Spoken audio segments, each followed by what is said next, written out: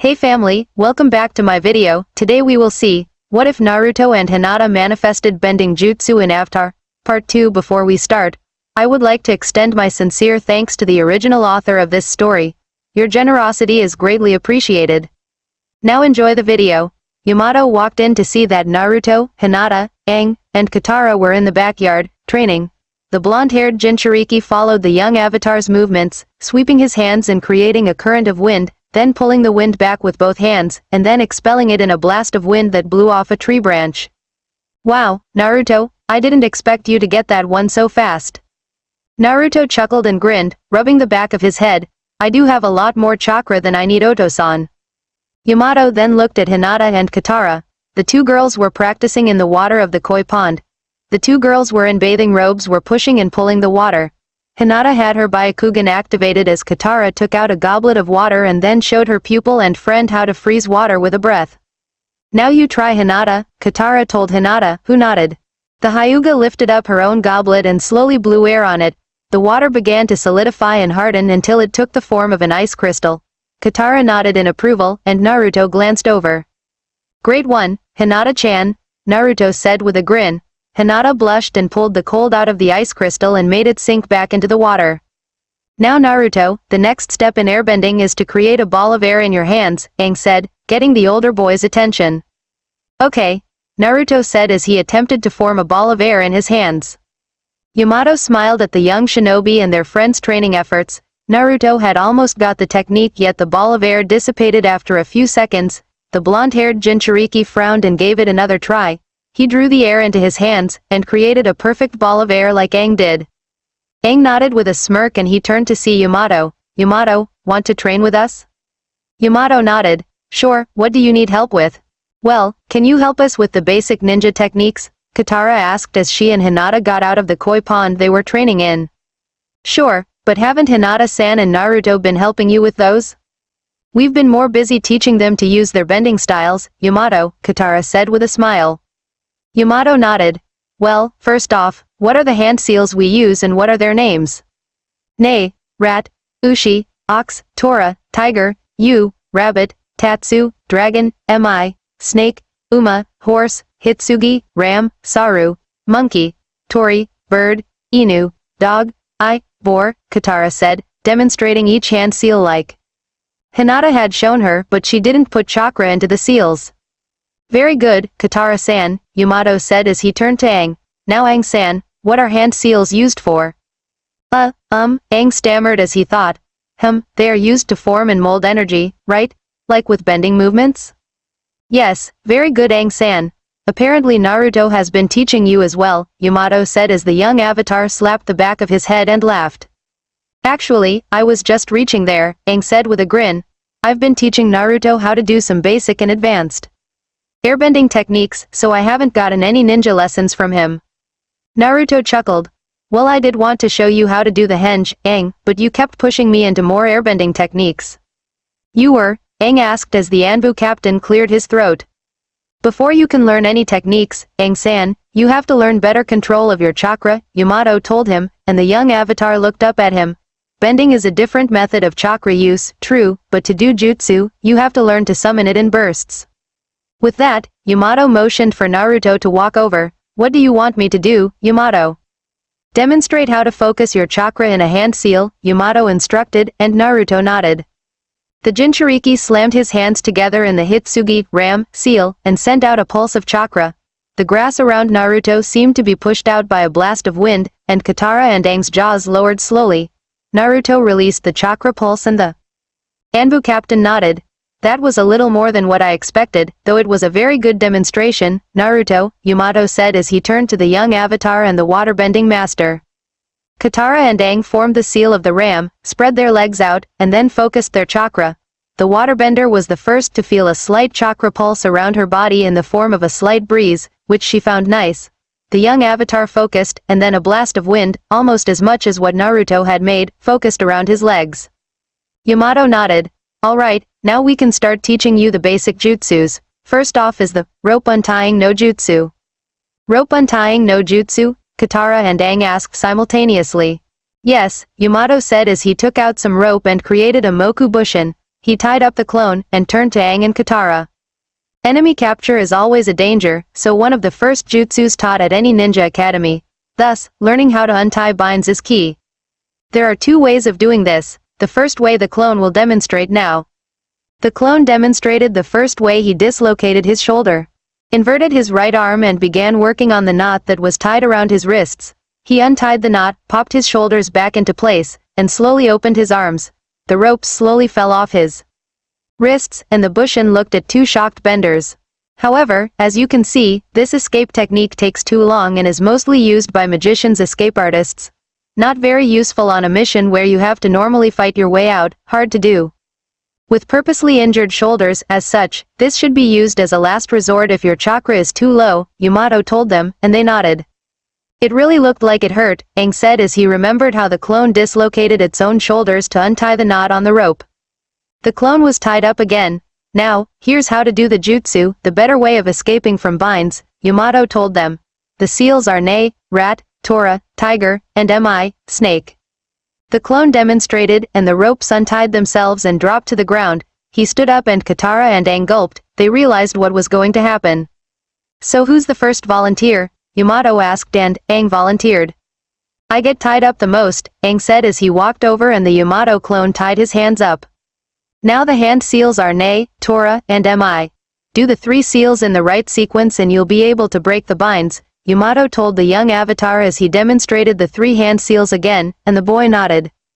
Aang did the 3 seals, but he didn't put enough chakra into the seals and the ropes didn't fall off. He did it again, the same result. After 12 consecutive tries, he finally did it. The ropes untied and fell off his wrists and he grinned. That's about as many times I had to do it before I mastered the jutsu, Naruto said with a grin as Katara walked over. I'll give it a try now, Katara told them and they nodded. The clone tied her wrists together tightly, and everyone waited. Ne, Tora, Mi, rope untying no jutsu. Due to her better chakra control than Aang, the waterbending master put the right amount of chakra into each seal, and on the first try, the ropes untied and unraveled off her wrists. The avatar's jaw dropped at how fast she mastered the jutsu, but Naruto merely smirked. She just has better chakra control than you do, Oto-san, that's why she was able to do the jutsu on the first try, Naruto said with a smirk. We just got to make yours better and then you'll get jutsus down better. Aang nodded. Well, what's next? The Henge no Jutsu, Yamato said as he dispelled his Moku clone, and did the hand seal Tatsu, and he transformed into a perfect copy of Aang. This jutsu is used to spy and gain information. Or knock out perverts, Naruto added with a grin. Yamato wved the genin off and he turned to the young avatar and Katara. I want you to transform into perfect copies of Naruto and Hinata by the end of the day, if at all possible. Aang and Katara nodded and they began to attempt to do the Henge no Jutsu. The young avatar did the seals correctly, and in a puff of smoke, he turned into a portly version of Naruto. Aang frowned and his fat Naruto formed, and the real Naruto scowled. Aang released the Henge and began to think. Katara did the hand seals and turned into a tall, thin version of Hinata. The waterbending master frowned in the tall Hinata form and dispelled the Henge. She attempted it again, this time using a little less chakra, and she turned into a short Hinata. The real Hinata gave a giggle at Katara's attempt. Not enough chakra that time, Katara-chan, Hinata said and she nodded. It's tougher than the last jutsu, Katara said as she pursed her lips. She did the hand seals again and focused her chakra. In a puff of smoke, she turned into another imperfect copy of Hinata. Damn it, what am I doing wrong? That time should have worked. Just keep trying, Yamato said as he leaned back against a tree. He did 3 hand seals and slammed his hand into the tree and some more branches grew out, and covered the entire backyard. There, to prevent any more spying. Mokuton, Isaiah Fuda Bundan, wood. Release. All covering branches, spying? Katara asked as Yamato sighed. The Dai Li have us under constant surveillance, so we have to make a few precautions before you can complete the real jutsus, Yamato told them with utmost seriousness. That's probably one of the reasons why Naruto-san and Hinata-san weren't teaching you, so there wouldn't be a risk of security. The two nodded. On top of a roof, 2 Dai Li agents frowned at Yamato's counterintelligence measure. They couldn't see through the thick tree bush now, thus couldn't complete the mission for the day. Yamato seemed to be the perfect counter for them, and Long Feng wouldn't like this.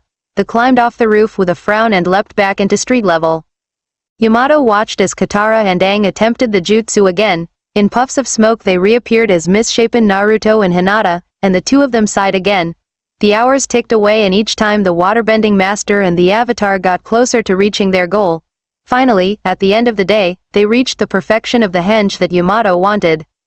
We did it, Katara, Aang said between pants. Yeah, we did, Katara said while panting, and she looked at herself. Dispelling the henge, she wiped the sweat off her forehead. Why am I so tired? You used a lot of chakra over the course of the day, so you're feeling the effects of chakra exhaustion, Yamato replied, and she and Aang nodded. Rest up, tomorrow we begin the training with the Bushin, the standard clone jutsu, and the Kawarimi no jutsu. Substitution technique. Katara and Aang nodded.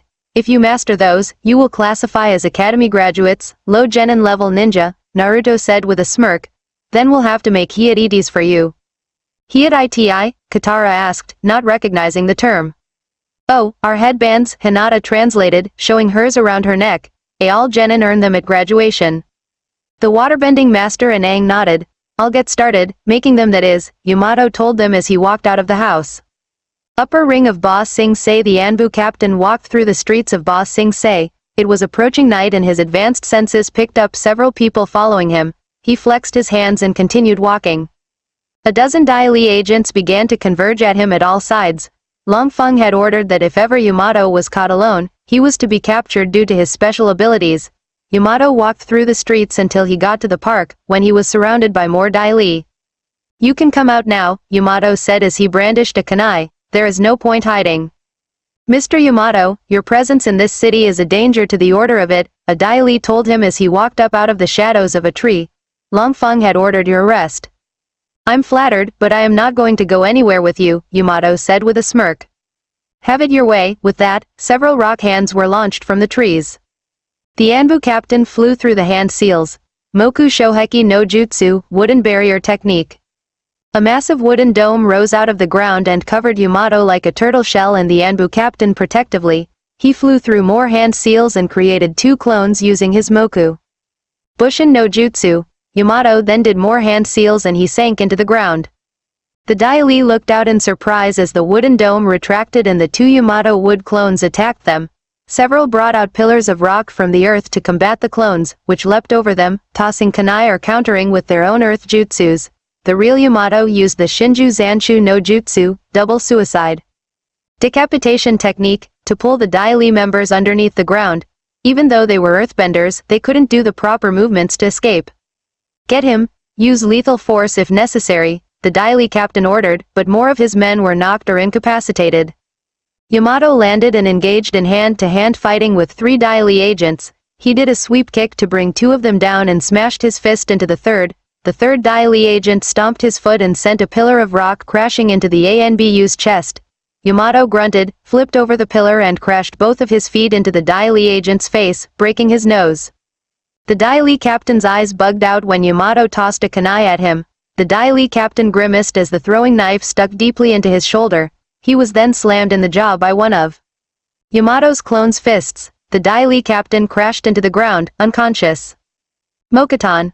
Origokusha, wood release, tree prison, Yamato yelled out as he slammed his hand down to the ground and a massive tree rose of the earth right under the Dai Li's feet. The Anbu then did a few more seals. Mokuton. Shibu no Shushuku, wood release. Branches of constriction, all around the Dai Li who were still conscious and trying to get out of the summoned tree, but the branches kept getting in their way. Suddenly, several branches shot out from the canopy and wrapped around the Dai Li members that had tried to ambush Yamato. Conscious and unconscious Dai Li were tied to the tree, either upside down, sideways, or right side up, preventing them from using their earthbending or even getting off the tree. Yamato nodded with satisfaction and leapt away from the now bonded Dai Li. The tree would slowly turn to a normal one, and by morning all of its prisoners would be let go.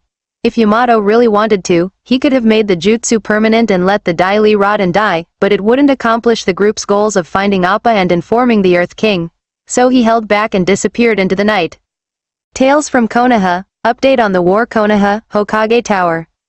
Tsunade pursed her lips and rubbed the bags underneath her eyes. It had been 3 weeks since the Fire Nation soldier had been captured and had been interrogated extensively by Ibiki. What's Worse was that more of these Fire Nation soldiers had been spotted on the borders of not only the land of fire, but wind, and even lightning and water. The only major country that didn't seem to have reported the sightings of Fire Nation troops was Earth. "Get Shikamaru in here," Tsunade ordered Kotetsu, who ran off as she looked over the map, and then Shizune, her advisor and most trusted friend. "And what's the status of getting the cages here?"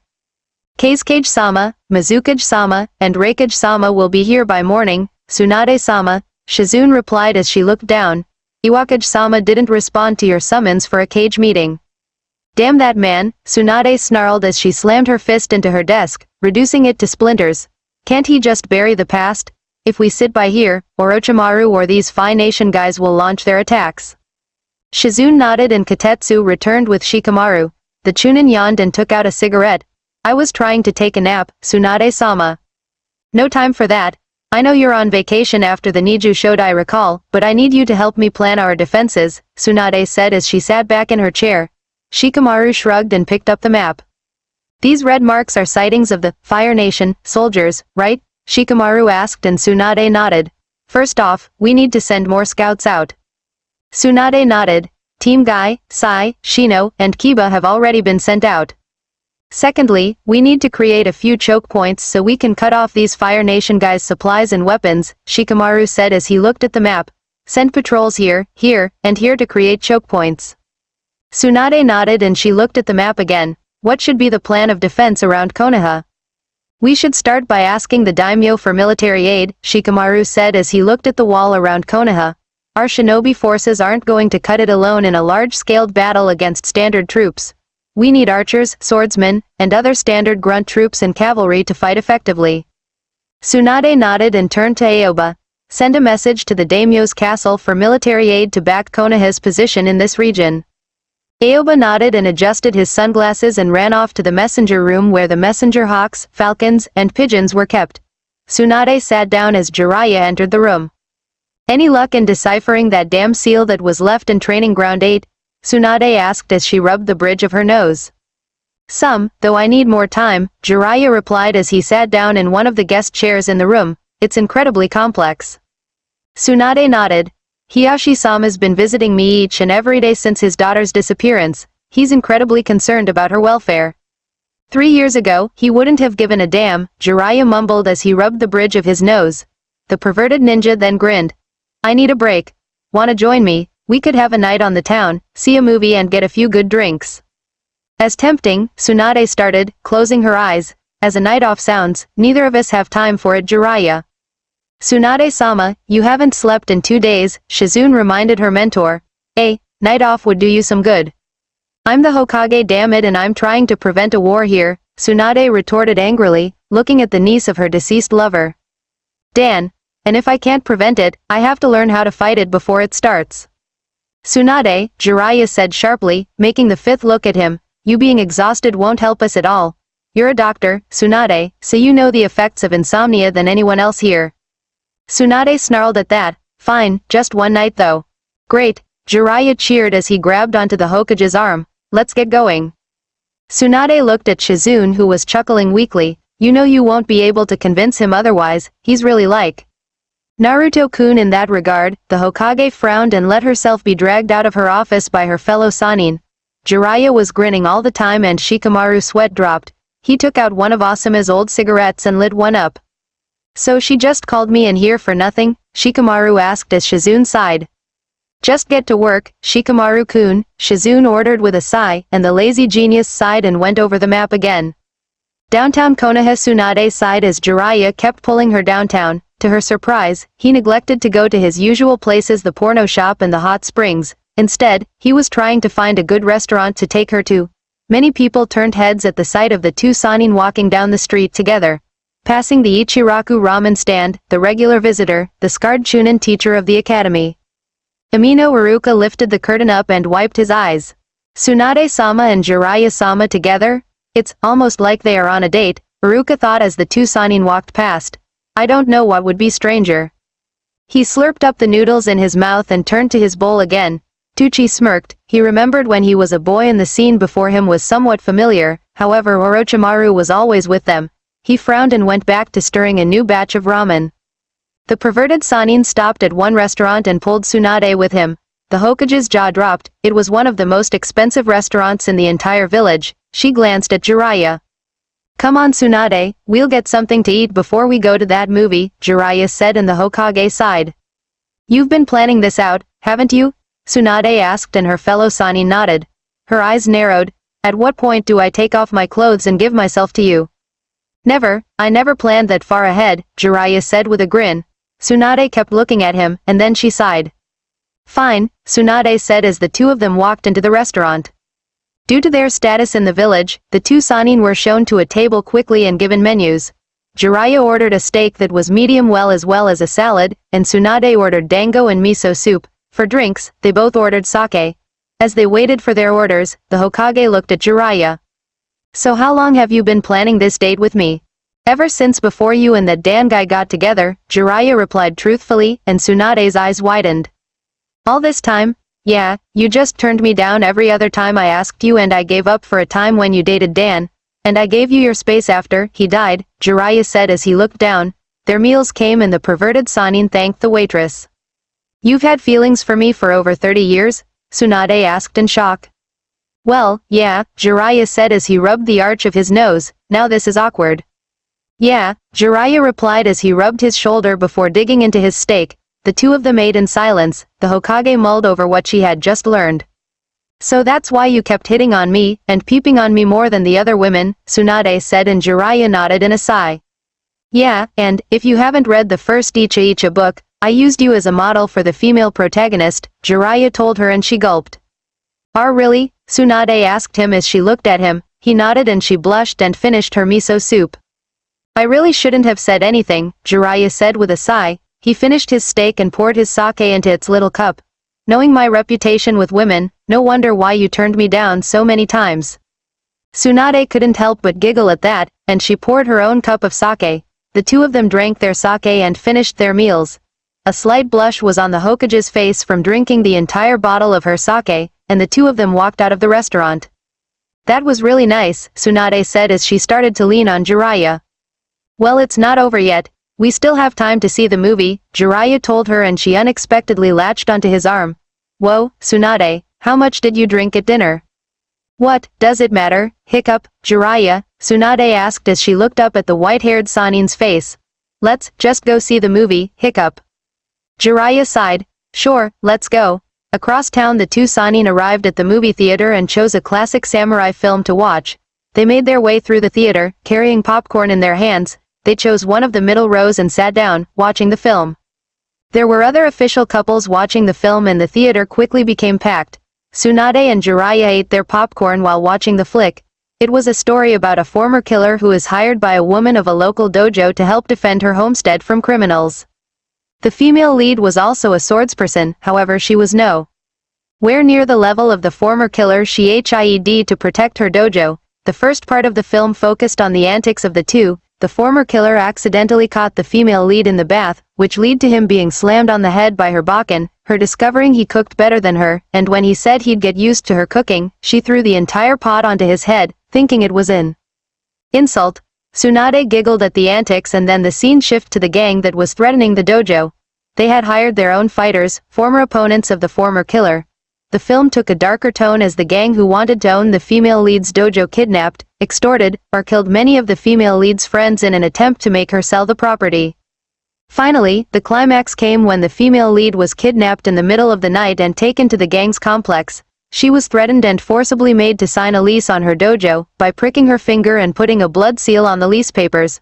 The gang leader chose one of the hired killers to execute her for all the trouble she has caused them, and then the former killer entered the room, with one of the unconscious gang members leading him there. The gang members got overconfident and attacked the former killer. He unsheathed his blade, and with one swing, slammed his reverse-bladed katana through the air, creating a vacuum of wind that knocked the lesser opponents away from him. In the matter of a few minutes, all the gang members were unconscious but their leader.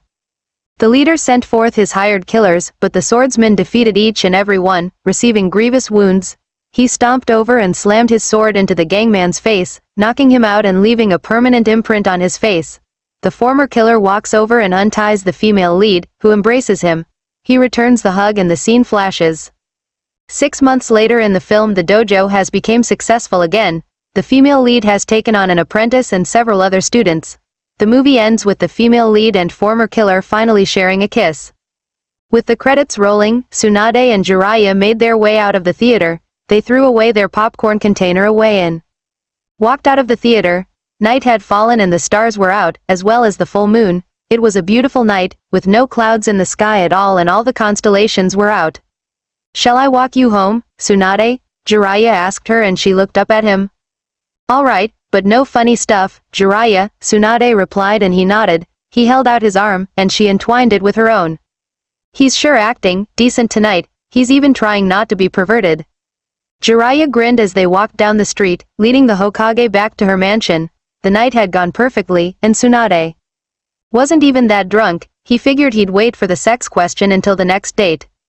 They rounded the corner and Tsunade stopped to look up at the sky. She could see all the constellations and even the next planet in the system. She thought about how so insignificant they were. She then thought about the 6 lost ninja, and looked up to Jiraiya. "Jiraiya, what is the exact progress you made finding Kakashi, Yamato, Naruto, Sakura, and Hinata?" Tsunade asked. "Well, I've finished deciphering the seals and symbols that were left in the ground where they were transported," Jiraiya replied as they approached the Hokage mansion. "Now the next part is the harder 1. Trying to find the right-hand seal sequence to activate the seal. Has anyone volunteered to be your test subject for when you activate the seal?" Tsunade asked as the two of them walked up to the door. "Yes, Kurenai has volunteered," Jiraiya replied and the Hokage nodded. It was only natural, Hinata was like her own daughter. Tsunade opened the door and she turned and looked at her fellow Sannin. "Thanks for tonight, would you like to come in?" "Nah, not tonight. Your orders are for some sleep, and you're going to get it," Tsunade, Jiraiya told her and she nodded. Tsunade smiled. She looked around, and then, leaned in and kissed Jiraiya on the cheek, making his face turned all red. She then grabbed his collar violently. "If you tell anyone I did that I swear I shall break every bone in your body twice," Tsunade threatened him, snapping the perverted Sannin back into reality. Jiraiya nodded twice. "Good, and thanks for tonight. I had fun." "And not a problem, Tsunade," Jiraiya said and Tsunade smiled. She closed the door, leaving the perverted Sannin to his thoughts. He walked off, his mind wandering about what just happened. Tsunade actually kissed him on the cheek, and he chuckled in a perverted manner. He could add the date to his next Icha book, change the names and locations and bam, he had a few solid chapters out, and Tsunade wouldn't be the wiser. "Thank you, Tsunade, for inspiring my next book," Jiraiya said under his breath, and then he leapt into the air like his disciple would do and ran off towards his apartment. To be continued. Next chapter will be Lake Laogai, which I've wanted to do for a while. Lake Laogai Chapter 13, Battle under Lake Laogai Upper Ring of Ba Sing Se, Team 7's residence.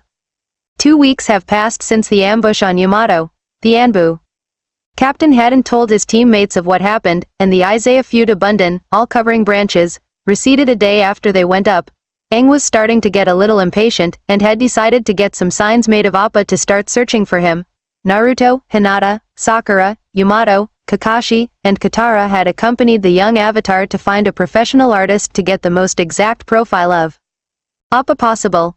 Sokka took this badly, and proclaimed he'd have his own drawing of their flying bison by the time they got back.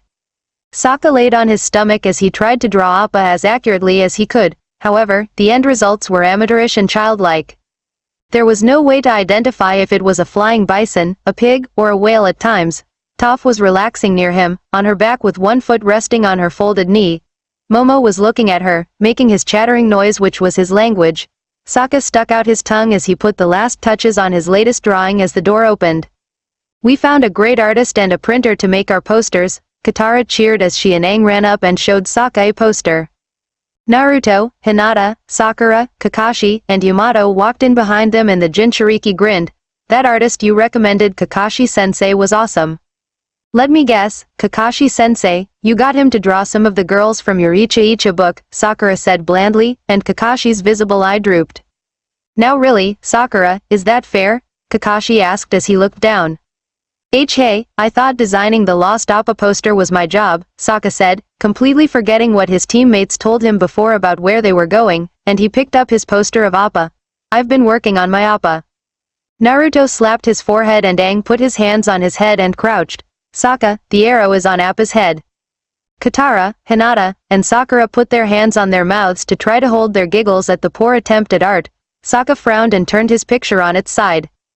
This is Appa's head, Sokka told them, and Katara walked forward. Why are feet coming out of it? Katara asked as she gently took it out of his hand to get a closer look. Those are his horns, Sokka yelled as he snatched it out of his sister's hands and slumped on the floor. I haven't seen him in a while, okay? Why, you did your best, Sokka-kun, Hinata said softly, and the Water Tribe boy perked up at that. It looks just like him to me, Toph teased, but Sokka took it in stride.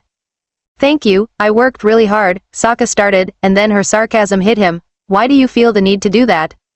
Dude, you suck at drawing, stick to your strong stuff, Naruto told him, and Sokka slumped again. Let's just stick with the professional version, Katara said as her brother angrily tore his picture of Appa up. Come on, let's get bus, Aang said enthusiastically as he took out 2 handfuls of the Appa posters. Calm down, Otuto, we have plenty of time, Naruto said as he slapped the biologically younger boy's back. You're finally remembering my good guy promise. Aang grinned and ran out of the door next to his adopted older brother after giving their teammates a handful of posters. Hinata, Sakura, Kakashi, Yamato, Sokka, and Toph soon followed after they plotted out their own routes of distributing the posters around the city. The pink-haired Kunoichi sighed as she looked at Naruto and Aang splitting up. They really act like brothers, don't they? Sakura asked the rest of the group. Yep. Naruto's always been eager to form bonds with people, and Sakura, Aang is a lot like how he was a couple years ago, Kakashi reminded his pink-haired former student. Hinata lowered her head and squeezed her fist slightly. I wish I wasn't so weak back then, I should have reached out to him. With that, all of them headed out from the house. As soon as they got down the street, they split up, planning on meeting later in the day back at the house to plan their next moves. Outer ring of Ba Sing Se. Aang and Momo glided over the streets of Ba Sing Se, dropping their posters like they were propaganda leaflets from a warplane. On the ground, Naruto had created a dozen clones to approaching citizens. As the young avatar and his lemur compatriot flew over the streets, their posters landed on the ground near the tea shop where Lee and Mushi were working. Lee put his tea tray down as he walked to the door as his uncle finalized a plan to get a new restaurant with a wealthy businessman. I'll try to contain my joy, he said sarcastically as he walked out. He leaned against the wall outside the door and he looked as one of Aang's posters floated down near him, and on instinct he grabbed it. The picture made his body tense up, and then he looked up into the air and began looking around, trying to find where the poster came from. However, the fire prince didn't catch the deliverer. He climbed onto the roof, looking around. Naruto was a few blocks over, and leapt down from the roof of the house he was on, right after Zuko had gotten up onto his own roof. He looked around and then glanced at the poster. His frown deepened as a long-suppressed rage started boiling in him. With that, he hopped down to ground level and entered his working place again. Upper ring of Ba Sing Se, Team 7's house. The others had returned to the house about an hour before Aang and Momo did. Katara and Sokka were playing a tile game, and the waterbending master pursed her lips and put a tile down onto her brother's sequence. Hinata was practicing her Juken in the middle of the room, fighting invisible opponents. Yamato was currently looking at a map of Ba Sing Se, trying to find the true headquarters of the Dai Li. Toph was relaxing on the ground near Sakura, who had taken off her shoes so she could feel the earth better. Kakashi was in at the table, reading his perverted book. And Naruto was eating some rice, watching the Hyuga heiresses practice. She has gotten really good at that, Naruto thought as he watched Hinata, who gracefully stepped back, avoiding a shadow opponent's attack, and she retorted with a powerful palm strike. The movement seemed vaguely familiar to him. Nah, Hinata-chan wouldn't streak to practice, would she? The thought of Hinata, the current 16-year-old young woman before him nude, performing a battle dance on the same pool of water near a beautiful waterfall that he spotted the ultra-pretty girl, made him blush. Deeply, he tried to get the picture out of his mind. Well, Hinata-chan is pretty, so I guess it's not really that perverted thinking of her that way. Right? Naruto asked himself as Hinata finished her Juken training. She is also extremely nice. I don't need to yell next to her to get her attention, and she's the kindest person I know, and strong, and brave, he thought as he kept looking at her. In Naruto-kun's looking at me, why, Jay, just say something, Hinata thought to herself, and Sakura moved her head to look at the scene. Finally, Naruto's denseness is finally being broken. I wonder if he's finally seeing Hinata-chan as girlfriend material or more, Sakura thought with a grin. The door opened and Aang and Momo ran in, creating a distraction for Naruto and Hinata. I just finished dropping the leaflets, has anyone come in with news about Appa? It's only been a day, just be patient, Katara said as she tried to focus on her game with her brother. Yeah, just wait a while Otuto, Naruto said as he finished his rice with a grin. Aang nodded and leaned on the table. The seconds seemed to tick by like hours for him, and then there was a knock at the door. You guys are right, patience really pays off, Aang cheered as he got off the table and ran to the door and opened it. It was the original Judy. Judy? Hello Aang, Naruto, Hinata, Sakura, Katara, Yamato, Kakashi, and Toph, Judy said as she walked into the house. What happened to you? Did the Dai Li throw you in jail? Sokka asked as they all walked over. What? Jail? Of course not. The Dai Li are the protectors of our cultural heritage, Judy replied as she waved her hand, as if getting the idea out of their minds, and then she bowed. But you disappeared at the Earth King's party, Toph said. And you were replaced by another woman called Judy, Sakura added next to her earthbending teacher. I had a short vacation to Lake Laogai, out in the country, it was very relaxing, Judy explained and she put her hand on her chest. And I'm Judy. Then why are you here? Kakashi asked as he put his book down. Yeah, Aang added. Dropping flyers and putting up posters isn't permitted in the city, not without proper clearance, Judy replied as she took out one of the posters. We can't just wait to get permission for everything, Sokka said as he threw his arms out. Don't you understand anything, or is the brainwashing too ingrained? Naruto snapped and she looked at him. You are absolutely forbidden by the rules of the city to continue putting up posters.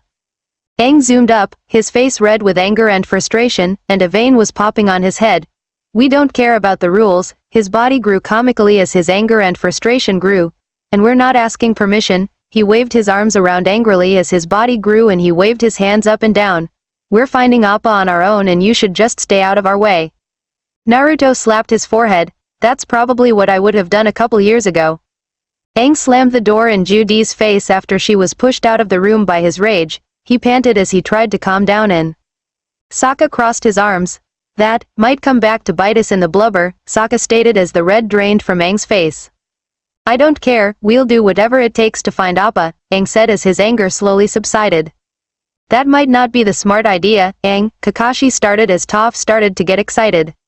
Yeah, let's go break some rules, Toph cheered as she stomped her feet to the side and earthbended an entire section of the house apart.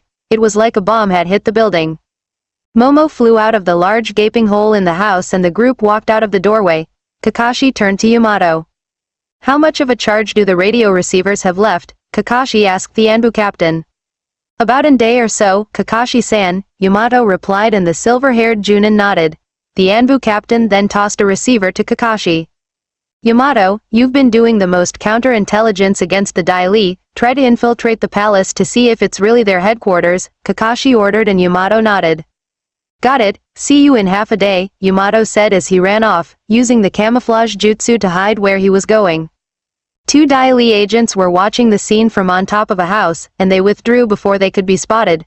They would report the recent developments, as well as to report Judy's failure to gain the trust she once had with the Shinobi and Avatars group. Upper ring of Ba Sing Se, Earth Kingdom Palace in the glowing green walls of the library of the palace, Judy knelt before Long Feng, who was sitting on the bench in front of the green flame. Two Dai Li agents flanked the door, providing a guard.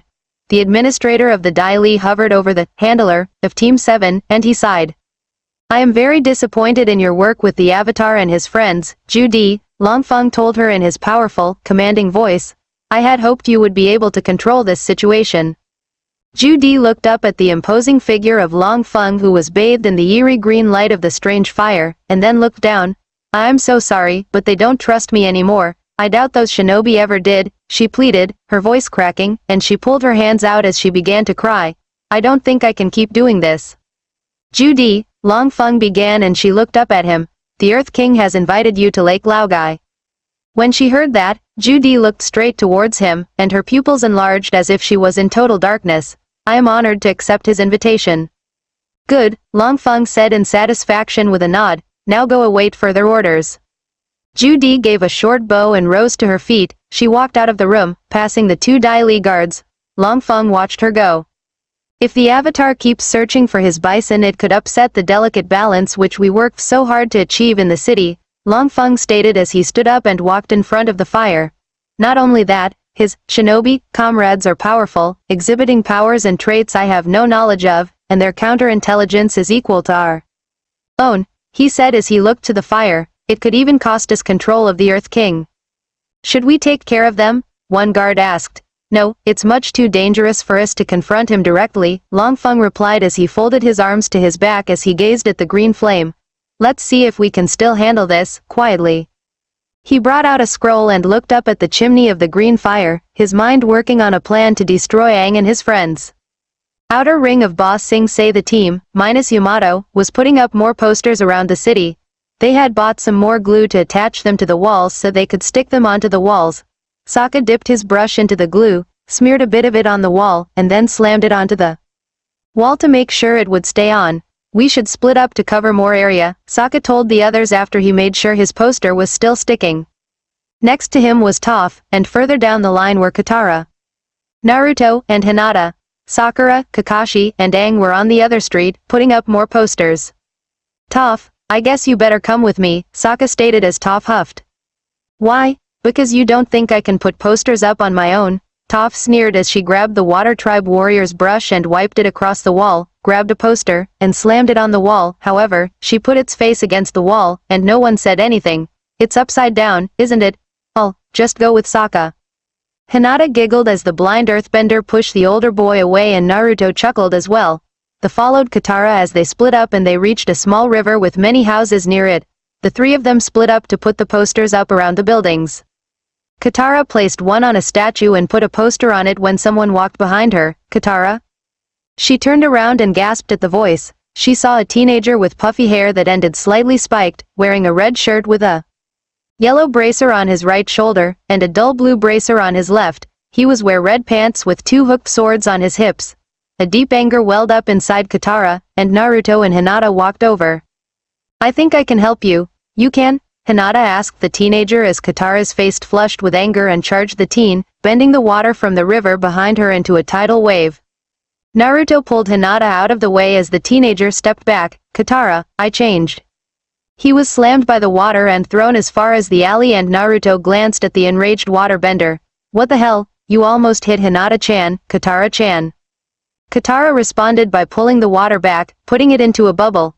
Tell it to so other girl, Jet. Jet, the teenager, had unsheathed his swords and began blocking the ice crystals that Katara was launching at him. He was thrown against a wall by the ice, and avoided being cut by many of the shards by mere millimeters. He pulled himself up and stood his ground. I'm not here to fight you, I just want to help, Jet protested as Hinata and Naruto restrained the enraged Katara. Jet threw down his swords to show his intentions, and Naruto bore his teeth. Damn, you must have done something really bad to make Katara-chan attack you like that. See, calm down, Katara-chan, Hinata commanded softly as she tried to hold her friend back. Katara panted and let her body go limp. Naruto and Hinata let go of her arms and the three of them walked forward. The waterbending master looked at him, with fire in her eyes, but she slowly calmed down. Jet then smirked, and started to reach for something. Enraged that he might try something, Katara tossed several icicles as sharp as any kunai at Jet, outlying his arms. Kakashi, Sokka, Sakura, Toph, and Aang ran up as Naruto and Hinata started to restrain Katara again. Katara, what's up? Sokka asked as his sister glared at Jet. Jet's back, Katara replied angrily as Naruto and Hinata let her go. Don't trust anything Jet says. Will you calm down and tell us what the hell happened? Naruto snapped and the waterbending master looked at him.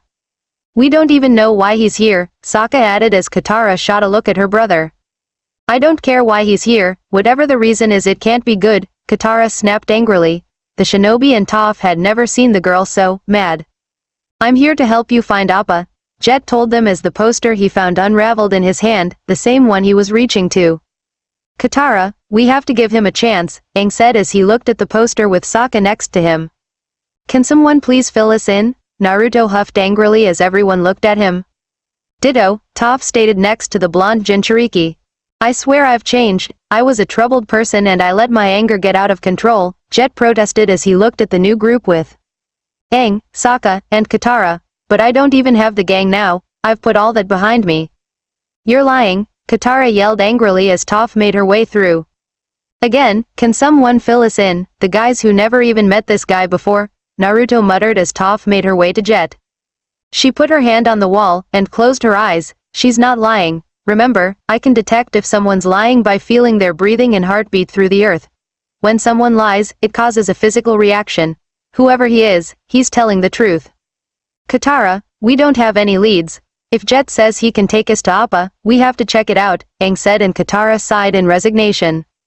Alright, Katara muttered, and the young avatar smiled in thanks, but we're not letting you out of our sight. Naruto groaned.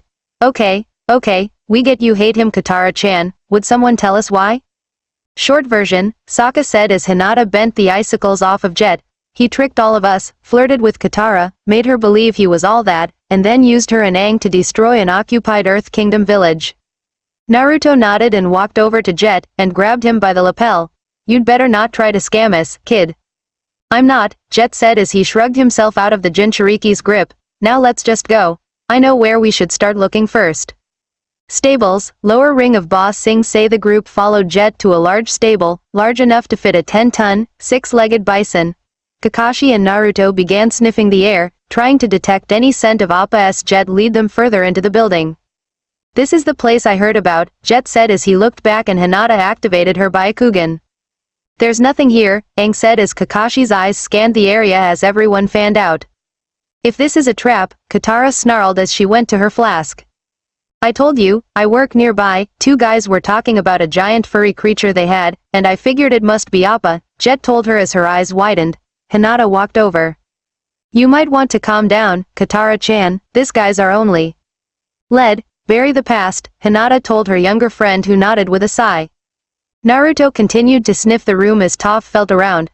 Her foot touched something soft, some fur. He was here, Toph exclaimed as she bent down and picked up the piece of fur.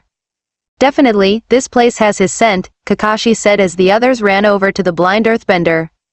Aang took the fur out of her hand and rubbed it. We missed him. Naruto sniffed the air, starting to use the Kyuubi's chakra to enhance his olfactory nerves. Kakashi-sensei, I can't track him. You have a better nose than I do, so can you? Kakashi sniffed the air again, and he shook his head. It carries on for about 300 meters then vanishes. They took that big thing yesterday, the old janitor said as he started sweeping the area, and Aang gasped. Shipped him out to some island. About time. I've been cleaning up fur and various leavings all day. What island? Where's Appa? Aang asked enthusiastically as he ran over to the janitor. The foreman said some rich royal type of whale-tail island bought him up. Guess for a zoo or some such. Could be the meat would be good. We got to get to Whale-tail Island, Aang and Naruto said at the same time. Wait, where's Whale-tail Island? Aang asked. Far, very far, Sokka said as he looked at the map. He laid it down for everyone to see, and pointed at where the island was. Here, it's near the South Pole, almost all the way back home. Aang, it'll take us weeks to get just to the tip of the Earth Kingdom, Katara said as she looked at the map, then Aang. And then we'll need to find a boat to get to the island. I don't care, we have a chance to find Appa, we have to try, Aang stated as he stood up. Aang, that really isn't an option at the moment, Kakashi starts as the janitor stopped sweeping. I wish I could visit an island, I never had a vacation for years. Don't you have some more hair to clean up? Katara and Sakura asked the janitor at the same time. Shuffle on, that'll get you, no more need for poor Sweepy, the janitor said somberly as he kept sweeping, and the two girls had their hands on their hips. You're right, Aang, our first concern is finding Appa, Katara said as she finished glaring at the old janitor, and put her hand on the young avatar's shoulder, who smiled warmly at her. Naruto smirked. A few weeks might not be so bad, and then we can finally go kick some more Fire Nation ass. We could also find more allies to try to get to the Earth King, Hinata added quietly and Kakashi sighed. Very well, let's get going, Kakashi said as everyone got up from the map. I'll come with you, Jet said as he ran over to the others as they began walking away. We don't need your help, Katara snarled as she looked at the older boy. Why won't you trust me? Jet asked as he walked off to join the others. Gee, I wonder, Katara replied sarcastically as she crossed her arms. Was this guy your boyfriend or something? Toph asked as Naruto and Hinata looked back. What? No, Katara replied as she looked away and pouted. It seems like he really won you over that time, Hinata said and her waterbending master huffed. I can tell you're lying, Toph taunted as Katara ran off to join the others, not wanting to listen to that anymore. They walked out of the stable, and Naruto glanced at Jet. The boy was kind of like Sasuke, however, didn't have the dark side that let him join Orochimaru. He wondered if the teen could really be trusted. Outer ring of Ba Sing Se. The group was walking along with Jet sticking by them despite Katara's protests of him being there. Naruto and Aang talked about finding Appa, and Sokka and Kakashi plotted how long it would get to Whale Tail Island. We can take the train out to the wall, then we will have to walk, Sokka stated as they all walked through the streets. Don't worry, on the way back we'll be flying, Aang said cheerfully. It'll feel really good flying again instead of walking all over the place, Naruto said with a grin as he walked next to Hinata. Right, Hinata-chan? Hinata nodded with a blush and Toph threw out her arms. We are finally leaving Ba Sing Se, worst city ever. It really gives you an appreciation for your own home, doesn't it? Sakura asked with a smile. Behind them, two people walked out onto the street. One was a tomboyish girl who could easily be mistaken for a guy with short spiky hair, with 2-line tattoos on her face, wearing a dark red breastplate with a long black shirt underneath, and a red bandana tied on her left arm, as well as black pants.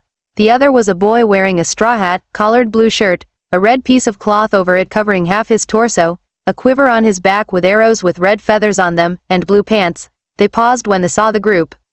Jet, the girl cried as Katara looked back. I thought you said you didn't have your gang anymore, Katara snarled as the girl named Smellerbee ran up. I don't, Jet replied as he turned around and the tomboyish girl ran towards him and gave him a crushing hug. We were so worried, how did you get away from the Dai Li? Smellerbee asked as she pulled away from him. The Dai Li, Katara, Naruto, Hinata, Sakura, and Kakashi asked at the same time. I don't know what she's talking about, Jet replied, having no idea what was going on. You were arrested by the Dai Li a couple weeks ago, we saw them drag him away, Smellerbee said as everyone looked at them, and her companion, the ever-silent Longshot. Why would I be arrested? I've been living peacefully in the city, Jet protested, still have no idea what his friend was saying. Toph walked over and knelt down between Jet and Smellerbee. She put her hand on the ground to feel their heartbeats and breathing rates. This doesn't make any sense, they're both telling the truth, Toph said as she looked up. That's impossible, Katara said in a lower voice.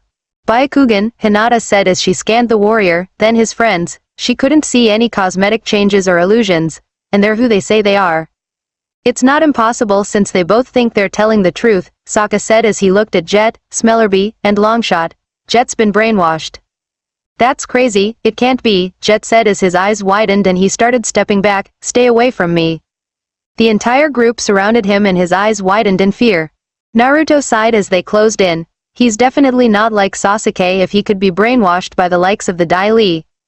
Outer ring of Ba Sing Se, Jet's house. Jet was sitting on a stool in the middle of his room with the group surrounding him. Katara had her hands on her hips as Kakashi started lifting up his hinata to reveal his Sharingan. Hinata was keeping surveillance, her Byakugan was activated. Momo was hanging on a rope outside, and Naruto was twirling a kunai on his finger while they got their questions ready. Sakura had her gloves on in case they needed to heal any damage to the young warrior's psyche. Katara-chan, you start, Naruto said and the young waterbending master nodded. The Dai Li must have sent Jet to mislead us and that janitor was in on the plot too, Katara said as the Jinchuriki tossed the kunai to the floor, making Jet leap back. I bet they have Appa here in the city, maybe he's in the same place they took Jet, Aang said as he stepped forward. Where did they take you? Nowhere, I don't know what you're talking about. We need to find a way to jog his real memories, Aang said as Hinata deactivated her Byakugan and walked over. Maybe Katara can kiss him, Sokka teased as he crossed his arms, maybe that'd bring something back. Naruto slammed his fist into Sokka's head, business before teasing man, bad form. No one's followed us, not that I can see, Hinata informed them and Smellerbee looked at her. I'll handle jogging his memories, Kakashi said as he stepped forward, his Sharingan blazing. Jet-san, look into my right eye. Jet looked up as the iris, with the 3 Tomo marks began spinning to the left. Smellerbee walked over to Hinata. What's he doing, and what did you do? Smellerbee asked the Hyuga heiress. Kakashi-sensei has the Sharingan in his right eye, it's a special bloodline ability gifted to the Uchiha clan, it can be used to copy jutsus, see-through genjutsus, and many other abilities. One is the ability to hypnotize people or break existing hypnosis, Hinata replied and the younger girl nodded. And my clan, the Hyuga, is granted with an optical Keki Genkai like the Sharingan, which is sometimes called the ancestor of that great bloodline, the Byakugan. With it, I can see individual chakra canals, pressure points, vital organs, and chakra points, as well as being granted 360-degree vision, and a sight range of over 50 meters. At my level of skill now, I can extend the range to 800 meters, like my cousin, Neji Ni-san. Smellerby nodded and Kakashi turned to the younger people. He's in my trance, I need something from his past to remind him of who he is and where he was taken. The Fire Nation, remember what they did to your family. Smellerby pleaded with Jet, who looked at her with glossy eyes, the effects of Kakashi's hypnosis. Close your eyes, remember it, Katara commanded as the young leader of the freedom fighters did so, and memories came back to him. He remembered people fleeing from a never-ending fire, while he looked on as his house burned, with his parents still inside. One of the firebenders looked at him, a man who had shaved his head and was in a ponytail. Tears streamed down the young Jet's face as the evil firebender looked at him. No, it's too painful, Jet yelled as he opened his eyes. Kakashi frowned, that should have done it. The Dai Li's brainwashing technique was more effective than he had anticipated. Maybe this will help, Katara said as she walked over, bended her water onto her hands, and activated her healing powers. She put them over Jet's temples as he closed his eyes. He looked down to the ground as the pain started to subside, then he looked up. The floorboards broke away to show a man floating on a lake. It was the insidious Long Feng, and he was staring right back at Jet. The freedom fighter leader then felt himself submerged under the waters of the lake, into a secret complex, and then finally there was a Dai Li agent, standing in front of a swirling candle, and he closed his eyes to stop the brainwashing. They took me to a headquarters, under the water, like a lake. Wait, don't you remember what Judy said? She said she went on vacation Lake Laogai. Sokka reminded everyone as Jet stood up, remembering everything clearly now. That's it, they took me to Lake Laogai. Lead the way then, Naruto said and Jet nodded. Okay Katara-chan, you can stop the glaring at him now.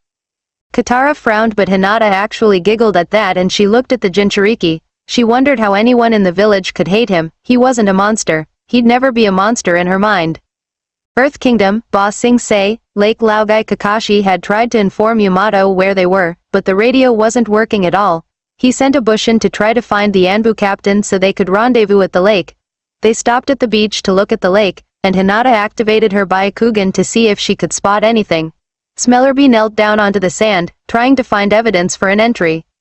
So where's this secret headquarters? Naruto asked as Jet scratched his head.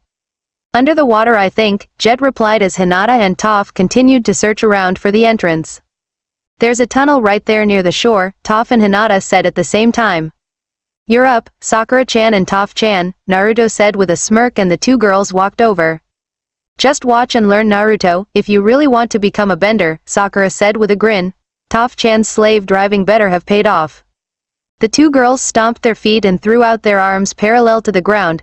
The water rippled as a rocky platform rose from the depths, and it surfaced creating a small wave that splashed against the shore. A perfectly hidden location for a base, Kakashi thought as he looked at the platform as they all walked over to the tunnel. It's hidden so well, that hardly anyone who doesn't know where it was would be able to find it. Sakura lifted the heavy rock covering of the tunnel with her super strength and tossed it into the lake. They looked down the rock ladder and saw how deep it went. Below the ladder was a staircase which went further and further into the depths of the complex. It was all very eerie. After getting down the ladder and walking through the hallways, they reached the main complex. Jet unsheathed his hook swords. Hinata and Sakura popped the cork on their flasks. Sakura cracked her knuckles. Naruto brought out a kunai and a handful of shuriken. Sokka had brought out his bladed boomerang. Smellerby took out her knives, and Longshot loaded an arrow onto his bow. Kakashi had his Sharingan out, and Toph was feeling the vibrations through the ground, counting how many opponents they would face. Silently, they all stepped into the main hallway after a Dai Li patrol walked into a room. As they walked through the hallway, everyone looked around and Naruto squeezed his fist. The Dai Li headquarters was similar to Orochimaru's base, and it was sort of scary. The dull green glow from the fires made it even creepier, and in the pit of his stomach, the Jinchuriki started to have a bad feeling, and he glanced at Hinata, who was in front of him. It's all coming back to me, Jet whispered to the group as he walked over to an arched doorway, and with his hook swords at the ready, he peered in. Aang had his staff in attack position, ready to fight off any Dai Li who attacked, and Naruto was next to him, with his kunai ready. "I'm Judy, welcome to Boss Sing Se," a Dai Li agent said in the room, in front of a group of women. "I'm Judy, welcome to Boss Sing Se," the women repeated, clearly showing they had been brainwashed. "We're so lucky to have our walls to create order," the Dai Li agent continued. "We're so lucky to have our walls to create order," the Judis in training repeated as the group passed, each of them taking a peek. "There might be a cell big enough to hold Appa up ahead," Jet said as they all continued walking forward. "Keep the guard up, we don't want to be caught unprepared," Kakashi ordered as the group nodded. They reached a door at the far end of the hallway and Jet put his hand on it. "I think he's in here." They walked in and looked around. The room was large, with chains hanging from the ceiling. Hinata activated her Byakugan to check for anything they would miss, and the door slammed shut behind them. The others turned around while the shinobi got ready to fight. The lights brightened and it was shown on the chains were an army of Dai Li agents. "Now that's something different," Sokka said as Naruto snarled and looked around. He saw the bastard himself, Long Feng, standing there with his personal Dai Li guard. "You have made yourselves enemies of the state," Long Feng stated as everyone got ready. "Take them into custody." The army of Dai Li agents dropped down from the ceiling, surrounding the group. In response, Naruto crossed his fingers, his anger growing. Kage Bushin no Jutsu. In a puff of smoke, an equal amount of shadow clones of the Dai Li surrounding them appeared, and the Dai Li shot their rock gloves at the group. Sakura and Toph stomped their feet and pulled their arms back, shattering the gloves before they could hit the group. Naruto sent his platoon of clones after the Dai Li, and they were engaged in a melee. The two earthbenders threw their arms out, sending two pillars of rock exploding from the feet of the Dai Li. Jet charged at the nearest agent, nearly as angry as Naruto, and he slashed the rock gloves, shattering them, ducked, and tripped an agent. Hinata ran to the nearest agent and slammed her palm into his chest, thrusting a large amount of chakra into his body. Another tried attacking her, but she sidestepped his rock gloves and tossed a dozen sharp icicles at him.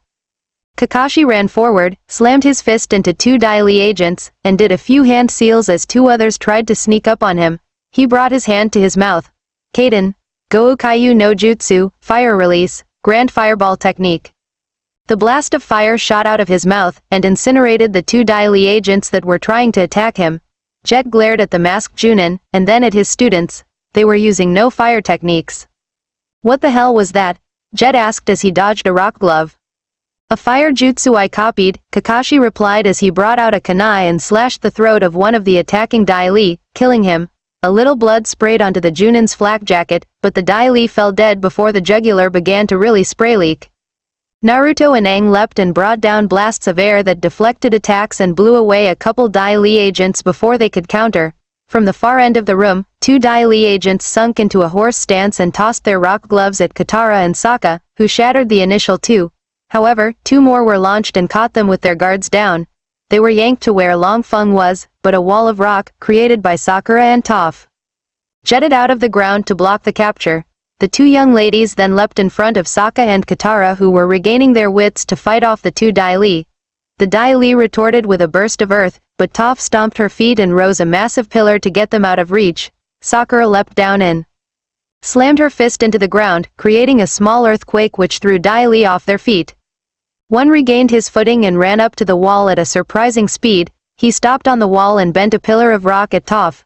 The blind earthbender leapt over the attacks and retorted with her own, and as two Dai Li agents tried to attack her on the pillar, she threw her arms out and the Dai Li lost their footing. She grunted however, when a Dai Li caught her from behind with a rock glove and pulled her down for capture, but Jet pulled her out of the way. Longshot launched an arrow to cover the rescue, which shattered the second rock glove that the agent used to attack. Jet began blocking the other gloves that were launched at them, shattering them with each strike of his hook swords. Long Feng frowned at the development and began running.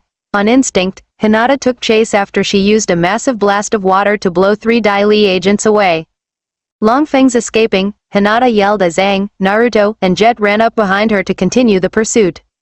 Following her, Aang used an earthbending blast to blast through the door so they could follow the Dai Li leader. The four of them followed him to a room where 24 of his guard leapt to block them. They fought their way through and reached a large room, with two water pipes emptying into a pool below.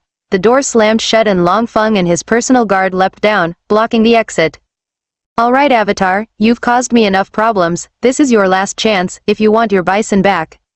So you do have Appa? Naruto roared, enraged. Tell us where he is, Aang added as Longfeng smirked. Agree to exit the city now and I'll waive all charges against you and I'll allow you to leave with your lost pet. You're in no position to bargain, Jet said as he stepped forward, his hook swords ready. Am I not? You're definitely not, Aang yelled as he got his staff into attack position. Jet, the Earth King has invited you to Lake Laogai, Longfeng started, attempting to trigger the password for the Freedom Fighters reprogramming. No, Jet yelled as he began to charge Longfeng. The Dai Li leader frowned, somehow his careful brainwashing was broken. In a retort to the attack, Longfeng stomped his foot, sending a pillar of rock crashing into Jet's chest. A sickening crunch was heard and he coughed up blood. The Freedom Fighter leader flew back and crashed into the ground, his breathing erratic. Naruto's eyes widened in anger as Longfeng began running again towards another hallway. Foolish boy, you've chosen your own demise, Longfeng stated as he ran off. Just as he did that, the rest of the group broke in. Smellerby's eyes widened at the sight of her leader, the man she had a crush on, breathing erratically on the ground, and she ran to him. Guys, take care of Jet, see if you can save him, Naruto ordered, taking charge before Kakashi could say anything. Kakashi-sensei, please watch the group, we're finishing this with Longfeng Teme. Kakashi nodded. Very well, Naruto. Lead Aang and Hinata to the Dai Li leader, and be careful. Naruto nodded as Sakura and Katara hovered over Jet. The pink-haired Kunoichi hovered her hands over the Freedom Fighter's chest and pursed her lips as the diagnostic jutsu came up with the diagnosis. This isn't good, Sakura stated as her hands glided over the wound. He has 3 shattered ribs, 4 broken ribs, his lungs have been shredded, and he has massive internal bleeding. Katara's hands were covered with water and she began to help Sakura. Can we save him? Injuries of this scale are what Tsunade Shisho specializes in. I don't know if we can, Sakura replied as Naruto, Hinata, and Aang ran off after the Dai Li leader. Hinata found where he was and they were led further down into the complex, and they skidded to a halt as they saw the large room. Longfeng pursed his lips as he looked at the Hyuga. She is becoming too troublesome. Her ability to see where we are will endanger our hold on Boss Sing Se. She must be eliminated, Longfeng thought from the shadows as his personal guard leapt down. Naruto slammed the Rasengan into the nearest one, and Aang swiped his staff, blowing 5 agents into the wall, hard. 12 then surrounded Hinata and she reactivated her Byakugan. As the agents attacked, she sank into her specialty stance. Hake Rokujuyan Sho, 8 trigrams 64 palms, 2 strikes, Hinata called out as she slammed her fingers into the nearest agent. 4 strikes, into the next, making the agent double over. 8 strikes, the next Dai Li coughed up blood as his tenkatsus were sealed.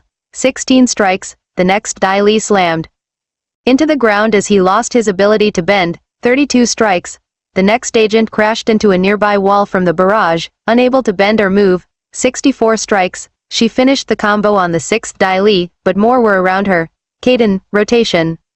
As she span, blowing the Dai Li away, slamming them all the way around the room, Naruto noticed Longfeng getting into position. As she stopped spinning, Hinata panted and deactivated her Byakugan to recover her chakra. That was when the Dai Li leader struck. Hinata-chan, watch out, Naruto yelled as he began running to her. She panted and looked at him, just as a rock pillar jutted up, hitting her in the side, and a crunch was heard, then she crashed into the nearest wall and fell. He picked up speed and caught her. Hinata-chan, why you'll be okay. She looked up at him weakly, her breathing shallow. I will be okay, Naruto-kun. A trickle of blood flowed out her mouth. Naruto wiped it and hugged her close. I'll be okay, as she thought that. Did I at least get strong enough for you to notice me? As Hinata thought that, she closed her eyes slowly, her breathing and pulse lowered to a point where Naruto couldn't detect, and she drifted into unconsciousness. Naruto shook her desperately, trying to get her to wake up. She shouldn't have gotten in the way. Now this is your last chance, Avatar, surrender, and you will get your bison back, Longfeng said, his voice dripping with a sick satisfaction of what he did to Hinata. Aang snarled and he looked as Naruto put Hinata down. The Jinchuriki's body was shaking, rage was boiling up. The Avatar walked over and put his hand on Naruto's shoulder, who had his eyes closed. Sakura and Katara will be here soon, they'll heal her, Naruto, Aang said as Naruto bore his teeth. I'm going to kill him, Naruto whispered and Aang looked at him. I'm going to fricking kill him. Aang then stepped back as a pulse of Kyuubi chakra went through Naruto's body. The Jinchuriki turned around and his eyes opened, revealing not the sky-blue irises that were normally in his eyes. No, they were an angry blood red, as sharp as steel, with a cat-like slit for a pupil. His whisker marks widened frighteningly and Long Feng's eyebrow rose. "What is this?" Long Feng asked as Naruto's transformation sped up.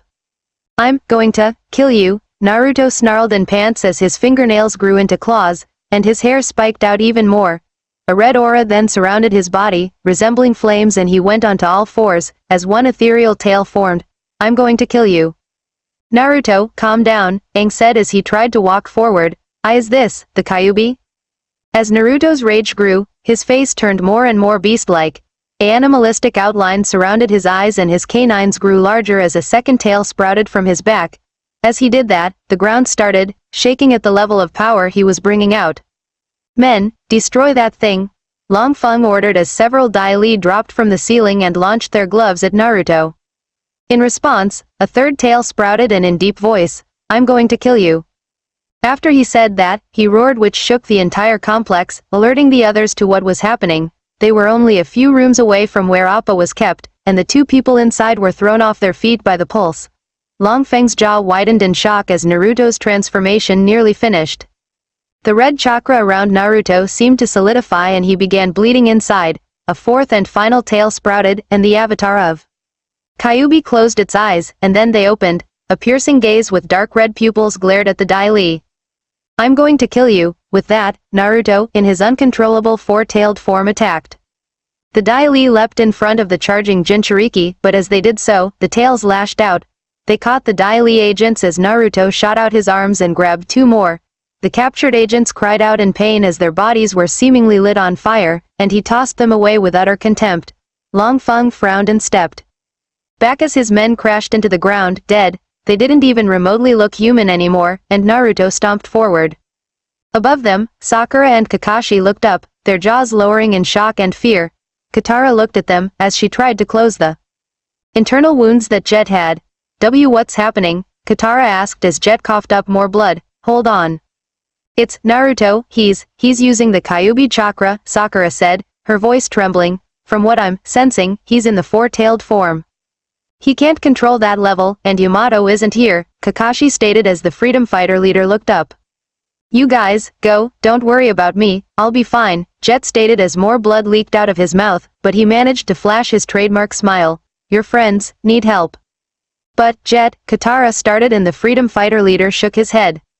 "No, go," Jet said as he coughed again. "I'll be fine, let's do what he says," Kakashi said. "You guys go look for Appa and your friends, we'll take care of Jet," Smellerby told them, and Katara looked up at her. "We're not going to leave you," Katara said, despite what Kakashi had told them. "There's no time, just go," Longshot surprisingly stated as he looked up. "We'll take care of him, he's our leader." "Don't worry, Katara, I'll be fine," Jet said as more blood leaked out of his mouth. As they walked away, Longshot brought out his bow and pointed it at the door, in case more Dai Li came. Smellerby knelt next to Jet, and choked back tears. "He's lying," Toph said out of earshot, with sadness in her voice. By the time they got to where Aang, Naruto, and Hinata had penetrated, they saw the Dai Li leader desperately trying to avoid Naruto's ethereal hands. The beast that had possessed him roared in frustration as he tried to latch onto Long Feng. "What happened to Naruto?" Aang ran over as Kakashi pulled his Sharingan down, and frowned underneath his mask. Sakura and Katara saw where Hinata was. She was unconscious and apparently not breathing. "Naruto has gone to the level of Kyuubi chakra where he can't control," Kakashi stated as he looked at the desperate Long Feng. "As soon as he kills Long Feng, there will be no stopping him from turning on us." "What?" Sokka, Toph, and Aang gasped. "In the four-tailed state, Naruto loses himself completely," Sakura stated as she began to heal Hinata. "She's been attacked in the same method that Jet was, however, it's not nearly as bad." Katara nodded and they began to heal her. "What's going to stop him from attacking us?" Toph asked in fear. Even though she couldn't see Naruto, she could feel his power, literally tasting the dark chakra in the air. "Yamato has a special ability for controlling Biju chakra, but he's not here right now, so nothing can stop him," Kakashi stated, and he looked at Aang. "I assume Hinata's injury triggered this?" Aang nodded. "Why yeah, Sokka thought about that. Then we got to get her conscious again." What? Kakashi asked, for the first time not following what Sokka was stating. Think about it, he and Hinata have become real close, and if her looking as if she was dead would trigger this, what would happen if he saw her alive? That might not work, Sakura said as she finished healing Hinata's side, and began working on the Hyuga's chest, healing the damage in there. I tried reaching him, but it didn't work. Do you have the same hold over him that he has with Hinata? Sokka asked her and the pink-haired Kunoichi looked at him. Well, I know he doesn't have a crush on me anymore. Exactly, you're a good friend to him, but if I'm right, Hinata is more to him than just a good friend, hence why he's going berserk now. Sokka said and Sakura began to get what he was saying. They heard Long Feng scream in pain at that moment. Naruto's ethereal hand had grabbed the Dai Li leader's leg, pulled him down and then slugged him in the face. Blood flew out of Long Feng's mouth, as well as a few teeth, as he crashed through the wall into the next room. Naruto roared as he followed, and Hinata's eyes began to flutter open as Sakura finished healing her. Sakura-chan? I'm alive? Hinata asked as Sakura nodded between pants. Why yeah, your wounds weren't as bad as Jet's, Sakura said as she and Katara helped the Hyuga up. Naruto's gone berserk. What? Hinata asked, her attention caught fully. Yeah, when he thought you died, Kyuubi possessed him, Aang replied without thinking, Hinata ran towards the hole in the wall. Hinata, wait, Sokka yelled as she turned back. Wait for us, we'll be there if this doesn't work. What? Hinata asked. What's the plan? You're the catalyst for all of this, you're going to be the only one, out of all of us who can reach him. Hinata nodded, and her heart began to race at that fact. They all followed her out the hole in the wall as Naruto stomped towards a barely conscious Long Feng. The man's eyes were widened in fear, and he tried to pick himself up. Going to kill you, Naruto snarled as he stomped forward, the ground starting to melt from the intensity of his chakra. Please, don't do this, Long Feng pleaded weakly. Naruto stopped and aimed to sit down. He then began gathering chakra in his mouth, and a dark ball of energy formed. If launched, the entire complex would be completely demolished. Naruto-kun, a weak voice called out, Naruto-kun. At that, Naruto paused, and the ball of dark power began to disperse. Hinata-chan. Hinata stepped forward in caution, but with no fear in her eyes. She wasn't afraid of Naruto. Please, stop, this isn't you. Please. Naruto's eyes opened, inside the wall of chakra. This is a trick. Kyuubi said, using Naruto's voice. No it's not, Hinata yelled as she ran forward, not concerned about her own safety at that moment. I'm real, Naruto-kun. With that, her hand was surrounded by blue chakra, and she winced as she put it through the solidified chakra, and put it on Naruto's cheek. His eyes widened as she looked at him. Kyuubi's arm tried to move to grab her, but he willed it back. Please, stop, Hinata pleaded and the chakra began dissolving. Please. Naruto slowly floated down as he regained control. The fiery chakra slowly fizzled out and Hinata grabbed him to ease him down onto the ground. He panted as the burns he received from Kyuubi's chakra healed. Without thinking, he hugged her, making sure she was real. Hinata-chan, Naruto said in a whisper as he hugged her, I thought you died. It's okay, I'm here, okay, Hinata said as she helped him up, and she looked at Long Feng. Please sir, tell us where Appa is. Long Feng frowned and realized he was in no position to bargain. Fine, he's in the floor above us, now get out of here before I change my mind. Naruto glared at him, but walked away with Hinata. They met up with the rest of the group. Appa's up on the floor above us, Naruto said and Aang smiled.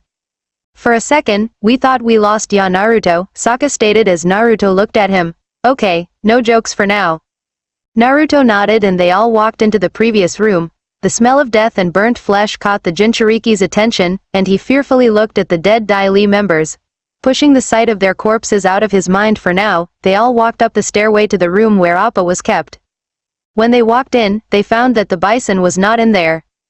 Naruto began to snarl, thinking they got tricked, but Kakashi walked over, seeing several broken chains and the scent of Appa was in the air. He was here, someone released him, Kakashi stated as he looked up the enclosure to see an opening, and flew out there. They nodded and everyone began scaling the wall. Aang glided up as the others finished climbing out of the opening, and they looked around. Toph glanced around, and suddenly several rock walls sprang up, trapping them.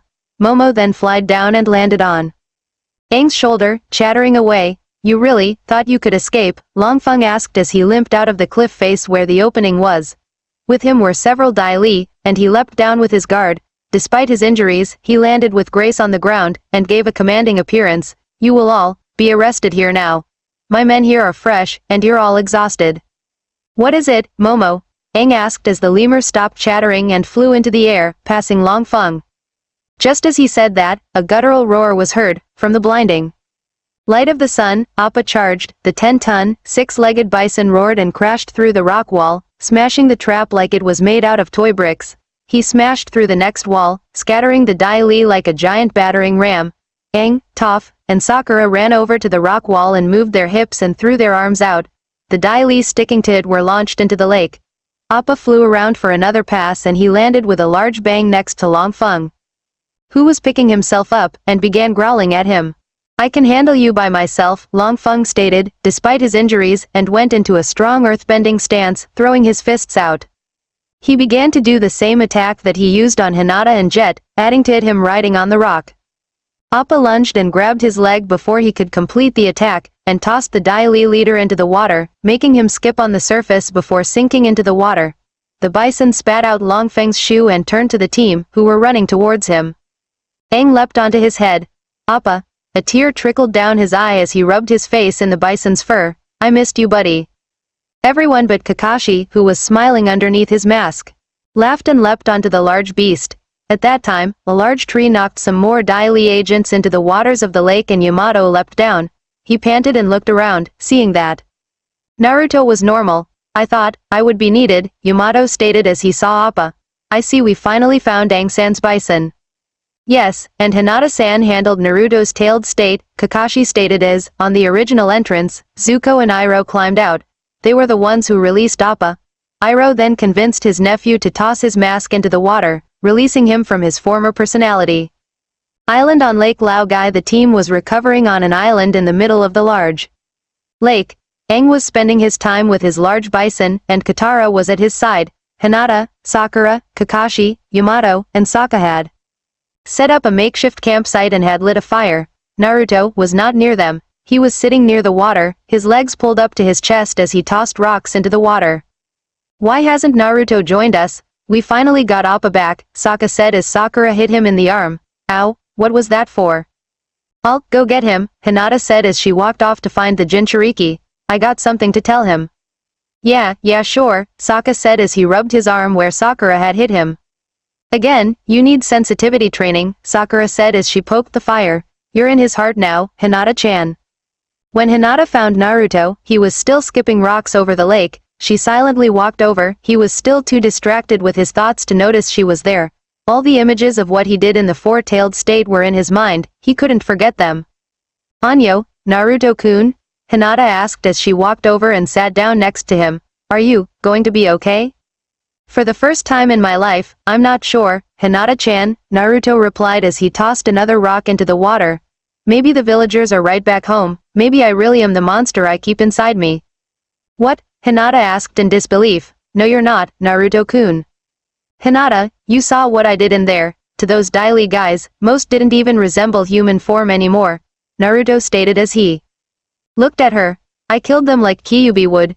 You weren't in control, it wasn't your fault, Hinata told him as he looked up at her. He had never heard her be so loud. You're not a monster, Naruto-kun. I'll never believe that. But, you saw what I did, it wasn't you. You were hurt, you were angry, and Kyuubi used that to his advantage. You weren't in control, Hinata told him as he looked over to her. You're not a monster, Naruto-kun, you're the shinobi who's going to be the next Hokage. You're going to help me change the Hyuga clan, remember? All of Naruto's hopes and dreams flooded back to his mind. He smiled softly. Thank you, Hinata-chan, he then chuckled. I'll be sure to beat the bastard fox next time. This is my body, not his. Hinata smiled as she looked at Naruto's new determination. She moved the hair out of her eyes. I have something else to tell you, Naruto-kun. What? Naruto asked as she began blushing again. I've wanted to tell you this for years, Naruto-kun, Hinata started as she looked down. I've just been too scared to tell you. Scared of what? Naruto asked as he put his hand on her shoulder. She gulped, and willed herself not to faint. Tell me, Hinata-chan. I love you, Hinata said quietly, but he heard her. His eyes widened and she willed up the courage. I love you, with all my heart, Naruto-kun. I always have. Naruto tried to find a reply, his mind processing what Hinata had told him. He had absolutely no idea she felt this way about him. Sure, he started to think she was a really great friend after she kissed him on the cheek, but she loved him. Why you do? Naruto stammered. He actually stammered. Why yes, I know I can't compared to Sakura-chan, but you needed to know, Naruto-kun. I love you with all my heart, Hinata stated as she looked down at the ground. Naruto then wrapped his arm around her shoulders. Thanks for telling me, Hinata-chan. I've started to feel the same way. I couldn't bear losing you down there, and I know why now. Hinata looked up at the Jinchuriki, who was smiling. She had one last burst of courage, and she leaned up and kissed him on the lips. His eyes widened and he slowly returned the kiss, and their eyes closed before they pulled away. He smiled and rubbed his forehead against hers. I love you, Hinata-chan, Naruto whispered and she smiled. I love you too, Naruto-kun. With all my heart, Hinata said as the two of them hugged. After embracing for a few minutes, the two of them stood up, and Naruto grabbed her hand. The two of them walked back to the rest of their team, with smiles on their faces. To be continued, The Earth King Chapter 14, The Earth King. Earth Kingdom, Lake Laogai, outskirts of Ba Sing Se. The team had taken time to rest and recuperate from their ordeal under Lake Laogai. It was approaching dusk, and the group was planning their next move. Naruto and Hinata were next to Aang, who was hugging Appa's head. Sakura was closing a minor wound on Sokka's shoulder. Kakashi was cracking his knuckles as he plotted what to next about the Dai Li. Toph was on the ground, her legs curled up underneath her. She had felt the exact moment Jet had passed on, and it was disturbing to her. Katara was brooding about not being able to save Jet, and Yamato was going over his notes. I missed you more than you could ever know, buddy, Aang told his bison partner. Naruto patted the large beast, his hand still intertwined with Hinata's. I never thought I'd be so happy to see the big fuzzball. Hinata giggled as she patted the bison too. Appa-chan still is as cute as I remember. Her new boyfriend looked at her with a smile. She returned it as Aang fell off and was licked by Appa. The giant six-legged bison then gave both Hinata and Naruto a thorough tongue bath, leaving them both laughing. Sokka got off the rock he was sitting on and walked over to Sakura, Katara, and Toph. Look, we escaped from the Dai Li. We got Appa back, so we should just go to the Earth King now and tell him our plan. We're on a roll. 1 good hour after weeks of trouble isn't much of a roll, Katara retorted, the death of Jet still in her mind. He's right though, now we're really on a time limit for this war. Kakashi stated bluntly as he flexed his hand. He had a feeling he'd have to use his rakery, which would be very bad for any enemy in front of his charge. And we can build on it, if we want to invade the Fire Nation when the eclipse happens, we need the Earth King's support, Sokka added as he put his hands on his hips. What makes you think we'll get it? I don't know that you've noticed, but things usually don't go so easily for our little gang, Toph said. With a huff, and she wiped the hair out of her eyes. Despite being blind, she still hated the feeling of her follicles of hair entering her eyes. I know, but I got a good feeling about this, Sokka said with a grin. Naruto looked over. At least it's better than the perpetual bad feeling I had before. Sakura frowned. Sokka, Long Feng is in control of the city, his conspiracy with the Dai Li is just too powerful. I say we just keep flying and leave this piece of crap of a city behind us. And we barely got out of their complex alive, Hinata reminded the young water tribe warrior, still having a slight pain in her chest from the rock pillar that slammed into her. I'm with Supergirl, I've seen enough of Ba Sing Se, and I can't even see, Toph said with a loud, frustrated sigh. Aang hopped over as Naruto and Hinata walked over. Now that we have Appa back, there's nothing stopping us from telling the Earth King the truth about the conspiracy and the war.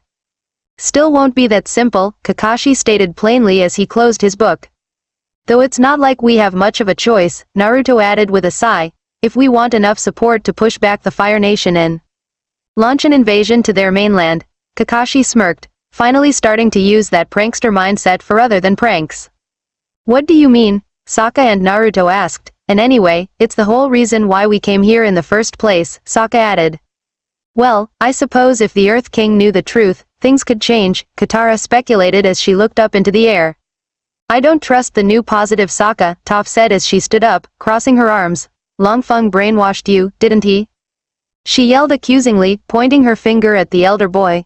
Naruto and Hinata chuckled at the antic, and then Aang looked over to the lake then ran over. What he saw made his jaw open slightly. 3 ships were crossing the lake in a search pattern. Pretty soon, they would arrive at the island. That's probably the Daily searching for us, Sokka said as they ran up. So, let's fly, Katara yelled next to her friends, and finally see the Earth King, Naruto added next to Hinata. Kakashi closed his book and lifted his Sharingan up, placing his book into his pack. He cracked his knuckles and smirked beneath his mask. He had recovered much of his chakra from the fight earlier that day and needed to stretch his muscles. Well then, let's go, Kakashi said and everyone nodded. They all piled onto Appa's back and the massive bison swatted its tail to the ground, and they began flying. Appa roared as they flew over the landscape, and Aang and Naruto proudly held the reins, just like old times. Toph, Katara, and Sokka hung on for dear life on the giant creature's back, while Kakashi, Yamato, Sakura, and Hinata used their chakra to stick to Appa's back. The blind earthbender gave a frightening scream as Appa made a sharp turn towards the city.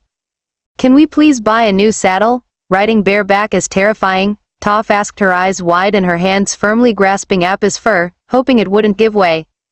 They flew over the city and in a few seconds they were right over the inner ring of Ba Sing Se. Appa roared as they approached one more wall, the palace. It was like a giant bull's eye from the sky.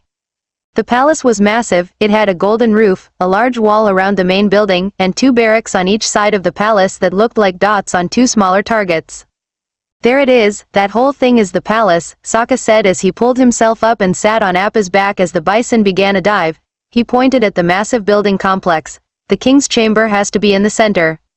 We have to be careful. Longfangs probably informed the king we were coming, Katara warned everyone and they nodded. Hinata activated her Byakugan. Several soldiers are gathering. Katara-chan. They look like they're, Aang-kun, Naruto-kun, move Appa-chan 30 degrees to the left, now. Appa roared as Aang and Naruto pulled back on the reins to make him turn, and they avoided a massive boulder that was launched from the ground. They flew through the dust cloud and Toph screamed. What was that? Toph screamed as Hinata continued to scan the ground. Surface-to-air rocks, Sokka replied with a yell, more incoming. They're about to launch more, Hinata warned everyone. Be ready Naruto-kun, Aang-kun. They nodded and listened to Hinata to steer Appa out of the way of the incoming boulders. Appa bobbed and weaved past flying boulders, flying through the dust clouds to confuse the trajectory of the Earth Kingdom soldiers. As they flew past one battery, the Earth Kingdom earthbenders finally got a bead on the massive flying bison, and they launched. It sailed towards everyone on Appa's back, but without even batting an eye, Aang destroyed it with one punch. Momo screamed and covered his head to avoid the rubble. Appa flew through the dust cloud and Kakashi took out a kunai with an explosive tag and flung it down to one of the boulder batteries. Before the Earth Kingdom crew could get the round ready, the kunai with the tag, F-whopped, into the stone, embedding itself in it, and then the tag exploded, scattering the crew. Appa roared as they approached the ground for landing. Aang leapt off, grabbing his staff, and cut an incoming boulder in half with a blast of airbending.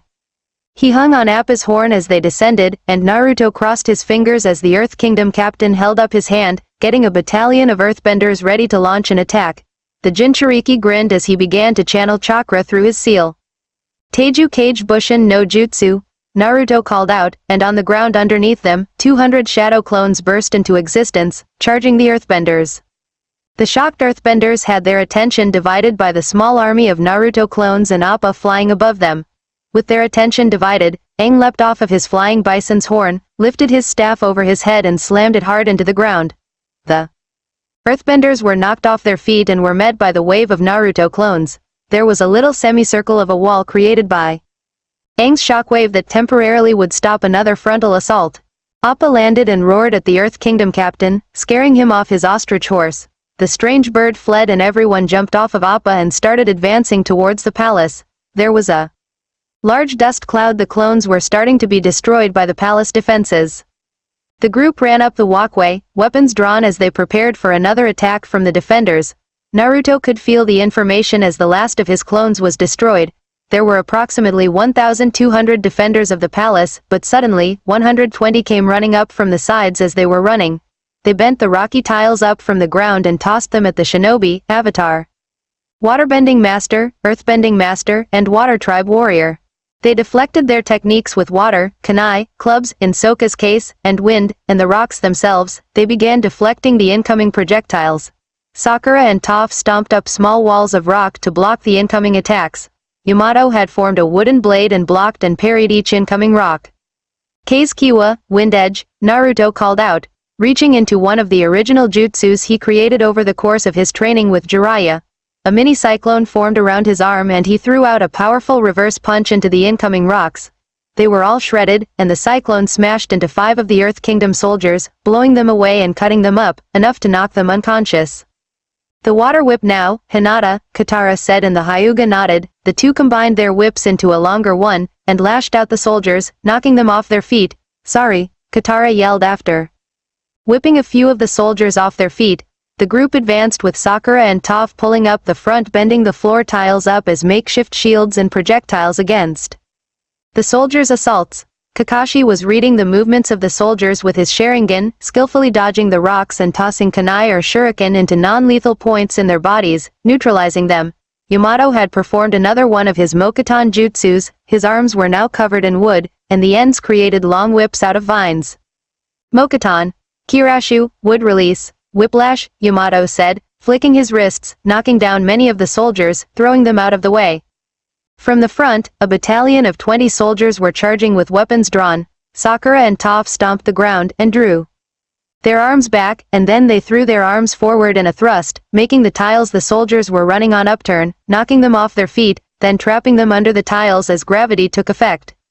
Sorry, Katara yelled as they ran past the trapped soldiers, we just need to get through to see the Earth King.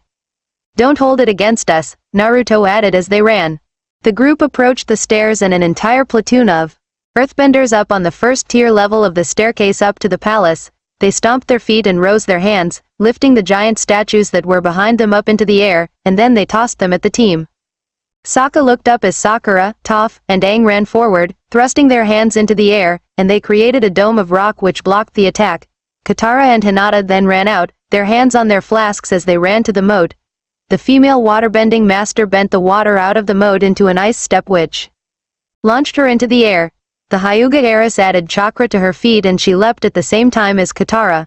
The two bent the water out of the moat and landed behind the defending soldiers. In a spin kick, the two young women created a whip out of the water they bent and knocked the soldiers into the moat.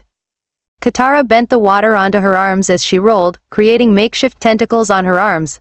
Hinata rolled out into a Jiyuken stance, and then assumed her signature attack that she had created between the time Tsunade first entered the village to become Hokage and the bug hunting mission. Dozens of Earth Kingdom soldiers charged her, and she reactivated her Byakugan and lifted a hand up as the soldiers tossed their spears at her as she stood up straight and rose her left hand. Shugohaki Rokujuyan Sho, protection of the 8 trigrams 64 palms, Hinata called out, and thousands of chakra beams shot out of her hands, slashing the incoming spears right out of the air. Then she launched more through the attacking Earth Kingdom soldiers' shoulders, right into a Ki Tenkatsu. The soldiers called out in pain as they dropped to their knees. More came out of the palace and Toph stood right in front of the walkway. She rose her hands and the entire palace began shaking. Then, all the stairs folded into the stairway, creating a slide which the entire mini-army of soldiers slid harmlessly down. Appa and the others ran behind her and she nodded to Sakura and Aang. Using a pulling motion, the three created a platform of rock that could support the entire team, including the 10-ton flying bison, and they were rocketed up the flat stairway, kicking up a massive dust cloud. They passed the screaming, sliding soldiers, being careful they didn't crash into any. Seriously, we're actually on your guys' side, Sokka yelled as he stood in the middle of the platform next to Kakashi and Yamato, right in front of Appa. Please forgive us, we just need to really talk to the king, Hinata added as she bowed on the way up to the top of the slide staircase next to Naruto. Sorry, Sokka yelled as more of the soldiers rolled and slid down the slide staircase. They reached the top and several of the soldiers tried attacking their flank as they ran up the middle. Kakashi nodded to Yamato and both of them stopped. Naruto, you're in charge, Kakashi ordered. We'll hold them off. Toph, Aang, Sakura, conserve your energy. Got it, Kakashi-sensei, Naruto yelled as Aang, Toph, and Sakura got out of their earthbending stances as the two Junin level shinobi ducked the attacks of the soldiers, and began to engage them in a fury of taijutsu attacks. Kakashi-sensei and Yamato get to have all the fun, Sakura complained as she followed the group further into the palace. The 7, followed by Appa, ran into the palace, with Naruto and Aang leading in front, Sakura and Hinata covering the flanks, and Sokka, Katara, and Toph behind, near the giant bison. They got into a room with 3 hallways, and through them, dozens of soldiers started filing through the hallways. "Delta formation guys," Naruto ordered, and Sokka glanced at him. "And what does that mean?" Sokka asked as Naruto, Sakura, and Hinata formed a triangle, and Toph and Katara caught what they need to do, forming the last 2 ends of a human diamond. Aang had his staff out, Katara and Hinata had their hands on their flasks, Naruto had crossed his fingers preparing to do his signature Kage Bushin, Sokka had taken out his club, and Sakura and Toph were preparing to use their earthbending. The 2 young women stomped their feet, and several rock pillars jutted up from the floor, slamming most of the soldiers and enemy earthbenders into the ceiling, pinning them there. The others charged forward past the pillars. "Hey Toph, which way is the Earth King?" Sokka asked as he looked around with both his weapons drawn. "How should I know? I'm still voting we leave Ba Sing Se," Toph replied as she launched a bubble of earth towards 2 Earth Kingdom soldiers, knocking them off their feet. "Hinata-chan, scan the area with your Byakugan so we will know the exact room," Naruto ordered as he created several Bushins to fight the soldiers. Hinata nodded. "Okay Naruto-kun." With that, she activated her Byakugan again. More soldiers tried to get through, but Sakura slammed her fist into the ground, creating a massive crater with her incredible strength. The soldiers fell in, and Katara slashed out with her water whip, knocking several more into the hole. She then splashed them, and froze the water, effectively pinning them to the bottom of the hole. "I wouldn't go into that room, Sokka-kun," Hinata warned as the young water tribe warrior opened it anyway. "Pervert. Sorry. Wrong door," Sokka yelled as he closed the door on the changing woman. "Damn, maybe I should have listened to." Hinata, Kakashi and Yamato had retreated into the palace to catch up with the rest of the group. Despite their prodigious skills, the numbers of almost the entire Ba Sing Se garrison were starting to tire them down. They got to the middle room of the palace where there was a massive pile of rock where the interior battle had taken place. Naruto, Hinata, Sakura, Katara, Toph, Aang, and Sokka were all standing behind it. "Found it," Hinata informed them. But what?" Sokka asked as he climbed up the pile of rock, seeing a massive door. "Now that's a door." He ran over, leapt into the air, and delivered a flying sidekick into the massive door, yet it didn't budge an inch. He tried to push it open as the others followed. Before Aang and Toph could bash the door open, Naruto raised his hand. "Wait," Hinata-chan was saying something about the room, Naruto reminded them, and the 2 preteens and Sokka stopped trying to open the door. "Yes. The Dai Li are in there, waiting for us with the Earth King. If we go in now, all that will happen is we get captured," Hinata said, and Sokka gulped. "Then what do you suppose we do?" Sokka asked frantically, and Naruto smirked. "Oh, I have an idea," Naruto said as he crossed his fingers. On the other side of the door, the Dai Li, Long Feng himself, and the Earth King waited for the attackers to burst in. Suddenly, it happened, the door was blasted down with a blast of wind, and the one identified as Sokka crashed through. "Hey, a little warning next time," Sokka yelled as all 8 of his companions stormed in. With weapons drawn, they stopped in front of the throne. Naruto had his usual foxy grin on, and Long Feng stomped forward, 9 of his men standing in front of the shinobi and their companions. The Dai Li leader was holding up remarkably well despite the beating he had gotten from the 4-tailed Kyuubi. Long Feng would never admit it, but he was terrified at the sight of Naruto there. "We need to talk to you," Aang said, his staff down as several shadows appeared on the wall and ceiling, going unnoticed by the Dai Li and Long Feng. Katara and Hinata had their water whips out, Sakura was squeezing her fist preparing to use her monstrous strength, Toph was levitating a rock with her earthbending, Kakashi had brought out kunai in each hand, Yamato had formed a tiger seal, and Naruto had his hands to his sides, grinning confidently. Long Feng looked at the Jinchuriki, and a shiver went down his spine. "They are here to overthrow you," Long Feng warned, trying to keep down his growing panic. "Hey, we didn't talk to you, bastard," Naruto said, his eyes flashing red towards the Dai Li leader. The Earth King watched as his advisor stepped back involuntarily due to fear. "And what he said is not true," Sokka said, holding his sword up now. "We're here to help." "Please, you have to trust us," Katara pleaded, and the Earth King sighed.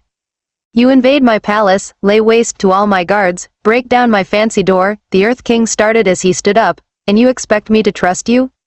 "He has a good point," Toph said reluctantly. "If you're on my side, then drop your weapons and stand down," the Earth King ordered, and the shadows got closer. The group looked at each other, and then reluctantly did it. Aang dropped his staff, Katara and Hinata stopped bending the water in their flasks, Kakashi and Yamato let their kunai drop to the ground, Sokka dropped his sword and club, and Toph and Sakura dropped their rocks. Naruto, who was already unarmed, did nothing, waiting for the next move. "See, we're friends, your earthiness," Aang said with a gulp, showing he was unarmed. "Earth King Sama, we mean you no harm, we just need to talk to you," Kakashi said diplomatically. Long Feng raised his hands to order his men to capture the group, when a kunai appeared at his throat, then at the throat or back of all his men. The Earth King gasped in surprise and saw several. Naruto's behind his advisor. Naruto was grinning cheekily. "We surrendered peacefully, now you do the same," Naruto said confidently, and Long Feng gulped. "Why you hurt him," Long Feng said with a tremble, and their weapons dropped. Naruto dispelled his bushins. "What do you expect from the number one surprise ninja?" he asked the rest of his friends. Long Feng snarled, "Take the Avatar and his friends into custody, now." His Dai Li agents started to retrieve their weapons when the Earth King raised his hand. "The Avatar? You're the Avatar?" the Earth King asked, pointing at Naruto. "Nope, Aang Tuto here is," Naruto replied, slapping the younger boy on the back. "What does it matter, your highness, they are enemies of the state," Long Feng asked the Earth King. "Perhaps you're right," the Earth King said reluctantly.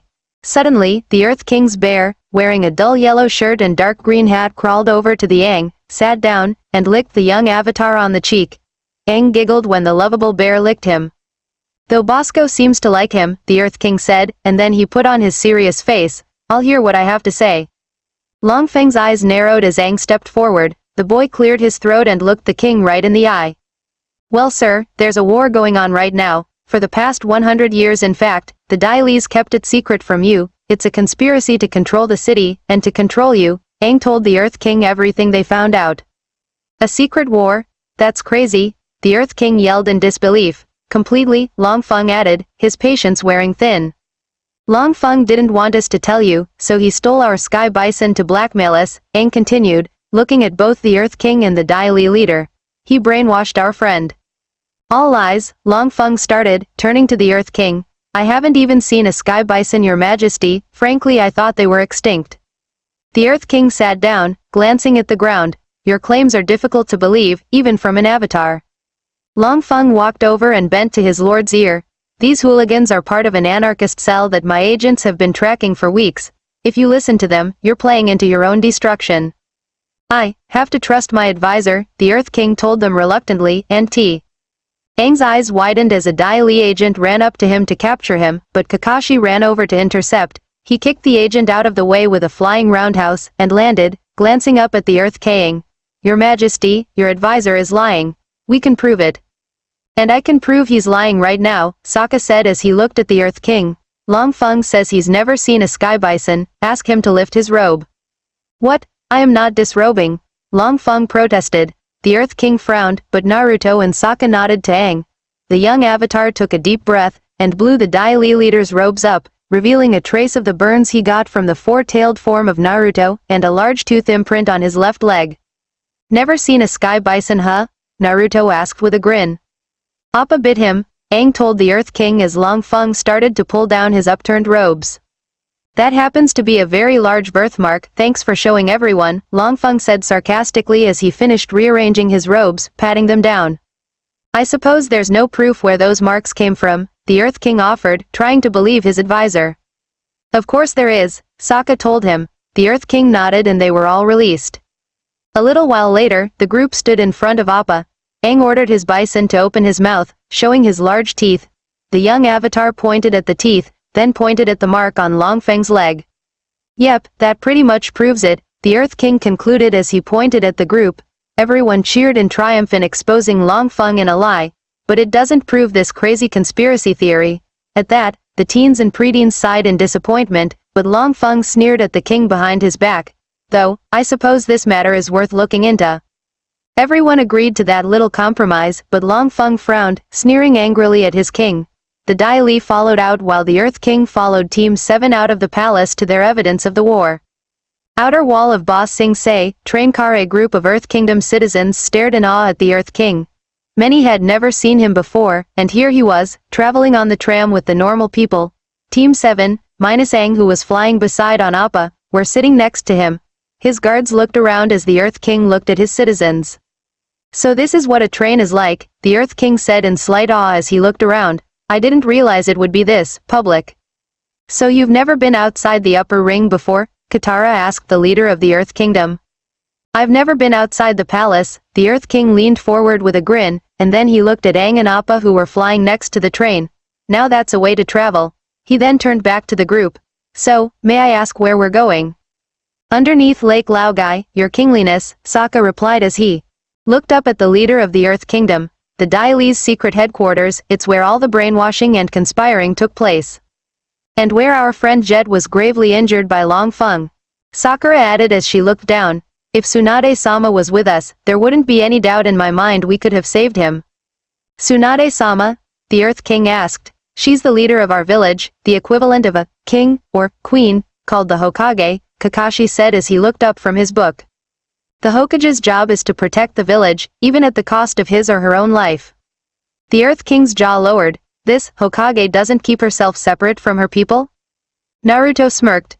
Nope. A Hokage is supposed to be one of the people, leading them and guiding them on their paths, giving them dreams and protecting them. That's why I want to become Hokage, so I can lead my village and protect them, especially the people most precious to me.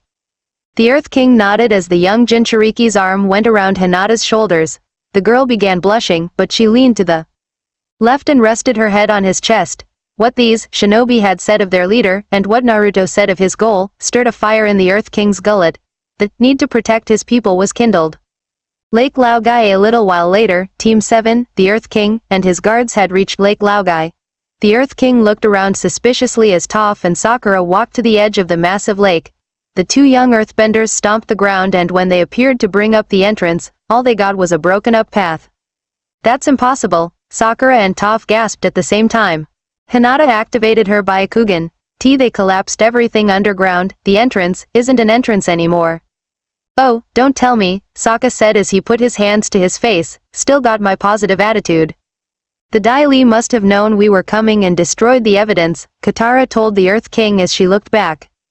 Have to give them credit, to hide or destroy their headquarters to hide their secrets, Kakashi said seriously. That seems awfully convenient, the Earth King said as he frowned, thinking he had been lied to. Hey, if anything, this proves the conspiracy exists even more, Sokka said, reaching. Naruto snarled as he looked around. There must be something, anything. Long Feng was right, this was a waste of time, the Earth King told them angrily, and he began to walk off. Now, if you'll excuse me, I'm going back to the palace. The wall, Katara said, remembering the drill. They'll never be able to cover that up in time. Oh yeah, Aang said as he leapt over to the Earth King before he could leave. If you come with us to the outer wall, we can prove to you that the secret war is real. No Earth King has ever been to the outer wall, the Earth King said as Naruto intercepted him. I don't have any more time for this nonsense. What kind of leader are you? Walking away from something that is endangering your people? Naruto snapped at him. The Earth King stared at him stoically. This proves that none of the Earth King's leaders have ever been in touch with their people like the Hokage. Surrounding yourself in the walls, you separate yourself from the problems, no wonder why you know nothing about the outside world. Aang's entire culture was wiped out by the Fire Nation, and you're walking away from any proof that would end this damn war. The Earth King was taken back by the outburst, but Sokka ran ahead, knowing how to tempt the king. If you come with us this time, Aang will let you ride, on Appa.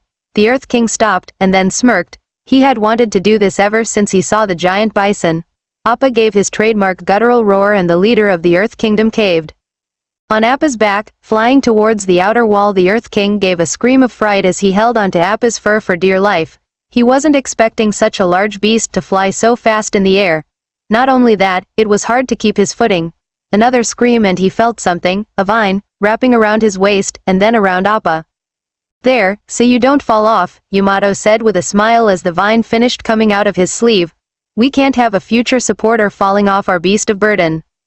First time flying? Toph asked him.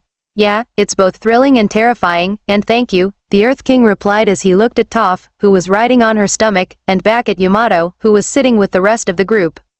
Yeah, I hate it too, Toph said plainly as she held on for dear life. I have to be honest with you, part of me hopes what you tell me of this war isn't true, the Earth King said as he looked at Aang. Yeah, me too, Aang said as he looked at the reins. Appa continued flying at a stable pace over the landscape. The Earth King recalled what Naruto had said before, that Aang's culture was wiped out by the Fire Nation. Then of what Long Feng, his most trusted advisor, said, that he believed flying bisons were extinct. His eyes widened, and he shook his head, he couldn't believe it. Dusk, outer wall of Ba Sing Se. The long flight had taken most of the day to reach the outer wall.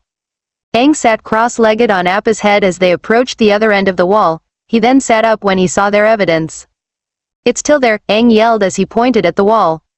They haven't been able to dispose of it, Hinata said as she scanned the area with her Byakugan. There were Dai Li around the small wall around the broken-up drill, but they quickly tried to hide when Appa made a flyby. What is that? The Earth King asked in fear. It's a drill, made by the Fire Nation to bring down your walls. A real psycho bitch calling herself Azula was the commander, Naruto replied as he looked down at the drill, and the evidence was now overwhelming. The Earth King couldn't deny it now. They had landed on the wall and the Earth King looked down on the drill next to his guards. The Fire Nation emblem shone proudly on the back of the drill. I can't believe I never knew, the Earth King said as he looked down in disbelief. Then he looked over to see Long Feng coming up with 2 Dai Li agents serving as his guards. I can explain, your majesty, Long Feng said as he was elevated to ground level and he began walking forward. This is nothing more than a construction project. You sure got here fast, Naruto snarled, his eyes narrowing. Long Feng involuntarily stepped back. Then how do you explain the Fire Nation symbol on your construction project? Sakura asked as she walked towards the Dai Li leader next to Katara, who added a, yeah. The Earth King looked down at the emblem, and Long Feng started sweating. Well, it's imported of course. You know you can't trust domestic machinery. No one bought what he claimed, and the Dai Li leader gulped. Truly you don't believe these children, and not your most trusted attendant? The Earth King looked down at Team 7, and then at Long Feng, and he frowned. Dai Li, arrest Long Feng. I want him to stand trial for crimes against the Earth Kingdom. Long Feng gave a silent gasp in shock. He wasn't expecting this, not in 1,000 years he'd ever guess it. The group looked at him in equal shock, and his agents looked up and at each other, before latching onto him with metal cuffs. You can't arrest me, you need me more now than you know, Long Feng yelled as he looked at Kakashi. And that man there can use fire attacks, so how do you know they aren't working for the Fire Nation? Kakashi had prepared for this question, and he lifted his eye. With my Sharingan I can copy any jutsu, including fire attacks. I am no firebender, nor are we affiliated with the Fire Nation. Right now, the Earth King trusted Kakashi and the Avatar's friends more than Long Feng. Take Long Feng out of here, the Earth King ordered the Dai Li sharply. Looks like Long Feng is long gone, Sokka announced as the Dai Li leader was dragged off. I've been waiting to use that one. Naruto smirked. Great job, Earth King, finally seeing through all his lies. Hinata smiled as she walked next to her boyfriend. I know it was hard, but it's better knowing what's happening on the outside world. The Earth King nodded. Long Feng was his most trusted advisor, and now he was a traitor, a wolf in sheep's clothing. And now, he had a mission to end the war, to stop all the bloodshed, and to protect his people. He was now willing to give his life for them. Palace of Ba Sing Se. Team 7 had gathered in the main audience chamber of the throne room, standing in front of the Earth King who sat at the throne. He was deep in thought, thinking of the right words to say. Naruto fidgeted a bit next to Hinata, and they looked at the Earth King as he began. I need to thank you, young heroes, for opening my eyes. All this time from what I thought was a great metropolis was merely a city of fools, and that makes me, the king fool. The Earth King started as he looked down, his bear snuggling against his leg, and then he put his hand to his face. We're at war, with the Fire Nation. That's why we came to Ba Sing Se, your highness, because we think you can help us end the war, Sokka said as he stepped forward with his case. We don't have much time, there's a comet coming this summer, its energy will give the firebenders unbelievable strength, they'll be unstoppable, Aang told him, and the Earth King folded his hands under his chin. Not only that, the Fire Nation has conquered most of the Earth Kingdom, even Omashu, Kakashi said as he looked at Sokka. Our entire plan revolves around an invasion of the Fire Nation, but now, it is an unrealistic goal. Sokka glanced back at him. What do you mean unrealistic? We have a window of opportunity before the comet comes, a solar eclipse, the sun will be entirely blocked out by the moon, and the firebenders will be helpless. What is your plan, Kakashi, Sokka? The Earth King asked them. My plan is a massive counter-offensive against the Fire Nation. We need to push them back, all the way to the sea before we can even think of launching an invasion, Kakashi replied plainly. We need to do it in the time limit. Then that's the day we have to invade the Fire Nation, Sokka continued as he looked at the Earth King, the day of Black Sun. I don't know, the Earth King said as he looked down, that would mean moving troops out of Ba Sing Se, we'd be completely vulnerable.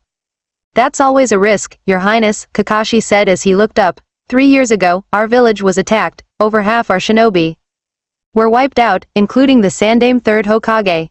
Nevertheless, we continued to go out on missions to prove we were strong in the eyes of the world, leaving our village mostly defenseless for the months after the attack. You're already vulnerable as well, the Fire Nation won't stop until Ba Sing Se will fall. You can sit back and wait for that to happen, or take the offensive and have a fighting chance, Sokka said as he looked at Kakashi. And, if these guys can pull together to still defend their village with half their numbers gone, you have to do the same to save the Earth Kingdom.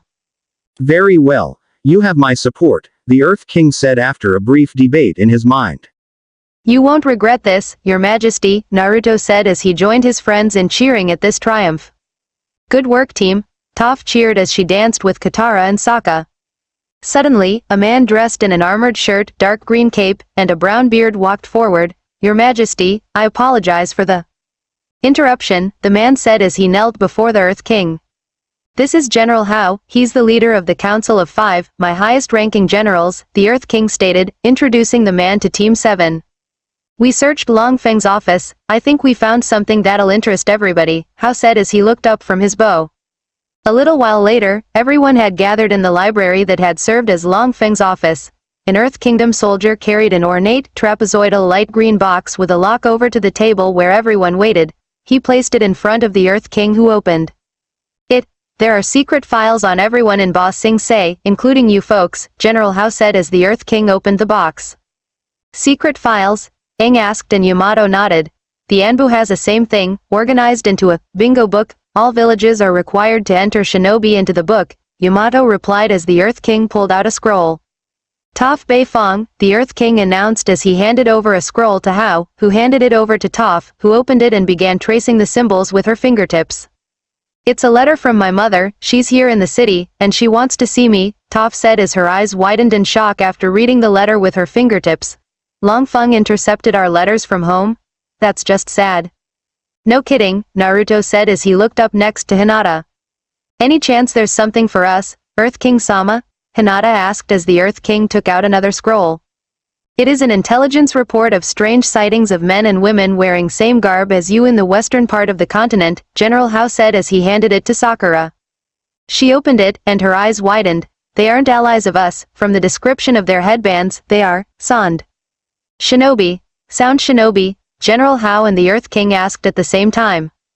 The Sound Village, Otogakure, is Konoha's primary enemy, led by the former Sannin Orochimaru. He is responsible for the attack on Konoha 3 years ago, and the death of Sandaime Hokage. Kakashi replied in general shock, how the hell did they get here? I'm not sure, but the report says they are working with Fire Nation troops, this is bad, Sakura replied with a gulp. That means, we were probably sent here by Orochimaru, either on purpose or accident. There was something else, General Hao said as he took out another scroll. It was in the same scroll that was attached to the Avatar's bison's horn when the Dai Li captured it. It's from the Eastern Air Temple, Aang said in surprise. Something about a guru being in contact with a man with wild white spiky hair, wearing a strange headband. Jiraiya-sama, Kakashi, Yamato, Sakura, and Hinata gasped. Arrow Sennin? Naruto added his nickname of the old Sannin. Yeah, it also says he's offering to help me master the Avatar state, and aid the Jinchuriki in mastering his attack, Aang replied as he read the letter. Would there be a letter for me and Sokka by any chance? Katara asked as she leaned forward, her hand out. I'm afraid not, the Earth King replied as he looked at them. The siblings looked at each other, and then down at the ground. Oh. But there is an intelligence report that might interest you, General Hao said behind them, handing the waterbending master a scroll. A small fleet of water tribe ships? Katara asked as she looked at the scroll, and Sokka hovered over her. What? That could be Dad. Protecting the mouth of Chameleon Bay, led by Hakoda, it is Dad, Katara cheered at her brother and everyone. The Earth King and General Hao excused themselves while Team 7 prepared what to do with this information. Sitting in a circle on the carpet, Aang continued to look at the letter. I can't believe there's someone living on the Eastern Air Temple, it says he's a guru, Aang said as he looked at the letter. I can't believe he's somehow been in contact with Arrow Sennin, and offering to help me complete my attack, Naruto said with a grin. And he may have a way to send us home, Hinata-chan, Sakura-chan, Kakashi-sensei, Yamato. And he wants to help me take the next step in the avatar journey, and he said he can teach me to control the avatar state, Aang said with a grin. And I can't believe we know where our dad is now, Katara said as she looked at the intelligence report. I know what you mean, my mom's in the city, and from her letter it seems like she finally understands me, Toph said in awe, feeling good about this. We also have a problem too, Yamato said. The Fire Nation has the Sound Village as their ally, and that can't be good for anyone. With shinobi support, we might not be able to do the grand counteroffensive. This is all such big news, where do we even start? Sokka asked them. I hate to say it, but we have to split up, Katara replied with a sigh. Split up? Aang asked in shock. We just found Appa got the family back together, now you want us to separate? It'd be only temporary, Sakura said as she looked down. We need to check everything out, it would take too much time going all together. You have to meet this guru, Aang, Naruto, if we're going to fight back and invade the Fire Nation, you two need to be ready, Katara added as Naruto and Aang looked at her.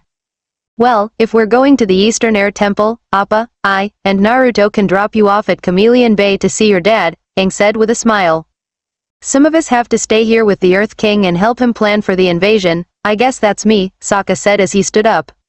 No Sokka, I know how badly you want to help Dad, you go to Chameleon Bay, Katara told him, I'll stay here with the king. And Kakashi-senpai, you have to go with Naruto and Aang to this guru. I'll stay here to aid the Earth King in developing anti-shinobi strategies for his soldiers to use, Yamato told Kakashi, Aang, and Naruto. You are the nicest sister ever, Sokka said as he danced on his tiptoes and then kissed his sister on the cheek. Easy there big brother, though you're right, I am, Katara said with a slight chuckle. Very well, Yamato. I will help Naruto as best I can, Kakashi said and Yamato grinned. Hinata looked at Naruto, and she leaned in and wrapped her arms around him. Naruto returned the hug, and they all began to walk out of the room. Outside the palace with Team 7 temporarily breaking for training and such, they all prepared to leave as the Earth King walked down the steps. Katara was petting and rubbing her body against Appa's soft fur, and Aang looked at her. Naruto and Hinata were hugging, and the young Jinchuriki leaned down and kissed her on the lips. I love you, Hinata-chan. I'll be back, you can count on it, Naruto told her as he rubbed her back. I know, Naruto-kun. Get strong for me and everyone, Hinata said as she leaned up and kissed him again on the mouth. Seeing this, Aang made up his mind and approached Katara. Katara, I need to tell you something. He began to blush. I've been wanting to say it for a long time, and after seeing Naruto and Hinata. Naruto created a clone and stopped Sokka. Don't interrupt, Otuto needs to get this off his chest, the clone told the young water tribe. Warrior, what is it Aang? Katara asked the slightly younger boy. I love you, Aang told her, looking down. Ever since I've met you, I loved you. Katara's eyes widened, and then she smiled. Thanks for telling me, Aang. She pulled him into a hug and kissed him on the cheek. I'm not sure of my feelings, but you're more than just a friend to me. Aang smiled, looking at her. His eyes looked like they were sparkling, and he hugged her tighter. I'll master the avatar state and come back. Then, Naruto's clone disappeared in a puff of smoke, and Sokka leapt at Aang, wrapping his arm around the boy's neck and he gave him a noogie. Men-only man trip. Aang, Sokka, Naruto, Kakashi, I wish you a good journey, the Earth King said as Kakashi and Naruto walked over to Appa. Ba Sing Se owes you a debt of thanks. We look forward to your safe return. Thank you, Earth King Sama, Kakashi said as he bowed with the others. And Naruto, I'll try my best to become more like the Hokage you will be, the Earth King said to the young Jinchuriki. Thanks, Naruto said with a cheer, you'll do great now, don't let anything happen to your people, and you'll do fine. Your Majesty, an Earth Kingdom soldier said as he walked forward, there are 3 female warriors and 1 young man with a sword on his back here to see you. The women claim they're from the island of Kyoshi, the young man claims to be a wandering warrior. Suki, Sokka yelled as he slipped and fell down off Appa's back. You know these warriors? The Earth King asked as he walked forward. Yeah, one's Sokka's girlfriend, Sakura said with a smirk. They're skilled warriors, trustworthy too, they're good friends of ours. and if this wandering guy's traveling with them, that means he's on the level too, Sokka replied as he stood up. The Earth King nodded, then we shall welcome them as honored guests. Aang began to walk off to Appa, but Katara stopped him. Wait, Aang. With that, she hugged him again and he began blushing. She kissed him on the cheek again as Naruto grinned at Hinata. Toph walked over to them. I'm really going to miss you guys, Toph said as she looked at them. Us too, Naruto said as he walked over with Hinata and Sakura, and a group hug started with Aang and Katara. They looked back to Sokka, who was trying to act indifferent. He then screamed as they all converged on him in a true group hug.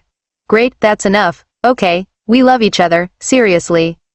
A few short minutes later, Appa took off from the palace, flying over the others. Naruto, Aang, Sokka, and Kakashi rode on the giant bison's head as they flew. Sokka then crawled onto the beast's back and laid down on his own back to relax. You see, Naruto, Aang, a little positive thinking works wonders, Sokka told them with a grin. We got the king on our side, we got Long Feng arrested, and when we get back Suki's waiting for me. Not to mention Hinata-chan, Naruto said with a grin as he leaned back. Yeah, girls are waiting for us, thanks positive attitude, Aang said with a content sigh. Everything's going to work out perfectly, Sokka said with a grin, for now on, and forever. Aang looked back with a grin and Naruto did the same. Things were really looking up for them now, and hopefully it will continue. The Fire Nation and the Sound Village need to be overthrown. Ba Sing Se prison. In the metal-clad prison of Ba Sing Se, in the highest level of security, Long Feng sat on the ground, contemplating his downfall. He was charged with treason, rightfully so, and would probably be executed. He didn't know how he was going to get out of this until a Dai Li agent walked over and stopped in front of the metal door. Dinner, the Dai Li agent said as he slid a fancy spread of food into the cell, and Long Feng picked up a biscuit. The council and army are loyal to the Earth King, but the Dai Li remains loyal to you, Long Feng, sir. With that the Dai Li agent walked off and the leader of the Dai Li smirked and bit into the biscuit. Maybe he could get out of this and regain control of the city. Beifong Townhouse. Toph stood in front of the door where her mother was supposed to be. She was looking forward to the meeting while dreading it at the same time. She stood there for 15 minutes before finally willing up her courage and she walked forward to open the door. Hello, Mom, Toph yelled as she walked in, looking around. Suddenly, she felt something running on the group and turned to face it when a giant metal box dropped down and captured her. Hey, who do you think you're dealing with?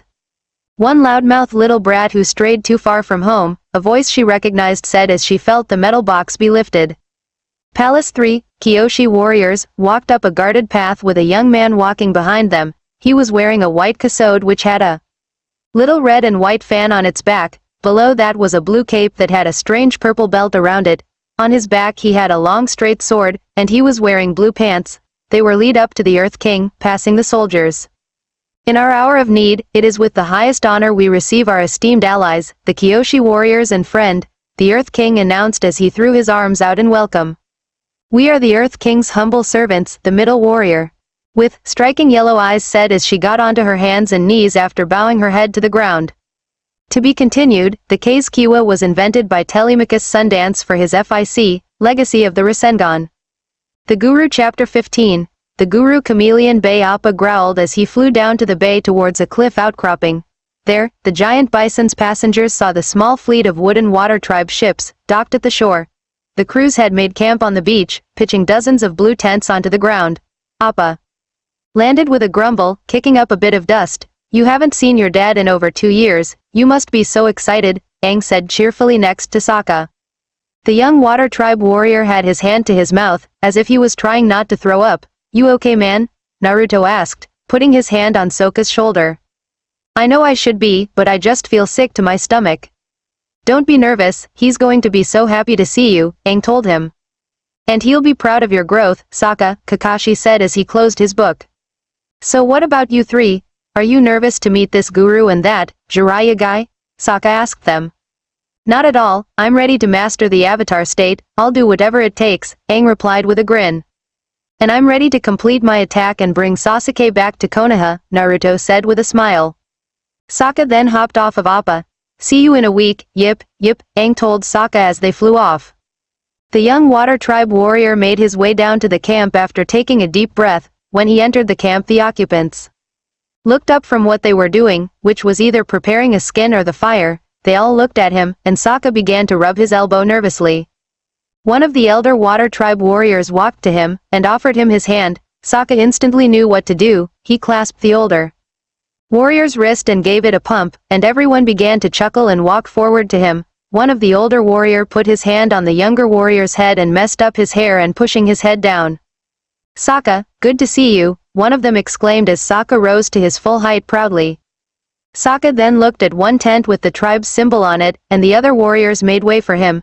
He momentarily frowned in nervousness, and walked towards it. He opened it up to see Bato, his father's old friend, hovering over, Hikota, his father, a man with long brown hair which was in a bun, with a short beard on his face, and he was looking down at a map, thinking.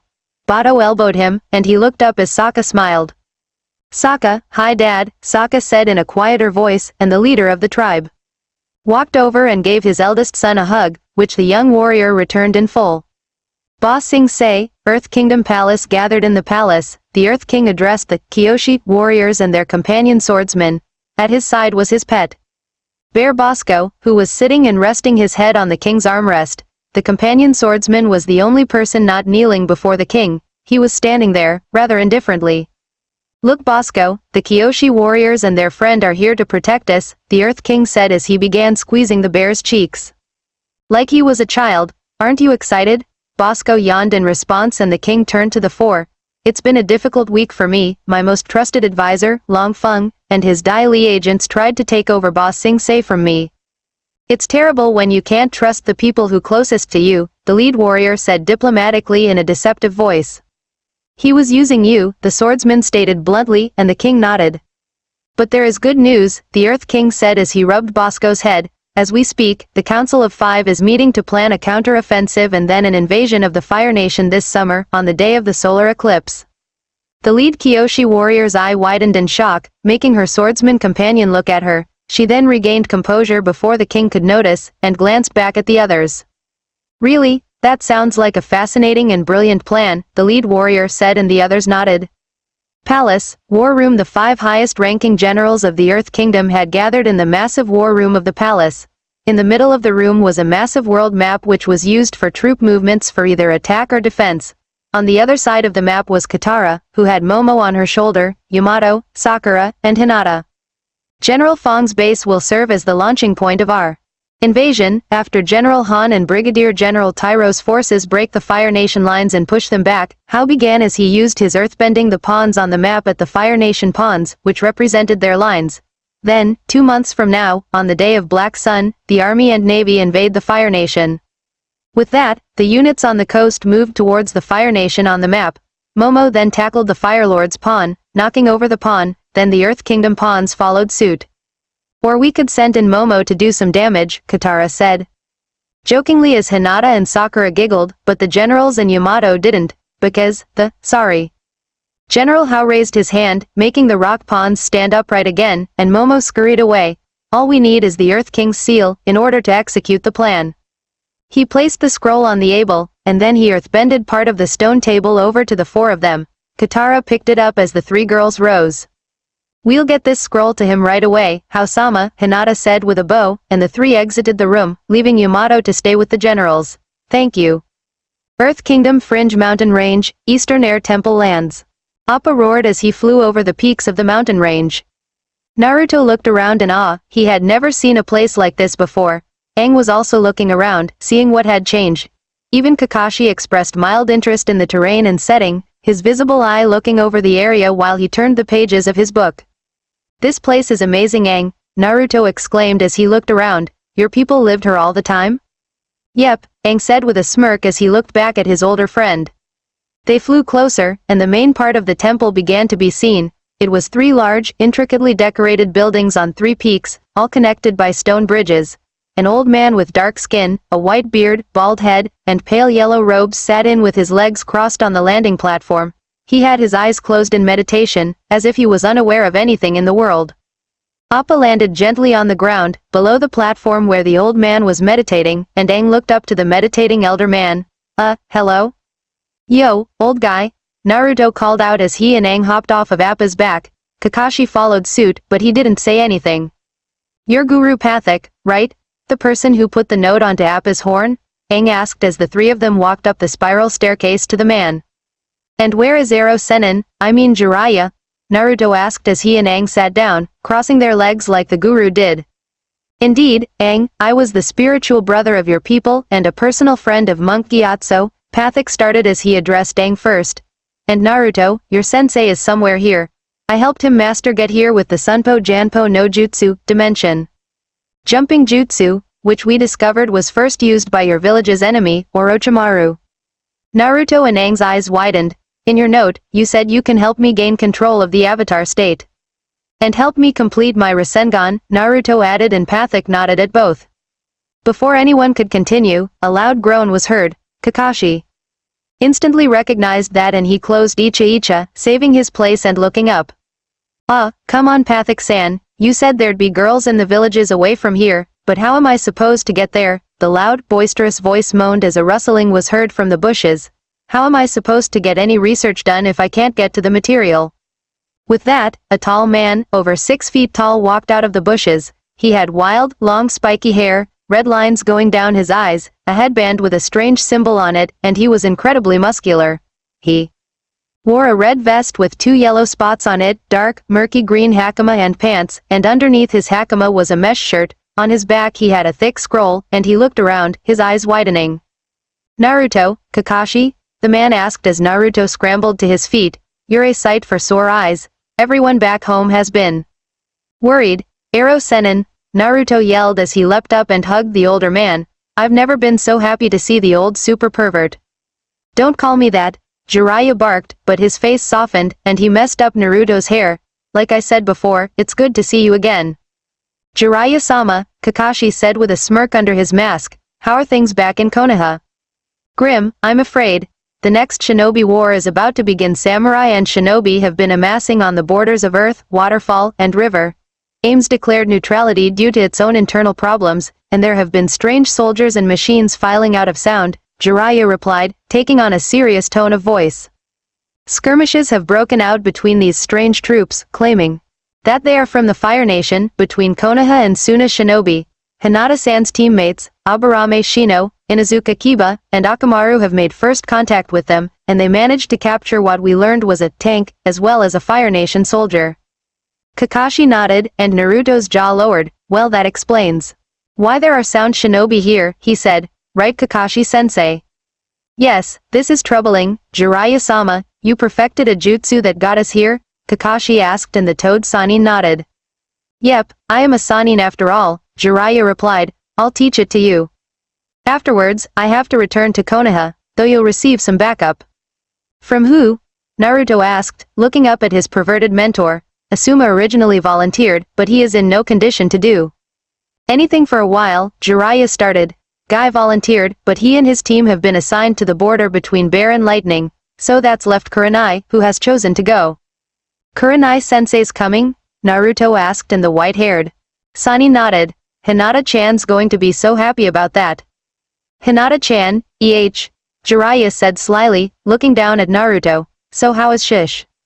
Before he even finished his sentence, Naruto slammed his fist into his mentor's face. We just got together, Baka Ero Sennin. Aang chuckled as the white-haired man crashed to the ground after Naruto's punch. Now Aang, to gain control of the avatar state, you must gain balance within yourself before you bring balance to the world, and the first step to gaining balance is to drink this. Pathik handed the young avatar a bowl made out of a coconut filled with a strange liquid. Aang took a sip, and immediately spat it out. It tastes like onion banana juice. That's because it is, Pathik told him simply, taking out another bowl and he drank it all, and put it upside down over his head. Yum, yum. Aang's eye twitched in disbelief, neglecting to wipe the juice off his face. Naruto looked at Jiraiya, who had gotten up from the ground. Is he crazy? Naruto asked the white-haired Sannin. Yes, he's chosen a place farthest away from the ladies, Jiraiya whined. Naruto, time for you to return to your training, Kakashi said, bringing things back to perspective. Yeah, time to complete the Rasengan, Naruto said with a smirk. Earth Kingdom, outskirts of Ba Sing southeast on a road about 20 miles from the walls of Ba Sing Se, a lone cart being pulled by ostrich horse. In the cart, there were 2 men, one had long, straight hair, a muscular torso which he showed off underneath a dark green vest with a golden trim, and green shorts. The other man was wearing a dark green hanfu with gold trim, with white puffy pants and shirt, and he had a pointy downward mustache and beard, and he wore his long black hair partially in a top knot. They were Shin Fu and Master Yu, hired by Lao Beifong to return his daughter to the estate. I believe we need to go right, Yu told his reluctant partner, pointing at a road that went twisting to the right up a mountain. What are you talking about? The Beifong estate is this way. I'm quite certain you're mistaken. Hey, Toph called out from the metal box she was in, banging on her prison.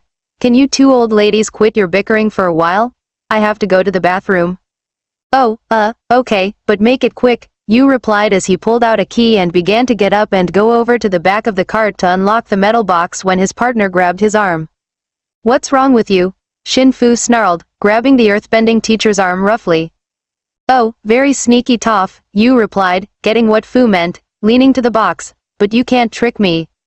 He tossed the key into the air and caught it, and went back to sitting.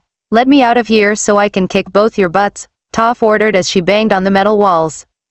Quit your banging, Shin Fu yelled as he slammed his fist into the box. You might think you're the greatest earthbender in the world, but even you can't bend metal. With that, he flicked the reins on the ostrich horse and they began to move again. Briefly, look of hopelessness appeared on Toph's face, but the young earthbending master remembered that her friends wouldn't give up, especially not Naruto, so she put her hand onto the metal and began to feel. Upper city of Ba Sing Se, night in the small estate given to them by the Earth King, the Kyoshi warriors, and their swordsman ally relaxed as they planned out their next move. The three young women had taken off their makeup and got their hair back to normal to reveal Tai Li, Mai, and Princess Azula.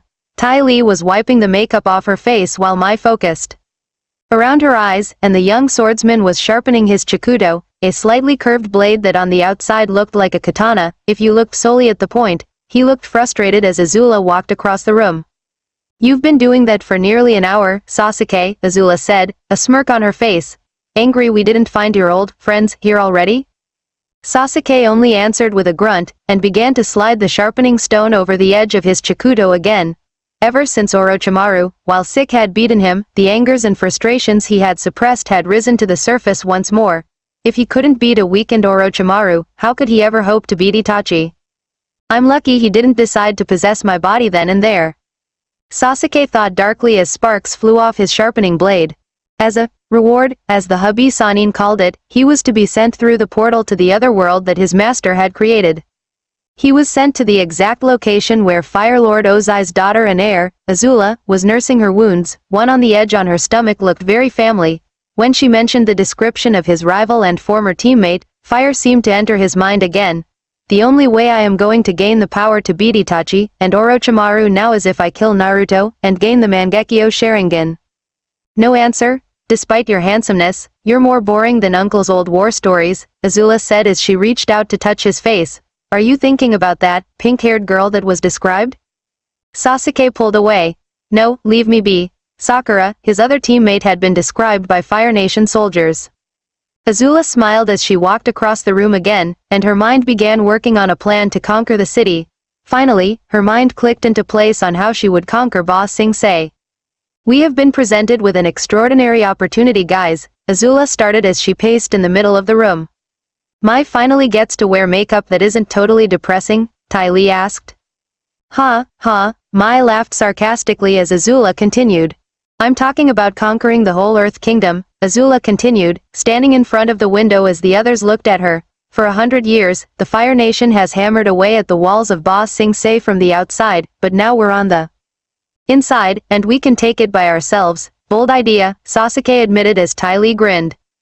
Gosh, you're so confident, I really admire that about you, Tai Li told her friend as the Fire Princess raised an eyebrow and her smirk widened.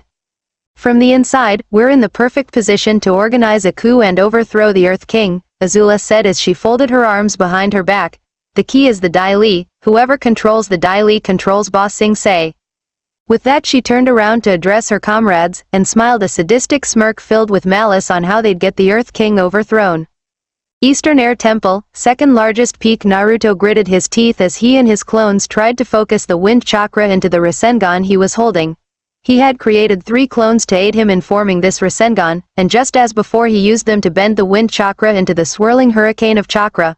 on top of a nearby hill, Jiraiya and Kakashi watched as their student focused as hard as he could in completing the technique. His determination would make his father proud, Jiraiya said, knowing that Naruto couldn't hear him. And his mother would be proud that he has stopped screwing up and got himself a nice girlfriend. Kakashi smirked under his mask. He's very close to completing it. With the aid of the airbending, the technique is almost complete. He just has to stabilize it. The Gamasani nodded, taking out a pipe that his very own mentor would have enjoyed smoking. Lighting up the tobacco in it, he took a deep breath and breathed out a puff of smoke. And I have taught you the Sunpo Janpo, so you'll be able to cross back and forth at will, Kakashi. However, don't do it too much, the technique is taxing on the chakra. Kakashi nodded as they glanced back down at Naruto. Come on, stabilize, stabilize, Naruto called out, his hand reflexively flexing around the Rasengan. The blue sphere began turning white as more and more wind chakra was added to it. The clones kept swirling the chakra around and around, keeping it in constant motion so the ball of power wouldn't destabilize. Naruto panted as he kept the chakra flowing into the Rasengan, and suddenly, 4 small blades sprouted out of it. He was so close now, he could feel it. Kakashi and Jiraiya leaned in, watching as Naruto exerted all the chakra control he had to keep the Rasengan stabilize. The Jinchuriki's eye twitched and a vein popped on his forehead as the ball of power kept spinning and he looked up. Guys, stop, I have to finish this, on my own, Naruto told his clones, who backed off reluctantly. He grabbed his wrist as he strained to keep the power in his hand. Naruto's palm and fingers twitched and his other hand moved to keep the chakra from escaping. The Rasengan kept spinning, and Jiraiya looked at it with a sense of pride. The kid is doing it, he's completing the attack, Jiraiya stated as Naruto gritted his teeth. Almost, Naruto said out loud as he used his willpower to keep the chakra from escaping. Finally, the glowing on the Rasengan stopped. The white ball of chakra, with the 5 spinning blades kept going and going. His eyes widened. I did it. The Rasengan spun, completely stabilized. The blades kept going at a steady rate, making it look like a buzz saw in his hand. The joy welled in Naruto's stomach and he leapt into the air, cheering. Yahoo! I did it, Naruto cheered as he leapt up and down, ecstatic that he completed the technique. I'll call this one, the futon. Rasengan, wind element, spiraling sphere. Jiraiya and Kakashi leapt down as their student kept cheering. Congratulations Naruto, you have truly made the attack your own, Jiraiya commented, remembering the talk he had with Naruto about the Rasengan, before the boy had created an improved, yet still incomplete version of the technique, the Udama Rasengan. Yep, I don't think I could have done it like this if I didn't get that airbending training from Aang. I may have had to settle for it being half completed or something, Naruto said with a proud, yet cheeky grin. Kakashi smirked under his mask. Naruto, there is something very important I have to tell you. Something important? Naruto asked as he looked up at his sensei. What's it about? Kakashi sighed, and pulled out something from his pack. Yondaime Hokage wanted this to be given to you when you were old enough. I have seen you grow and mature over the years, Naruto, and now you're finally ready. Naruto nodded slowly, taking the scroll. It was sealed in blood, and there were 2 symbols on it, one of a whirlpool, and one of a 3-pointed kunai. He recognized the symbols. The whirlpool he wore proudly on his back, and the 3-pointed kunai was Yondaime's personal symbol. He peeled it open, revealing a letter and a photograph. He slowly unraveled the letter, and his eyes widened. Dear Uzumaki Naruto, if you're reading this, Kakashi has finally deemed you old and mature enough to learn about your past. At nights, I bet you have wondered who your parents were, what they were like. I am here to assuage that curiosity, son. I am Namikaze Minato, your father, and Yondaime Hokage. For what I was forced to do to you, son, I am deeply sorry. If there was any other way I could seal or stop the Kyuubi, I would have done it in a heartbeat. I never wished to put such a fate, such a responsibility onto you. Naruto's eyes widened as he saw that his father, Yondaime Hokage, did not want to have Kyuubi sealed inside of him. Even at death's door, I regret doing this to you son, though, before I die, I want to tell you a few things. Good things. Like your mother, even though she is not around now, she was always my ray of sunshine. Fiery red hair, green eyes, and a spunky, energetic personality to boot, I couldn't help but fall in love with her. She used to be a tomboy as well, and, well, as Jiraiya-sensei would say, what a body.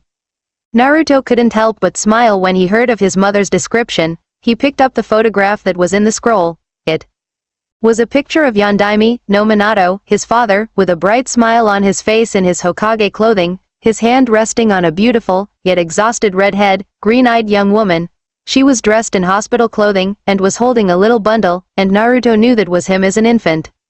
Her name was Uzumaki Kushina, the sole survivor of the shinobi nation of the village hidden in the whirlpool. I'm sorry son, there isn't a family waiting for you, Kami, I wish there was, but you're a son of Konoha, you'll have enough family to deal with.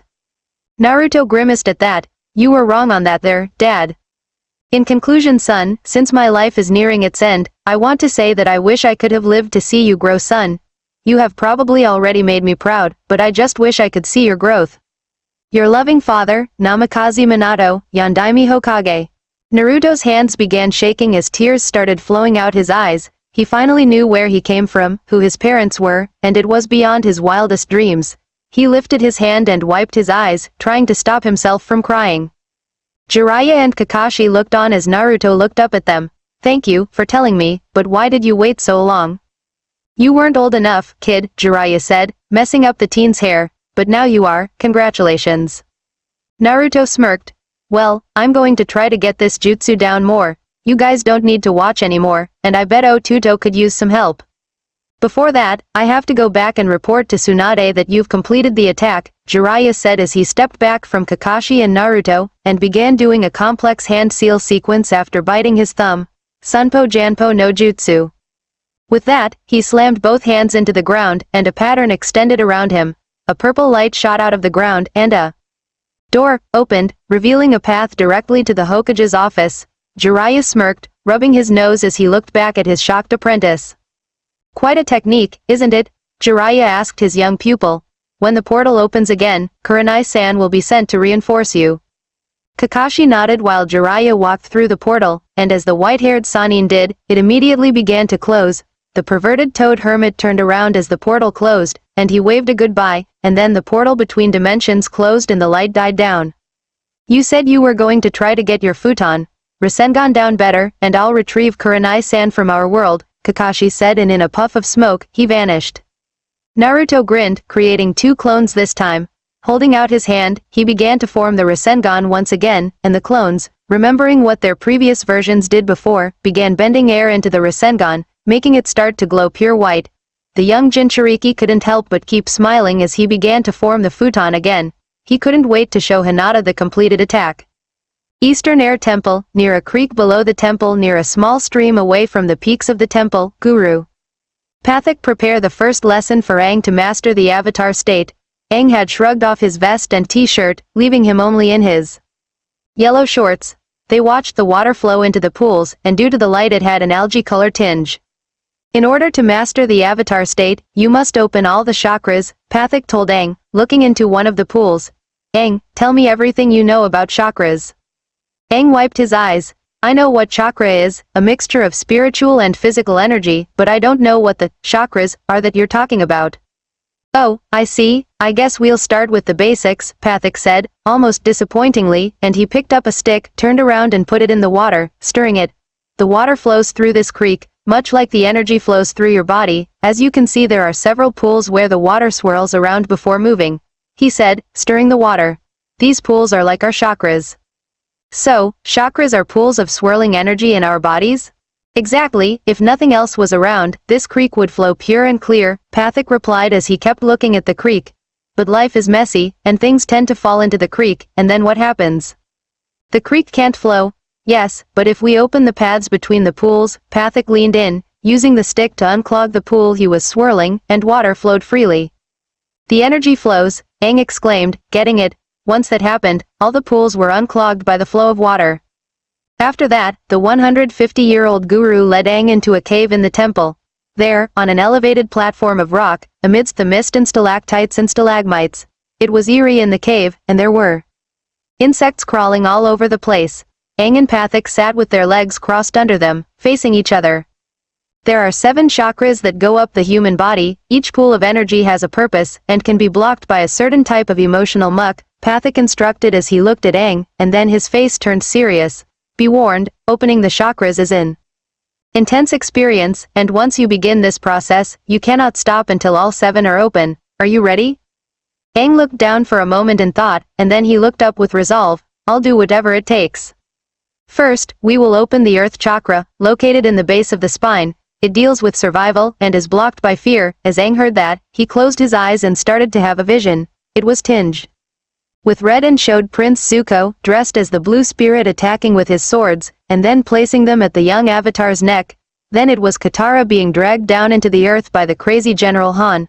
Then he saw the silhouette of the Fire Lord, and Sozin's comet, and finally himself in the avatar state. What are you most afraid of? Let your fears become clear to you. Aang couldn't take all the visions, and he opened his eyes. He was surrounded by flames and the Fire Lord towered over him, and then he screamed. He screamed again as the fires continued to rage around him, and he closed his eyes in fear. Aang, your vision is not real, you are concerned about your survival, but you must surrender those fears, let the fears flow down the creek, Pathak instructed calmly at the cringing Aang, who started to slowly calm down, his arm lowered as the fears flowed out of him. He eventually crossed his legs again and had a look of calm on his face. You have opened your earth chakra. Aang wiped the sweat off his forehead and grinned.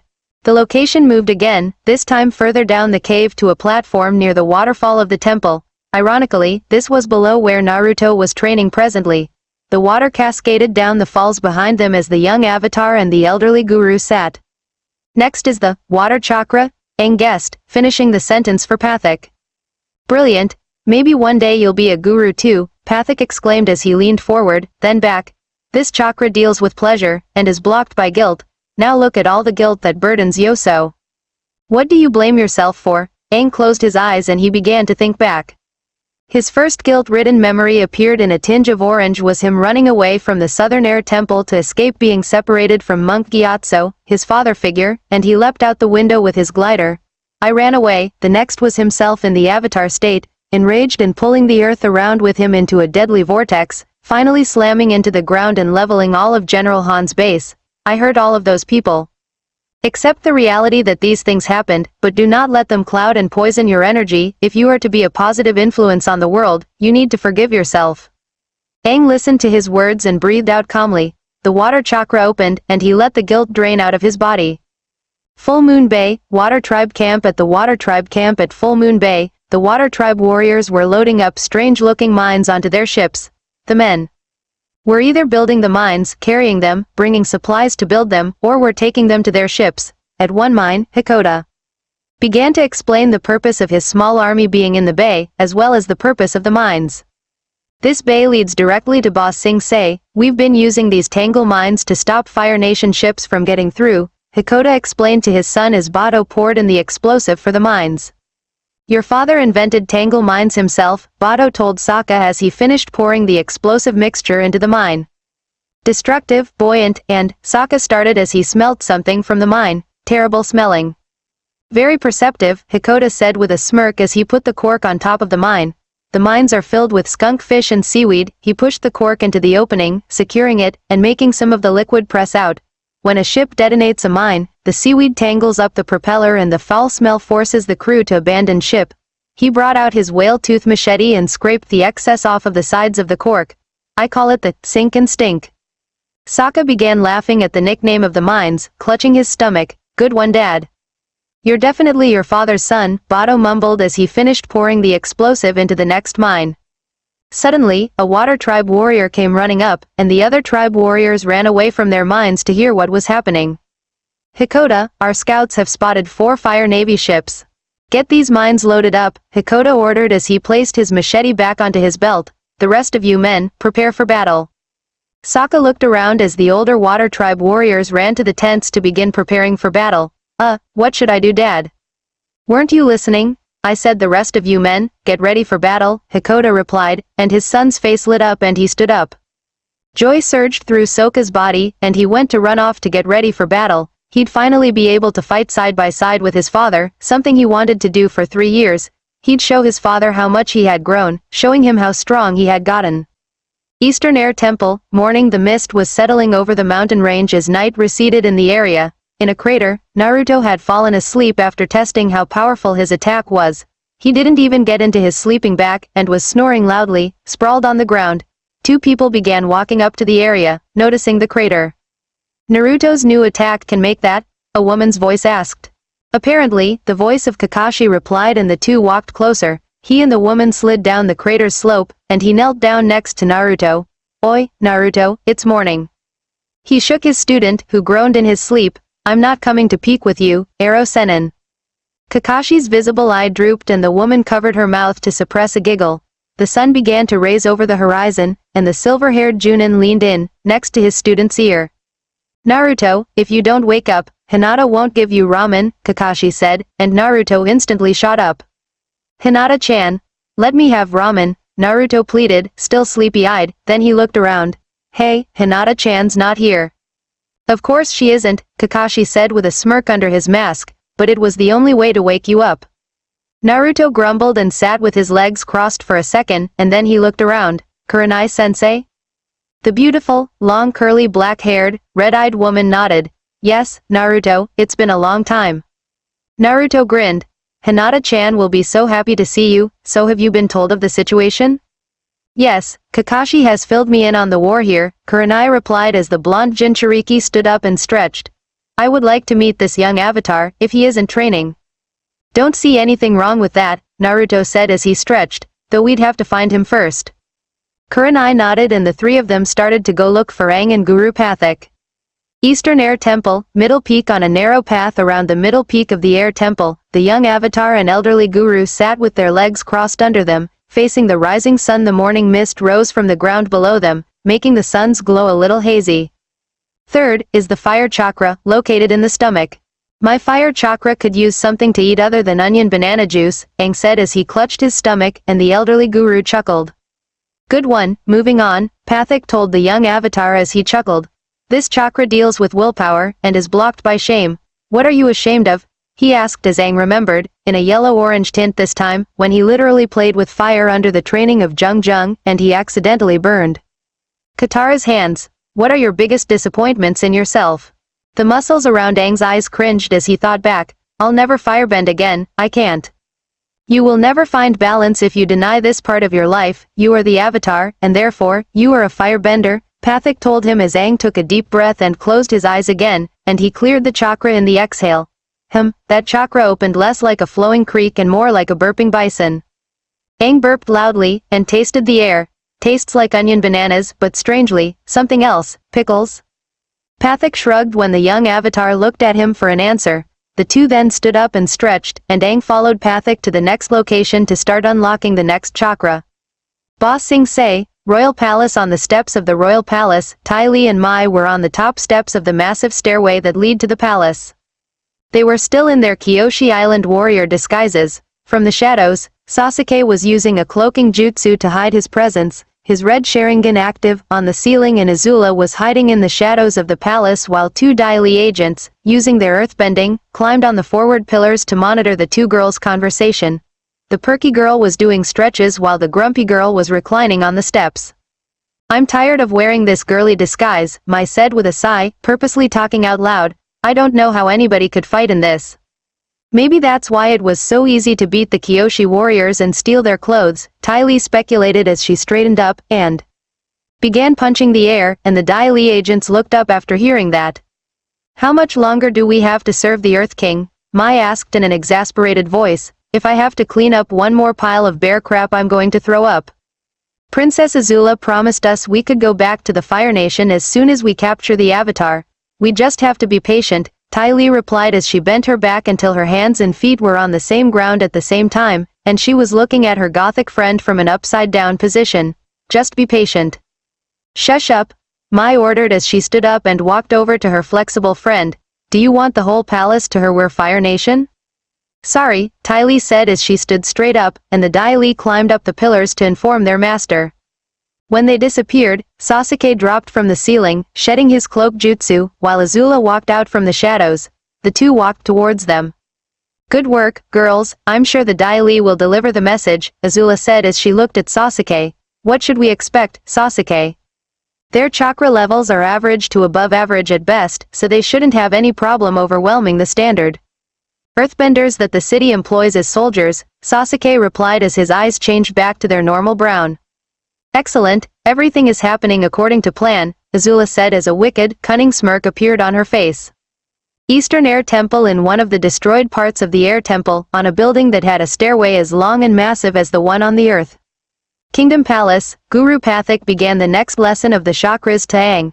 The temple apparently had been hit with explosives or a heavy rock, since there was a huge opening that covered over half the roof of the temple. The fourth chakra is located in the heart, it deals with love, and is blocked by grief, Pathak told Aang, who was glancing around. The young avatar saw the statue of one of the female airbending monks, who was the former avatar Yangchen. He frowned when he remembered what he had done, running away instead of staying with his people. Lay all your grief out in front of you, Pathak instructed the young avatar, who put his hand to his chest and closed his eyes. In a haze of green and clouds, Aang visualized Monk Gyatso, followed by other airbenders springing up out of the green-tinted clouds like trees, and it was all done in a triangular pattern. He smiled when he saw all them again, but it was replaced by shock when they exploded back into smoke. You have indeed suffered a great loss, but love is a form of energy. Aang looked up to see the deceased avatars floating in the sky, and it swirls all around us. The air. Nomad's love for you has not left this world, it is still inside of your heart, and is reborn in the form of new love. Aang watched as the clouds swirled around to form the face of Katara. The way she found him in the ice, with her winter coat up, framing her face, she gasped in surprise when he awoke. Let the pain flow away, Pathak finished as tears of joy flowed down Aang's face, and he opened the chakra with a smile, and he wiped away the tears with his hand and forearm. Very good. Can I have some onion banana juice please? Aang asked the elderly guru. Eastern Air Temple, shrine to Avatar Yangchen. At the shrine to the last airbending avatar, Guru Pathak began to instruct Aang on opening the fifth chakra. They were sitting in front of the massive statue of the deceased female avatar, who was sitting with her legs crossed and her eyes closed in thought. The expression, as well as the way she was sitting, made her look like a statue of Buddha.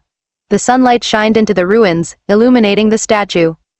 The fifth chakra Aang is the sound chakra, located in the throat. Pathak started, sitting in front of the young avatar. This chakra deals with truth, and is blocked by lies, the ones we tell ourselves. Aang thought back, and the memories of the lies he told people and himself came back to him, in a haze of blue. Why didn't you tell us you're the avatar? Katara asked him as they fled from Zuko's ship at the South Pole. 'Cause I never wanted to be, Aang replied out loud. You cannot lie about your own nature, you must accept that you are the avatar, Pathak told Aang, who took a deep breath. He then saw himself, in a shade of blue, looking over a cliff at the sun, and a look of determination appeared on his face as he looked down. He had cleared the sound chakra at that moment. Very good, Aang, you have opened the chakra of truth. In another part of the temple, near a winding stairway and an opening to the food pantries of the entire complex, Aang and Pathak sat on the wide steps of the stairway, facing the sun. The elderly guru began to explain the next chakra as they looked into the blinding sun through the mist and clouds of the mountain range. The sixth pool of energy is the light chakra, located in the center of the forehead. Pathak started as the mist started to settle around them on the steps. It deals with insight and is blocked by illusion. He told Aang as they glanced at each other. The greatest illusion of this world is the illusion of separation. Things you think are separate and different are actually one and the same. Like the four nations, Aang speculated as the map of the world came up in a dark shadow over it. Yes, we are all one people, but we live as if divided. We are all connected, everything is connected, Aang said, getting it. That's right, even the separation of the four elements is an illusion. If you open up your mind, you will see that all the elements are one. Pathak told the young avatar is miles away. Toph began testing the walls of her metal box, slamming her hands onto its walls and floor, sending shockwaves through it. Four parts of the same whole, even metal, is just a part of earth that's been purified and refined. As he said that, the young earthbending master smirked as she found the trace element of earth in the metal of her mobile prison. She took a deep breath and breathed out, then she stomped the floor hard, and put her hands on the wall. Come on, metal, budge, Toph commanded as she drew her hands back, and slammed them into the metal wall, denting it out, almost breaking it. Hoo-ho, Toph, you rule. With that, she slammed her hands back into the dented metal wall. Ba Sing Se, Jasmine Dragon Restaurant in the upper ring. Hinata, Katara, and Sakura were walking to the palace, still carrying the battle plans with them when they saw the fancy tea shop, the Jasmine Dragon. Seeing all the people coming in and out of it, the pink-haired kunoichi concluded that it must be popular. I don't know about you guys, but I'm kind of thirsty, Sakura told her friends, who nodded. What do you say, Momo, Hinata, we get a cup of tea before heading back to the king? Katara asked them. That sounds great, Katara-chan, Hinata said with a smile, and the flying lemur chattered in response. The three of them walked to the tea shop, and the two waitresses greeted them with a bow. Table for 4, please, Katara asked them, as she looked around. Uncle, I need 2 jasmine, 1 green, and 1 lychee. A voice that Katara knew all too well made her turn and see Zuko and Iroh in the restaurant, working. I'm brewing as fast as I can, Iroh called back cheerily.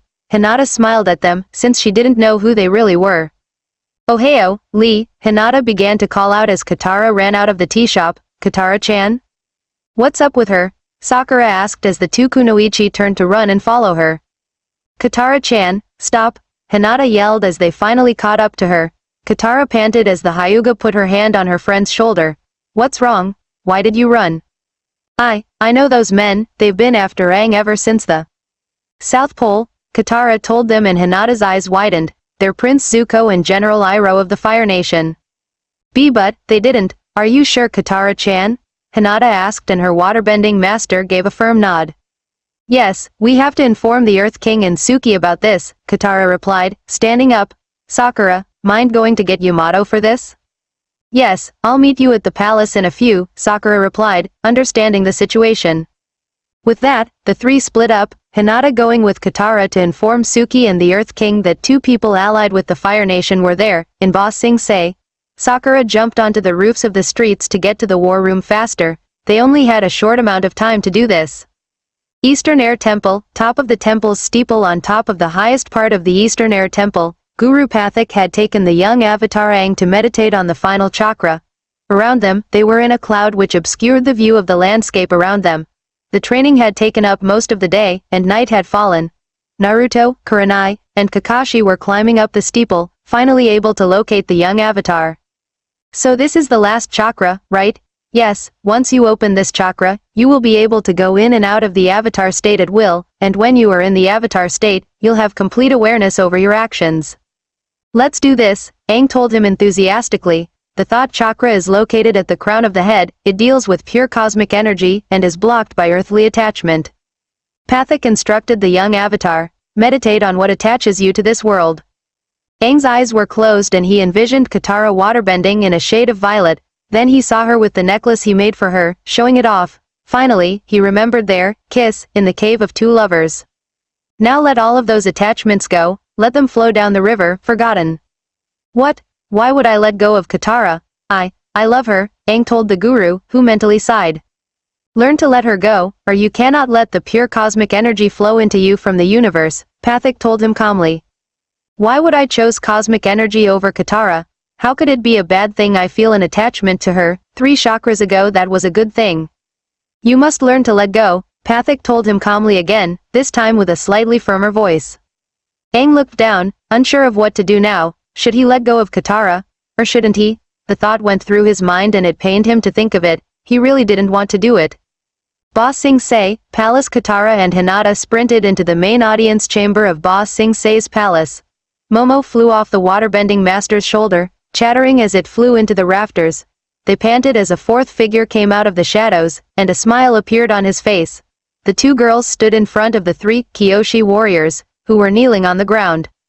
Thank goodness you're here, Suki. The Fire Nation has infiltrated the city. I just saw Prince Zuko and his uncle. We have to tell the Earth King right away, Katara to Suki, whose eyes widened momentarily. Oh, don't worry, I'll be sure to tell him. The voice of Princess Azula came from the Kyoshi warrior's mouth as she stood up. Hinata and Katara's eyes widened, and they both took a fighting stance. Still in her Kyoshi warrior garb, Ty Lee jumped into the air and squeezed the waterbending master's shoulder, hitting a cluster of tenkatsus and pressure points, which knocked her out and temporarily stopped her bending. The Hyuga heiress leapt out of the way at the last second, her Byakugan flaring up. Sasuke, I think you should handle this one, Azula said as Hinata's jaw lowered.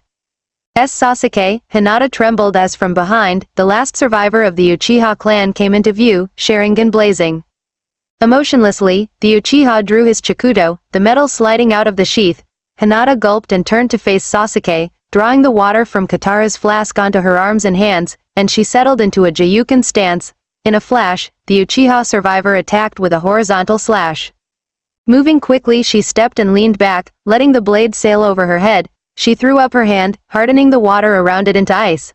Sasuke's Sharingan predicted that, and he twisted, lifting his leg into a kick, and he slammed his heel into her cheek before she could put up her kate in defense. She crashed onto the ground and rolled before she got back onto her feet. He's strong, Hinata thought as Sasuke advanced on her. You will tell me where Naruto is, Sasuke ordered with a snarl, and the Hyuga's eyes widened. I know you know where he is. He's training to beat you. When he gets back he'll beat you, Sasuke, Hinata told him, and she got ready for his next attack. If you will not tell me where he is, Sasuke said, and in a flash he was, behind Hinata. Then I will have to make you. With that, electricity sparked around Sasuke's body, hitting the Hyuga heiress with a full blast. She screamed in pain as her entire body was shocked by the electric chakra.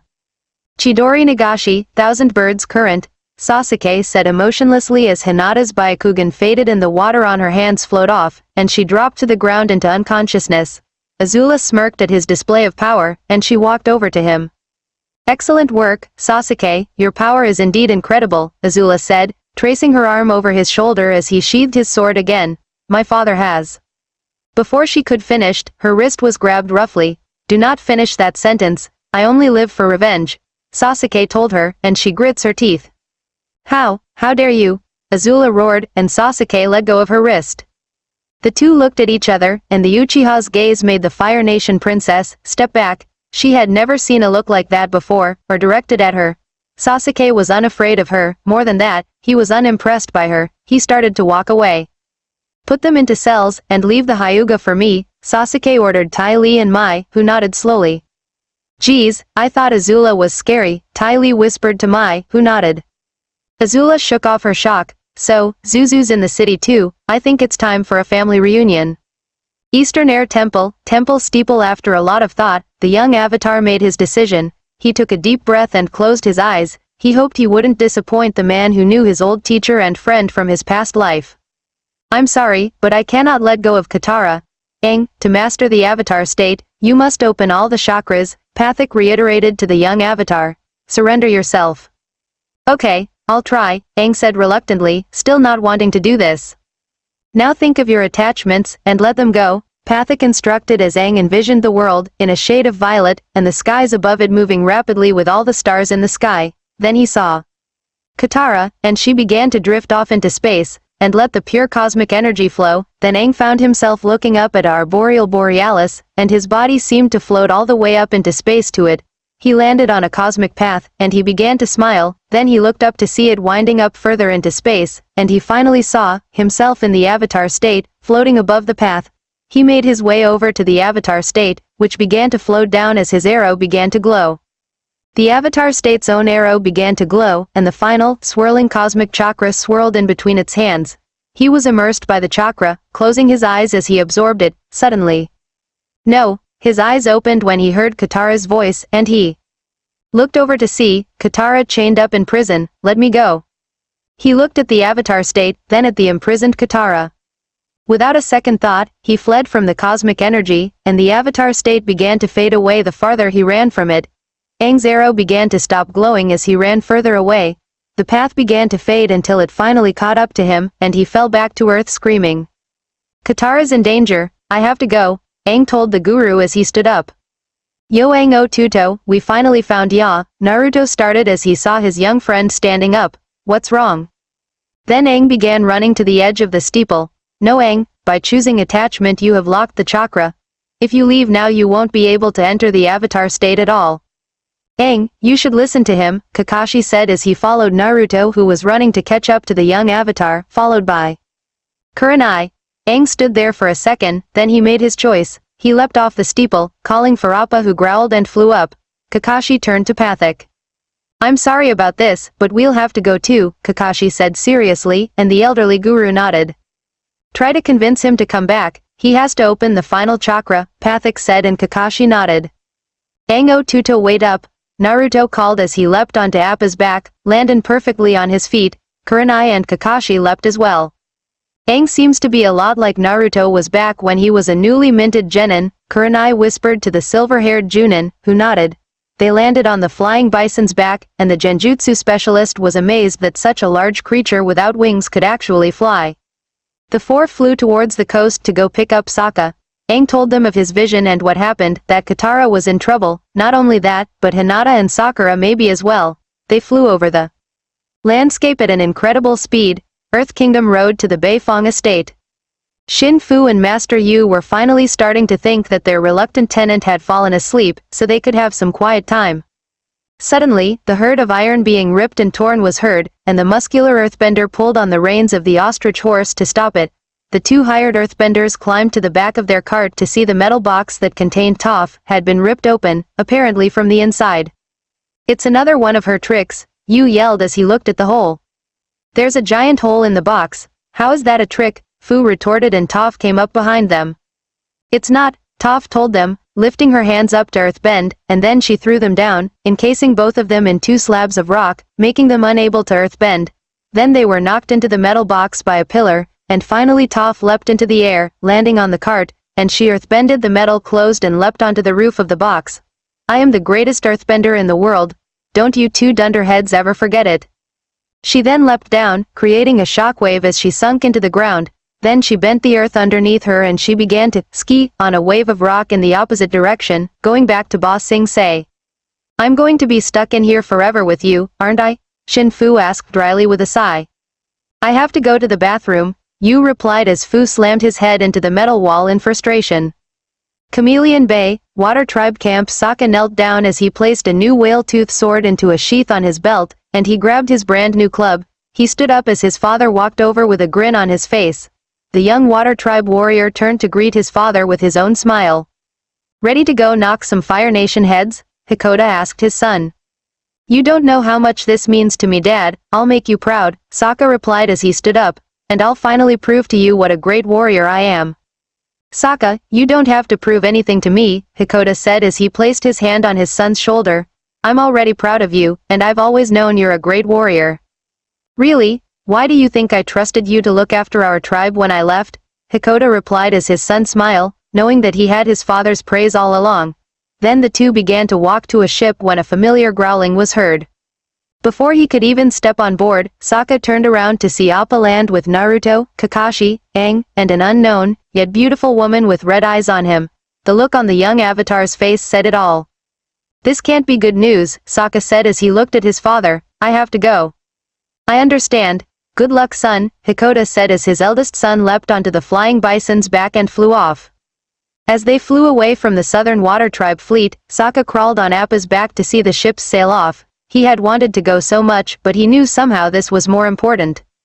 Ba Sing Se prison. 2 Dai Li agents had captured the Fire Nation Princess Azula in her quarters without a struggle, and were bringing her to their imprisoned leader. She hadn't taken off her Kyoshi warrior garb, so she was trying to present herself as a warrior of that island.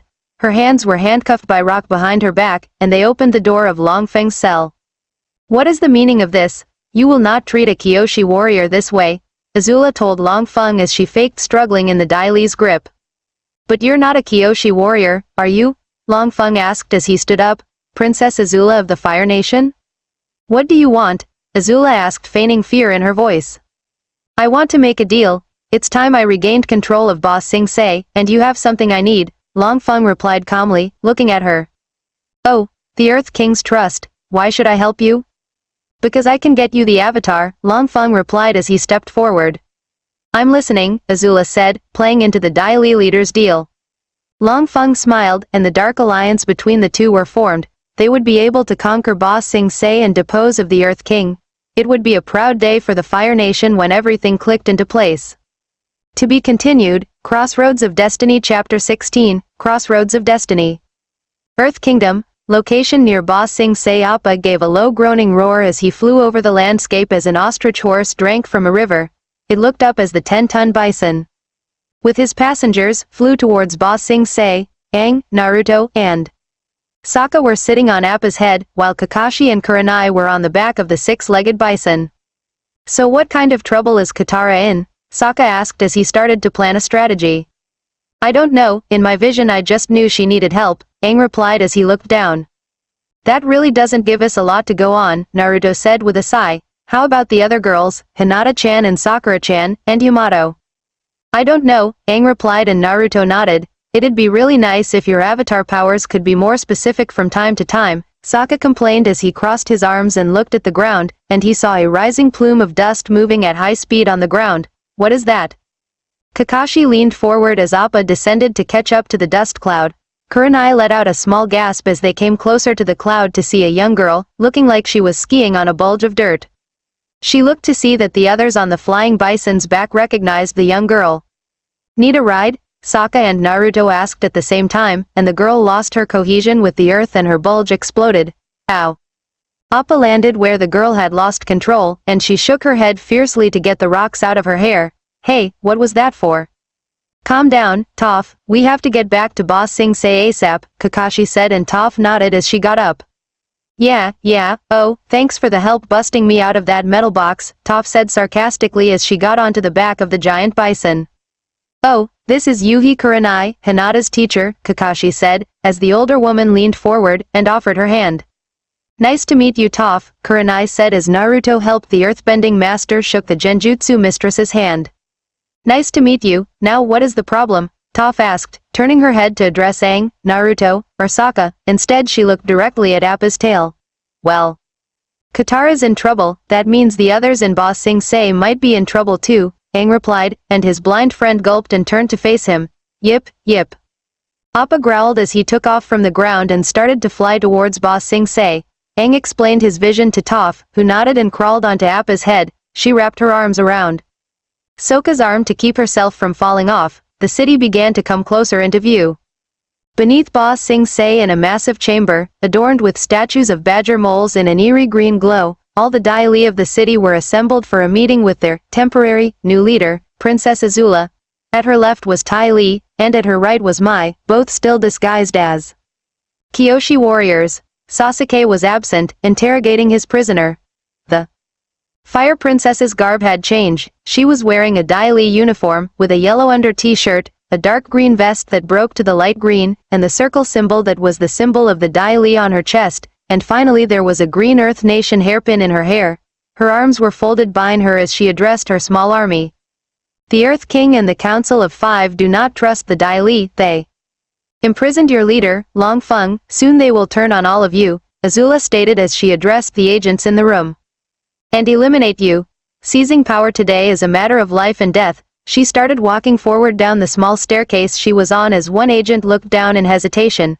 This coup has to be decisive. The Earth King and the 5 generals must be taken out simultaneously. Long Feng has placed you under my command while we overthrow the government. Any hesitation, any weakness at all, I will snuff it out.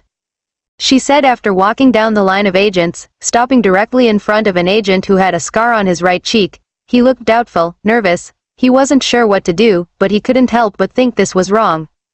That is all, Azula finished as she walked back in front of the army of Dai Li, who began to file out. Azula walked back up onto the platform she stood on initially, and Tai Li began pouring her some tea. Nice speech, Azula. It was pretty and poetic but also scary in a good way.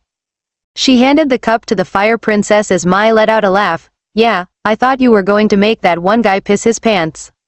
There is still a few loose ends, the Avatar, that demon child, and my brother, Azula stated as her eyes darted back and forth. At the mention of Zuko, Mai's eyes went to the ground. I end the dungeons of the palace. Hinata let out a scream of pain as she was put through a torture genjutsu that Sasuke was using. She thrashed, making the chains clatter and clang, and closed her eyes, trying to summon the chakra to activate her Byakugan to break the illusion. From the shadows, Sasuke looked at his victim thrashing and attempting to break his jutsu. He shut the technique off as his Sharingan faded out of his eyes. You will tell me where Naruto went, Sasuke said firmly, walking over and grabbing the Hyuga's throat. You will tell me everything you know. Aizen Naruto-kun, say, bite me, Hinata said weakly, before blacking out. The Uchiha frowned, his mind searching for the reason why the Hyuga was defending his rival and former best friend so ardently. He walked away from her just as the prison door opened. Looking up, he saw 3 Dai Li agents. What the hell do you want? Lady Azula has ordered your captive to be sent to a more secure location, one of the Dai Li informed him. You will be able to continue your. Just take her, I'm done, Sasuke replied as he walked to the door. and tell your leader I'll be patrolling the grounds. Why yes, Master Sasuke, one of the dailies said, walking over to the unconscious Hinata and unlocking her chains. The Uchiha left the prison as the three agents picked up the unconscious Hinata. The girl groaned weakly as she was put in rock cuffs, and she mumbled, "Naruto-kun," before passing out of unconsciousness completely. Palace of Ba Sing Se. Out of a carriage that was brought from the Jasmine Dragon, Prince Zuko and former General Iroh disembarked. They were dressed in fine Earth Kingdom clothing, dark orange and then a light orange, and finally a dark orange pattern belted robe was what the exiled prince wore. It almost looked like a kimono. The former general wore a white robe underneath a green and yellow-green vest that extended down below his waist, with a belt keeping it up, and finally a green with a yellow-green pattern vest was over that, extending down to his knees. As the two stepped away from the carriage, it pulled away and Iroh carried the ingredients for his famous tea in a fancy white box with a gold trim. Many times I imagined myself here, at the threshold of the palace, but I always thought I'd be here as a conqueror, Iroh said as the two walked to the entrance. But now we're the king's personal guests, here to serve him tea. Destiny is a funny thing. It sure is, uncle, Zuko said with a smile. Ever since his false awakening, he had been cheerful, finally at peace, yet a nagging at the back of his mind made it seem unreal, and then they reached the doorway. Outer wall of Ba Sing Se. Appa let out another one of his guttural growls as the group reached the limits of the massive city of Ba Sing Se. Kurenai, despite herself, couldn't help but gape in awe at the size of the city. Naruto grinned, commenting that they had the same reaction when they first saw the city. So how did it go with the guru? Toph asked Aang. Did you master the avatar state? Aang's eyes shifted as he remembered Pathic's words, if you leave now, you'll never be able to enter the avatar state at all. And he remembered that Naruto, Kakashi, and Kurenai saw that, and he gulped silently. Aang, are you okay? Sokka asked. I'm great, it went great with the guru, I completely mastered the avatar state, Aang said quickly, trying to sound convincing. Yeah, well, what about you Naruto? Sokka asked, looking at his blonde friend. Did you complete your attack with that Jiraiya guy?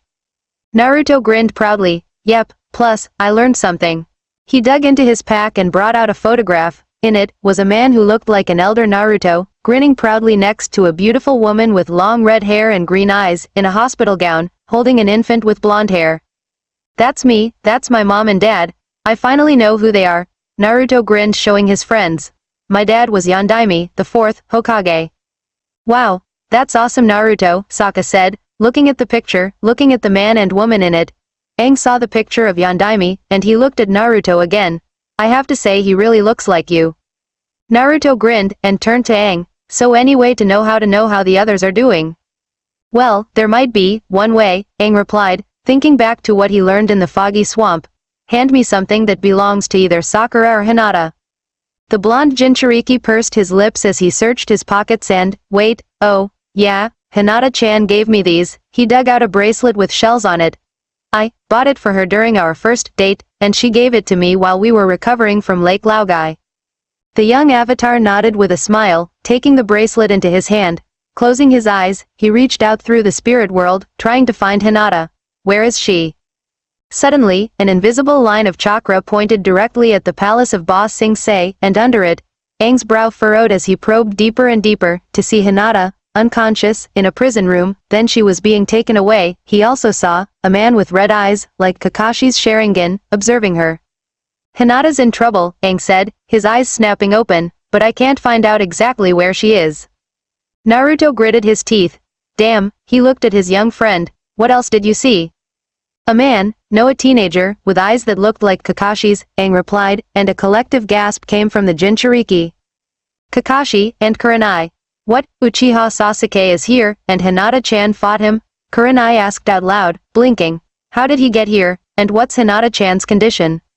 I don't know the first one, but Hinata's just unconscious. I didn't see anything on her that's really damaging, Aang replied, his eyes searching back and forth. I'm sorry. Don't be, you just gave us information we needed, Naruto said. Looking at the city. Sasuke, you're here, damn it, and you hurt Hinata-chan. He willed his anger down, trying to remember the promise he made to Sakura. It was maddening now, however, since the Teme had injured the woman he loved. His normally gentle, calm blue eyes took on a sharp, focused look as narrow, cat-like slits appeared in his sky-blue pupil. Sasuke was going to pay for this, and his betrayal, and for making Sakura cry 3 years ago. Upper ring of Ba Sing Se, Earth Kingdom Palace. In the tea room of the Earth King's palace, Iroh gently poured some of his famous tea into one of the golden cups at the corners of the table where he and Zuko knelt. The two were looking around, waiting for the Earth King to arrive. For some reason, the Fire Prince felt uneasy, especially since the king hadn't arrived yet. "What's taking so long?" Zuko asked as he knelt next to his uncle. "Maybe the Earth King overslept," Iroh offered, looking at his nephew as several footsteps were heard. A few seconds later, several Dai Li agents walked in, their hands folded behind them. Something's not right. All the agents surrounded the two Fire Nation refugees, and 2 more people walked in. One was a young woman with striking yellow eyes wearing a female version of the Dai Li uniform, and the other was a young man with a white, open shirt, black pants, a purple belt-like thing, and a sword on his back. "It's tea time, Azula," Zuko roared as he stood up. "Have you met the Dai Li? They're earthbenders, but they have a killer instinct that is so firebender. I just love it," Azula asked calmly as she glanced at her companion. "And according to Sasuke, here, they are even better than the standard earthbender in the army." Sasuke merely nodded as Iroh stood up calmly, taking his tea into his hands. "Did I ever tell you how I got the name, the Dragon of the West?" "I'm not interested in a lengthy anecdote, Uncle," Azula said in disinterest as she looked at her hand. "It's more of a demonstration really," Iroh told her offhandedly, and he sipped his tea. Sasuke felt an upsurge of chakra coming from the former general's chest, and he activated his Sharingan. Zuko smirked, and ducked behind his uncle as the old man prepared. He spread his legs out, held up his arms in a guard stance, then he breathed a blinding ball of fire all around the room, making the Dai Li members duck or dodge to avoid the hot flames. Sasuke copied the technique with his Sharingan, and smirked when Iroh used it to destroy the canvas wall of the room. The 2 Fire Nation refugees began running out of the room, and 2 Dai Li members, with Sasuke, filed out to attack them. The Dai Li shot their hands out, making the rock gloves on their hands fly off like bullets, which slammed into the wall where Zuko and Iroh once were. The 2 ran down the hall as Sasuke went through the seals very quickly. "Kaden. Gukakyu no Jutsu, Fire Style. Grand Fireball Technique," Sasuke called out as he took chase. Bringing his hand to his face, he blew out a massive fireball from his mouth at the pair of Fire Nation fugitives. "Uncle, duck," Zuko yelled, pulling Iroh down to avoid the massive fireball which slammed into the nearby wall. The 2 scrambled back to their feet and kept running. Finally, they got to a wall, and Iroh, while running, charged up his fingers and shot a moderately sized bolt of lightning at the wall, blowing it out. The former general leapt out immediately after doing that, landing on a soft rock statue which cushioned his fall. Iroh chuckled as he looked up to see Zuko pausing.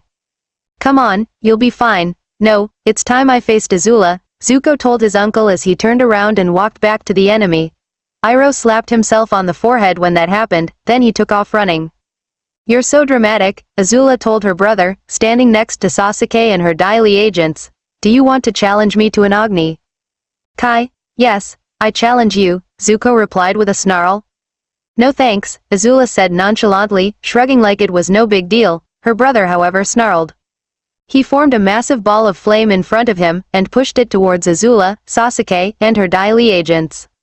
The fireball was as massive as the Gukakyu, and the Dai Li had to react quickly to block it. They ran ahead, thrusting their hands up, dislodging a huge section of floor out of the ground to block the fire blast.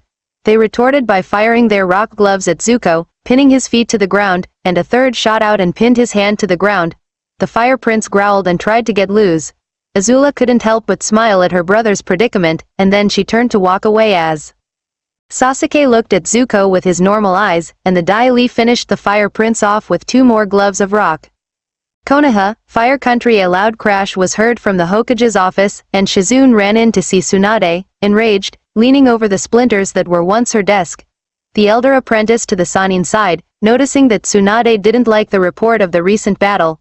Shizune bent down to start picking up the papers that were now scattered around the office. "Damn that Ryuzen, I warned him not to attack that Fire Nation position without shinobi aid," Tsunade roared as she grabbed the second sheet. 2,280 samurai lost, all were killed in the battle, and there are only 120 survivors. That battle was a debacle. She read the report of Commander Hiru, of the Tabakana province of the Land of Fire. Pursing her lips, she could see how the battle could have been won if Ryuzan had called for reinforcements and shinobi aid. The start of the battle was chronicled by Hiru's report. Northern Fire Country, 3 days previously in the main camp of General Ryuzan's force, the general knelt with his officers in planning the attack on the Fire Nation camp. In the middle of the tent was the map of the area, showing where the Fire Nation force was going to come. From initial scouting reports, there were 1,400 Fire Nation soldiers making their way into the valley towards several Land of Fire towns. They either needed to be held back or stopped. Ryuzan's force was dispatched to prevent the Fire Nation advance, however, he proved to be somewhat difficult to talk to. I do not care, Tsunade-sama, I cannot hold off waiting for your teams to arrive, we need to attack to catch these Fire Nation wannabes off guard. On the other end of the radio, Tsunade growled in frustration. Ryuzan-san, if you go in without proper intelligence, you don't know what they have in advance. We have more than enough troops to wipe out their position. Another grunt of frustration was heard. Ryuzan, you are neglecting the intelligence about these firebenders, you're going to lead your troops into a, BZZ, you, BZZ, me. Oh, what was that, Tsunade-sama? You're breaking up, Ryuzan said as he purposely adjusted the channel to create static. Well, Tsunade-sama, I'm going to break off from you now. With that, he shut off the radio with a small laugh. Hiru, the general's second in command, pursed his lips. Ryuzan-sama, shouldn't you wait for shinobi? We don't need shinobi aid, Hiru, and you will do well to remember that. We will defeat these Fire Nation upstarts, and I shall gain favor with the daimyo. Ryuzan cut him off, picking up his helmet. Organize the men. Yes, Ryuzan-sama, Hiru said reluctantly, putting on his helmet and exiting the tent. On the outskirts of the camp, 2 Fire Nation scouts sent messenger hawks back to their base, to tell the commander to prepare for battle. They watched as the samurai organized their army to 6 companies of 400 men each. They watch as General Ryuzan rides out with a company of 50 horsemen. At the Fire Nation camp, the smaller army began to prepare for the samurai onslaught. Hiding their firebenders, 500 in all, divided into companies of 250 in the woods, the main bulk of the infantry made a buffer. They would surround the Land of Fire's samurai force in a pincer movement, whittling down their numbers to almost nothing. Then the tanks, numbering 120 units, would come in and finish the samurai off. The samurai army marched towards the Fire Nation army, with the confident General Ryuzan leading them. The sound of swords being drawn were heard from the samurai position, as well as the twinge of arrows being loaded onto the longbows that the samurai archers were carrying, and the sound of the Fire Nation troops drawing their weapons was heard. The standard Fire Nation infantry was armed with polearms called guando for their standard weapon, and for their secondary were swords called a dao. Ryuzan raised his sword up high as the archers leveled their weapons. Wait for it, fire. He dropped his sword in a vertical slash as a command, and the archers let loose with a volley of arrows. The arrows slammed into the front of the Fire Nation line, and the soldiers grunted as their armor was penetrated by the arrows. Several men fell over dead, and were replaced by the line behind. The archers launched another volley, decimating the second line. The cries of pain and the smell of blood quickly filled the valley, and Ryuzan looked on confidently. Now, men, charge! Push them out of our country. The samurai yelled a war cry, charging at the reforming Fire Nation line. The first company slammed into the reforming Fire Nation line, and began hacking away. Samurai met Fire Nation soldier, and the result was bloody. Limbs were chopped off, soldiers and samurai alike were stabbed, skewered, or impaled. In response to the charge, the Fire Nation soldiers thrust their guandos into the nearest samurai. Blood squirted out as the samurai were killed, being tossed off the axe spears. Keep pushing them back, Ryuzan ordered as he made his cavalry charge to support the infantry. The superior numbers amassed at the Fire Nation line made them start giving way, being pushed back and losing ground. Ryuzan smirked as he hacked off a Fire Nation soldier's arm, then he beheaded him, letting the blood soak his armor. The samurai had cut a bloody swath through nearly a third of the Fire Nation's center, and they were prepared to go even further. Then a massive fireball slammed into the Fire Country samurai's flank. Ryuzan's head snapped to see what looked like Fire Nation reinforcements. Several of the Fire Nation soldiers threw out punches, which launched torrents of explosive flame into the right flank of the samurai position. Stay firm, men, Ryuzan ordered as he tried to calm his horse as it neighed and lifted its legs up. Calm. Suddenly, several more blasts of flame exploded into the left flank of the samurai army. Cries of pain were heard when the blasts of fire exploded. In the confusion, the back line of the Fire Nation army took out several glass vials with a purple liquid and lit the wick sticking out of the cork. They tossed the vials into the samurai front, obliterating several of them with a few blasts. The color drained from Ryuzen's face when he realized how much he was caught. He tried to rally his men, ordering another archery barrage. The archers managed to hit several firebenders and troops, but it still wasn't enough to change the tide now. He growled, charging forward on his horse, slashing at the Fire Nation troops under him, liberating them of their heads or arms. One guando was thrust into his horse, making it neigh in pain, and he was thrown off. Rolling, he brought out his wakizashi, and began to fight his way towards the grenadier. He blocked the axe staffs, stabbed and slashed his way through the now never-ending numbers of Fire Nation soldiers. A blast of fire slammed into his side, and he rolled out of the way, panting and spitting out blood. The color drained out of his face again when one of the vials landed at his feet and exploded. Ryuzen-sama, Hiru and several samurai called out as their leader was blown up from the waist down. He could tell that the general was dead, and he turned to the survivors. Everyone fall back before they box us in. And so, the retreat began. Several samurai were cut down, burned to death, or blown up in the retreat. The smell of death was rank in the air. Hiru ordered the archers to cover the retreat, providing much-needed covering fire. Eventually, during the retreat, the survivors met up with the teams sent to support them. Sai, Kiba with Akamaru, and Shino formed Team 1, while Team 10 had come as backup for them. Choji of Team 10 increased his size and began using his staff to bat the Fire Nation pursuers away. Eventually, the Fire Nation retreated before the ninja could really cut loose. The surviving samurai were escorted back to Konoha. The entire army was almost gone. From 2,400 soldiers, there were only 120 left. When they arrived at the village, the hospital was on full standby to receive the injured. Tsunade growled in anger again. That moron, Ryuzen. If he hadn't been so arrogant, that battle could have been won. I know, Tsunade-sama, Shizune said as the Hokage sat down in the chair with a plop. The survivors are healing now. Most are practically begging to be sent back out onto the front. Tell them they are staying here until they are fit for combat, Tsunade said with a sigh. Get me on the line with the daimyo. The only way to win this war is if military command is passed from the capital to Konoha. Hi, Hokage-sama, Shizune yelled, as she ran off to find the nearest phone for the leader of the village. Earth Kingdom, Ba Sing Se, Palace Appa let out his trademark guttural roar as Aang pushed on his reins to start the descent to the ground.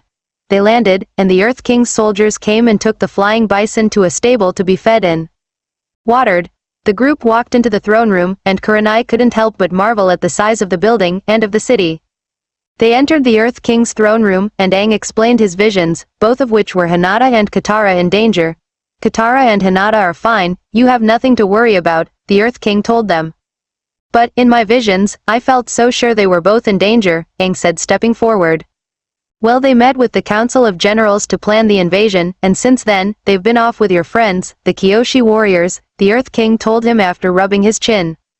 See Aang, they're with Suki, they're probably back at our apartment right now talking about makeup or something, Sokka said with a smile, starting to think nothing was wrong. Okay, maybe you're right, Aang said as Kakashi stepped forward, since he wasn't convinced. Do you know where Sakura-chan and Tenzo are? Probably they can tell us more, Kakashi asked as he stepped forward. Sakura said something about 2 firebenders already being in the city, but nothing was found. She went back to your apartment with Yamato, the Earth King replied. Trust me, if there was any danger at all, Bosco's animal instincts would sense it. Bosco lifted his head up and gave a low, questioning growl, as if he didn't know what his master was talking about. A sweat drop appeared behind Naruto, Kakashi, and Kurenai's heads, noticing the bear might not be a good danger detector. Ba Sing Se Crystal Catacombs. Katara walked through the brightly light catacombs of the city above. She was looking for Hinata, since she had a feeling she was tossed in there too. Once she found her friend, they'd both be able to escape together. She then looked to see Hinata, propped up with her eyes closed under a rock pillar. Hinata, Katara yelled as she ran over to her friend, and she shook her gently. Wake up.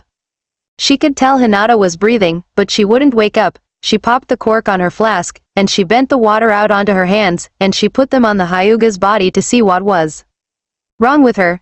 That's strange, I'm not seeing any physical damage, she's already healed from what knocked her out initially, Katara thought, withdrawing her hands.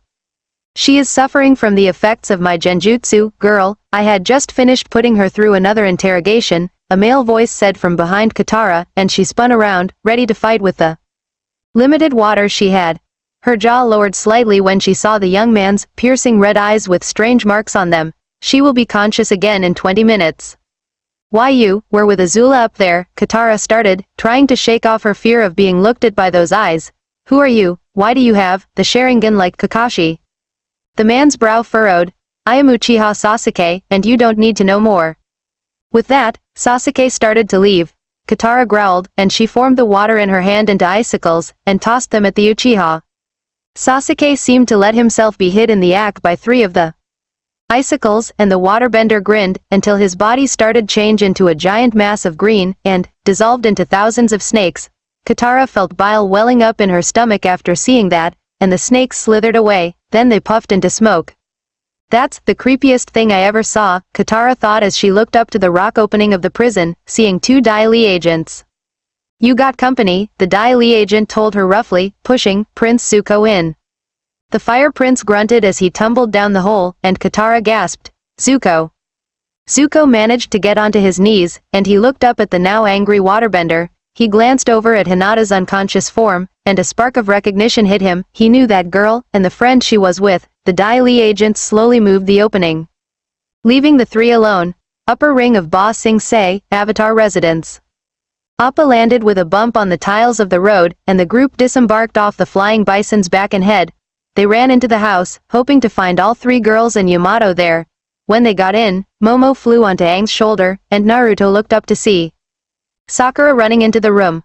Momo, Katara-chan, Hinata-chan, Sakura started, looking at the group. What are you doing back here already?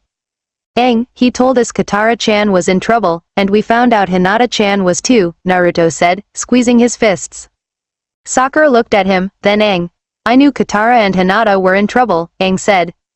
The last time I saw them was before we got to a tea house, then we split up, Sakura told them, and Kakashi's sleepy eye looked at his former student. Where's Tenzo? Kakashi asked Sakura. He told me he was going to watch the Dai Li, in case they try anything, Sakura replied as Toph felt 2 things at the door. Wait, someone's at the door, Toph interjected, pointing at the door of the house and walking over as it knocked. Actually, I know who it is. It's an old friend of mine. She opened the door, revealing General Iroh, his hands in his sleeves. Good to see you again. Mushi, damn, it's been a while, Naruto said, remembering the old man's alias. He smiled at the 2, and then his expression turned grave. I need your help. Toph waved with a grin on her face next to Naruto, but Sokka and Aang screamed in surprise as they held up their hands.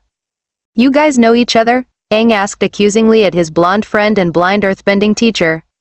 I met him in the woods once and knocked him down, and then he gave me tea and some very good advice, Toph explained casually as Iroh bent down.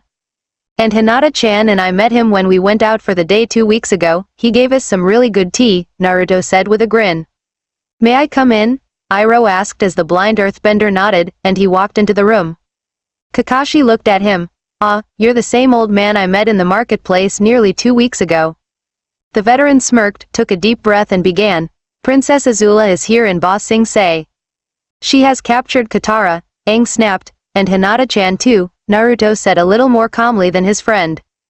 And my nephew as well, Iroh finished, and the young avatar looked at him. Then we'll work together rescue Hinata, Katara, and Zuko, Aang surmised, and Naruto nodded, but Sokka started walking towards them with his hands up. Whoa there, you lost me at Zuko, Sokka said as he walked forward to the old general. I know how you must feel about my nephew, but believe me when I tell you there is good inside him, Iroh told the young water tribe. Warrior, grasping him on the shoulder. Good inside him isn't enough, Sokka retorted, pulling the old general's hands off his shoulders. Why don't you come back when it's outside him too, okay? Katara-chan and Hinata-chan are in danger, Sokka, all of Ba Sing Se is in danger. We have to work together with this guy, it's our best chance, Naruto interjected, and Sokka sighed in resignation. I brought someone along who might be able to help us, Iroh told them with a smirk, and he walked out of the house to a captured Dai Li agent. Toph threw her hands out and stomped once, making pillars of rock jet out of the ground and pinned the agent in standing position. He gave a small yelp as the group walked over to him to start asking him questions. Iroh took off the cloth that was being used to stop his cries for help, and he immediately caved. Azula and Long Feng are plotting a coup, they're going to overthrow the Earth King. My sister, where is she? Sokka asked angrily, pointing his sword at the agent. Where are they keeping Katara? And Hinata-chan too, Naruto added, his eyes narrowing and his pupils turned red and his whisker marks widened. In the crystal catacombs of Ba Sing Se, deep beneath the palace, the agent replied immediately, and the group ran off. Earth Kingdom Palace, Long Feng's cell. A single Dai Li lieutenant reported to his leader in the prison complex of Ba Sing Se. Long Feng sat with his legs crossed in his cell, meditating. The agent took a few quick looks around, to be sure no one was listening in. The movements of all the generals in the Earth Kingdom have been plotted out step by step. Good, and the Fire Nation princess is cooperating? Oh yes, more than cooperating, she's really taken charge, the agent replied, looking into the cell. She's terrifying and inspirational at the same time, it's hard to explain. With that, the agent began to walk off, leaving his leader to contemplate the effect that Azula was having on his men. He began to think of a plan to double-cross her. Little did he know, his support was starting to dwindle in the ranks of his agency. Crystal Catacombs. Zuko looked down at the ground as Katara loomed over him, barely able to control her anger. He glanced up to see the unconscious Hinata. Remembering her and Naruto from the tea shop, he briefly thought how she had gotten mixed up with this. Why did they throw you in here? Katara asked, breaking the silence as she stomped about. Oh, wait, let me guess, it's a trap.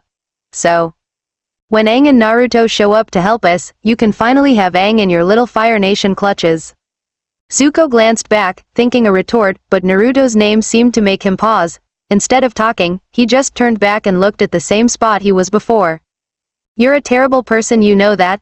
Katara snapped, looking at him with venom in her eyes. Always following us, hunting the Avatar, trying to capture the world's last hope for peace, but what do you care? You're the Fire Lord's son, spreading war and violence and hatred is in your blood. You don't know what you're talking about, Zuko retorted calmly, glancing back at her with his scarred eye. I don't, how dare you, you have no idea what this war has put me through, me personally, Katara yelled, pacing in a circle before sitting on the ground and pulling her legs up, and she began crying as she put her hand on her choker. The Fire Nation took my mother away from me.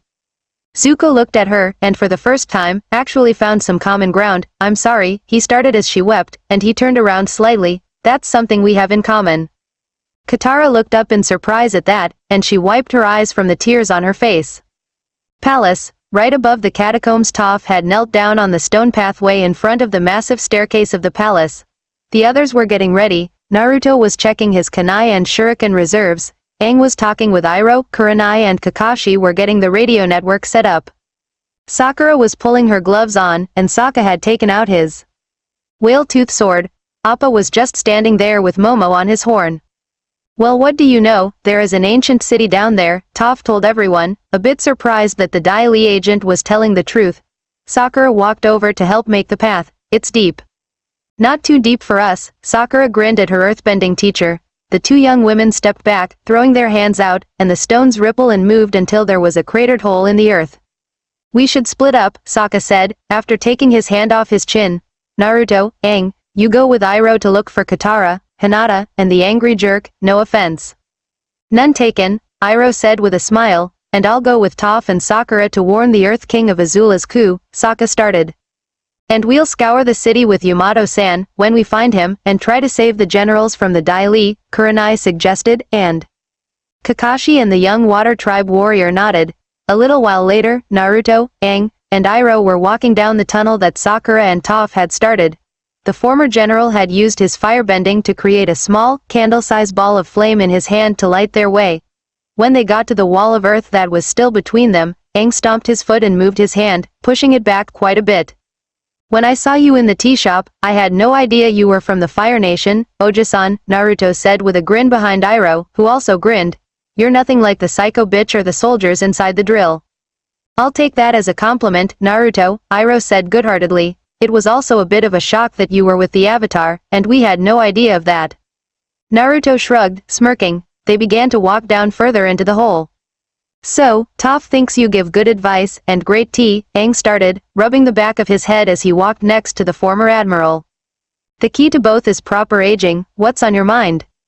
Aang momentarily stopped, moving his arms, and then he pushed out, pushing the earth back again. Well, I met with this guru who is supposed to help me master the avatar state, and control this great power, but to do it, I had to let go of someone I love, and I just couldn't. Naruto stopped, hearing what Aang just said as they got to the wall. Protection and power are overrated. I think you are very wise to choose happiness and love, Iroh told him as he pushed the earth back some more. But what happens if we can't save everyone and I can't beat Azula? Without the avatar state, what if I'm not powerful enough? Aang asked the old general, feeling doubt welling in his body. I don't know the answer. Sometimes life is like this dark tunnel. We can't always see the light at the end of the tunnel, but if you just keep moving, Iroh said as the young avatar pushed out his hands, and luminous green light started shining through, and finally the wall of earth exploded back, revealing the catacombs, and he put out the flame in his hand. You will come to a better place.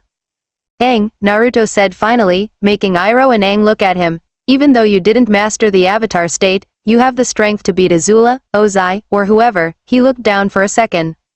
During my first real mission, I met someone who viewed himself as a tool, a weapon that only someone could use, yet he was content, happy, because he had a purpose, protecting the person who was most precious to him. Then what happened? Aang asked the young Jinchuriki who was like his elder brother. It was after training I met him. His name was Haku, and he was picking herbs to make a healing salve. He asked me why I was training so hard, and after I told him I wanted to get strong, he told me I seemed strong enough, but I wanted to be even stronger than that, Naruto continued, giving a sigh as he remembered the person who inspired his Nindo, who could have been a friend if circumstances or fate wasn't cruel. He smiled at me, and then asked me if I had anyone precious to protect. I told him that I didn't know, and he smiled again, telling me that true strength comes from protecting the people precious to you, that would be the only true way of getting strong. Aang nodded slowly, taking what Naruto said in. You have many people to protect, Aang, many of which are precious to you, so you'll be okay. Naruto finished, flashing his trademark smile. What happened to Haku? Aang asked, and Naruto sighed. He died, protecting his precious person from Kakashi-sensei's attack. After he died, his master, Zabuza, a missing nin from Kiri, went on a rampage to get to his former employer, Gato, who disrespected Haku's corpse, Naruto replied, and he looked down. Again, both of them died that day, and I decided that I didn't want to be a tool as well, that no ninja should be tools for other people, so I came up with the Nindo of never giving up, and eventually protecting people. Iroh nodded slowly. A difficult, but rewarding path you are on, Naruto. The Jinchuriki grinned and nodded at the compliment. The three started to walk further into the catacombs, searching for their friends. Earth Kingdom Palace above the catacombs, Group 2 had made it up the stairs of the palace. Momo chattered behind them as he flew up. Sakura, Sokka, and Toph made it to the top stair, and the young Water Tribe warrior saw General Hao making his way out of the throne room past the pillars. There's General Hao, Sokka yelled, but then he held up his hand to stop Toph. Sakura stopped automatically, and narrowed her eyes. To Dai Li, Sakura thought as she ducked behind a pillar, and she began to pull on her gloves. When should we move, Sokka? Not yet, Sokka replied, taking out his boomerang. The Dai Li agents then leapt down from the pillars, and shot out their hands, sending chains flying towards the general. They latched onto his wrists, and began pulling back, restricting his bending. Hao growled and struggled against the two agents, and a third leapt down from the ceiling. What's going on here? Hao snapped at the agent. You're under house arrest, the Dai Li agent replied. The coup's happening right now, Sokka whispered nervously to Toph. Well, this part is about to end, Sakura said, rushing in with her fist cocked. A Dai Li agent looked as she slammed her fist into the agent standing in front of Hao, delivering a powerful blow that sent him flying. A rock then jetted out at the one on the left, slamming into his chin. Finally a blue boomerang arched down, slamming into the last agent's head. Sakura formed chakra into her hands, and she shattered the chains that bound the general. No time to explain, Hao-sama. Just get out of the city as fast as you can, Boss Sing Se won't be safe, Sakura told him, and the general nodded, still a little shocked at the attack from the Dai Li. Now let's go warn the Earth King, Sokka told them after Sakura had tied up the three unconscious agents.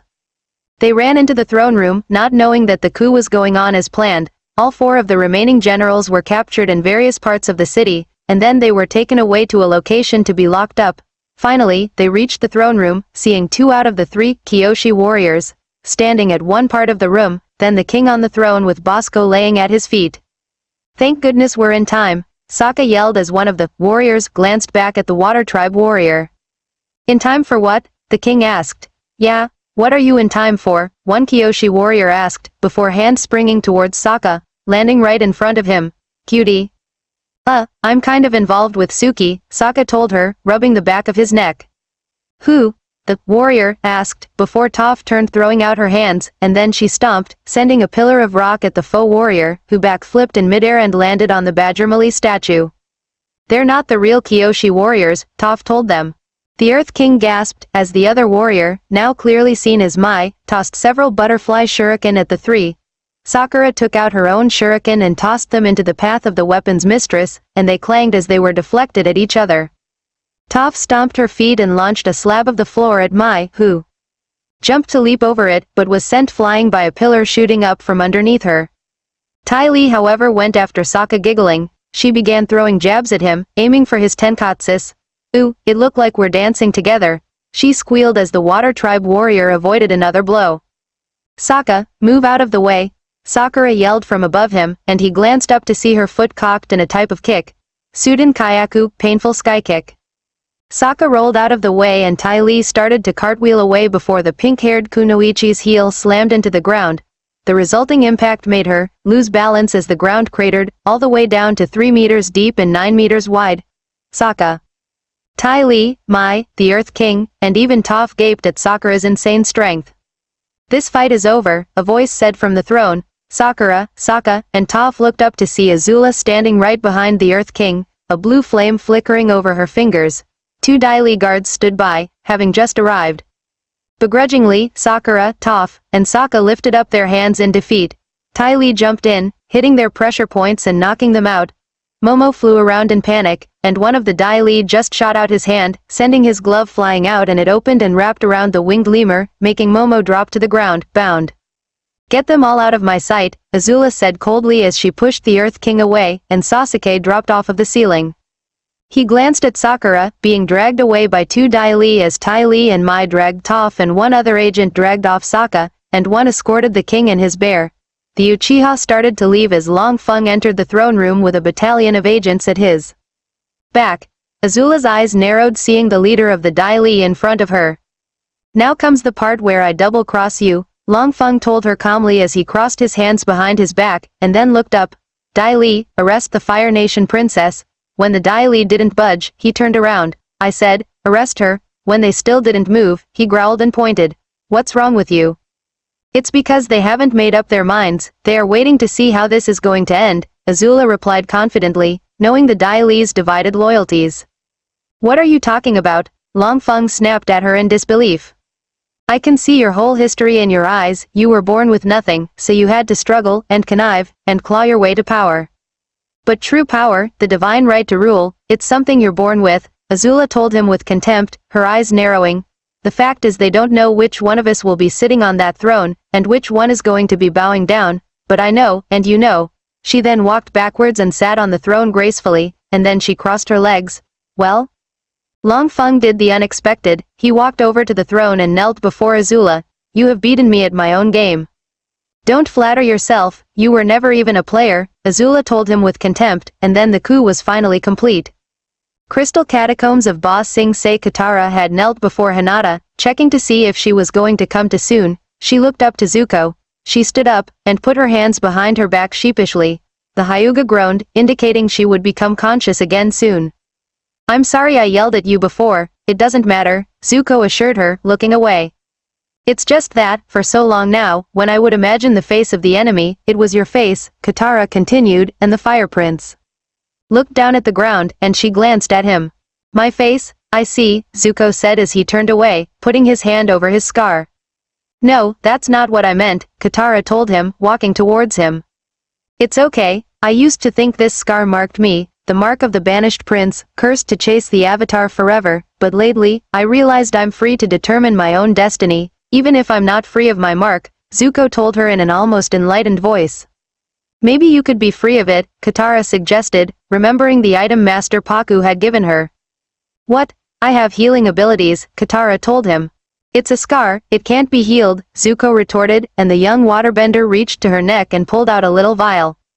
This is water from the Spirit Oasis in the North Pole, it has special properties so I've been saving it for something important, Katara told him as she walked to him. I don't know if it would work, but... Zuko nodded, and he closed his eyes. If it worked, he would be very grateful to his former enemy. Hinata groaned again, and her eyes fluttered open as Katara placed her hand on the prince's scar.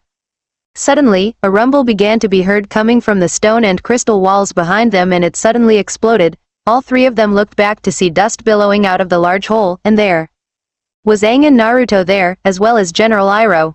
Aang, Naruto, Katara yelled in joy and relief, running over to both of them. "En Naruto-kun?" Hinata asked in a groggy voice, and as her waterbending teacher hugged the young avatar, Naruto ran over to her. "Hinata-chan," Naruto yelled, dropping to her side and wrapping his arms around her. "Are you alright?" Hinata returned the hug, and she smiled. "I'm better, Naruto-kun, and, it was Sasuke who did this to me." Naruto nodded as he helped his girlfriend up. "I know, Aang used a spirit technique he used to find out you were in trouble." He looked over to Zuko, who was being hugged by Iroh. He noticed that the prince and the avatar were glaring at each other. "Aang, I knew you would come," Katara said happily as she hugged Aang again. "Uncle, I don't understand, what are you doing here with the avatar?" "Saving you, that's what," Aang replied smartly, and Zuko growled and started to lunge at him, only to be restrained by his uncle. "Zuko, it's time we talked," Iroh told his nephew sternly, and he looked over at Aang, Naruto, Katara, and Hinata. "Go help your other friends, we'll catch up to you." Aang bowed in thanks, and Naruto flashed his trademark smile. "You better, Oji-san." With that, the group began to leave. Katara looked back, wondering what change Zuko had gone through. Since he wasn't pursuing, she disappeared into the tunnel behind her friends. "Why, uncle? You're not the man you used to be, Zuko," Iroh replied simply. "You are stronger and wiser and freer than you have ever been, and you have come to the crossroads of your destiny. It's time for you to choose, it's time for you to choose good." Suddenly the ground rumbled and the crystals under them grew and expanded, trapping Iroh in a bunch of clear rock spikes. They both looked over to see Azula, Sasuke, who immediately took off in the direction the Avatar and Naruto had fled, and two Dai Li agents slid down the embankment into the prison area.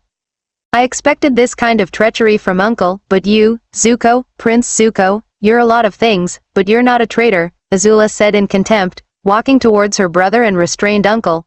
"Are you?" "Release him immediately," Zuko commanded in anger. "It's not too late for you, Zuko, you can still redeem yourself," Azula told him unexpectedly, making his eyes widen momentarily. "The kind of redemption she offers is not for you. Why don't you let him decide, Uncle? I need you, Zuko. I plotted and planned every move of this day, this glorious day in Fire Nation history. And the only way we win is together. At the end of this day, you will have your honor back, you will have father's love, you will have everything you want," Azula tempted him. "Zuko, I am begging you, look into your heart and see what it is that you truly want," Iroh told him gently, and Zuko looked over at him, then at the ground, and he closed his eyes. "You're free to choose," Azula said as she raised her hand, and the Dai Li stamped their feet and raised their hands, sealing off the exit as she walked off. Zuko looked down, conflicted what he should do. Should he side with his sister, earning his father's love, or side with the Avatar, helping end the war? He didn't know, and struggled to make one of the most important choices of his entire life. Naruto and Hinata, they had split up with Aang and Katara to throw off any pursuit in case the Dai Li found out about the escape, and ran through the underground passageways of the Crystal Catacombs. They were trying to find a way out, since the way was blocked by Dai Li. Next to them was a large canal, carrying vast amounts of water throughout the entire underground city. Suddenly, a massive blast of fire slammed into their path. The blonde Jinchuriki pulled his girlfriend down, to avoid the explosion. Naruto's eyes widened, seeing his former best friend standing up on a crystal, his Sharingan eyes blazing. "Sasuke," Naruto growled as the Uchiha leapt down from the crystal, landing on his feet and drawing his Chikudo from his back. "You hurt my Hinata-chan, damn it, if it wasn't for the promise I made to Sakura-chan, I'd be killing you right now."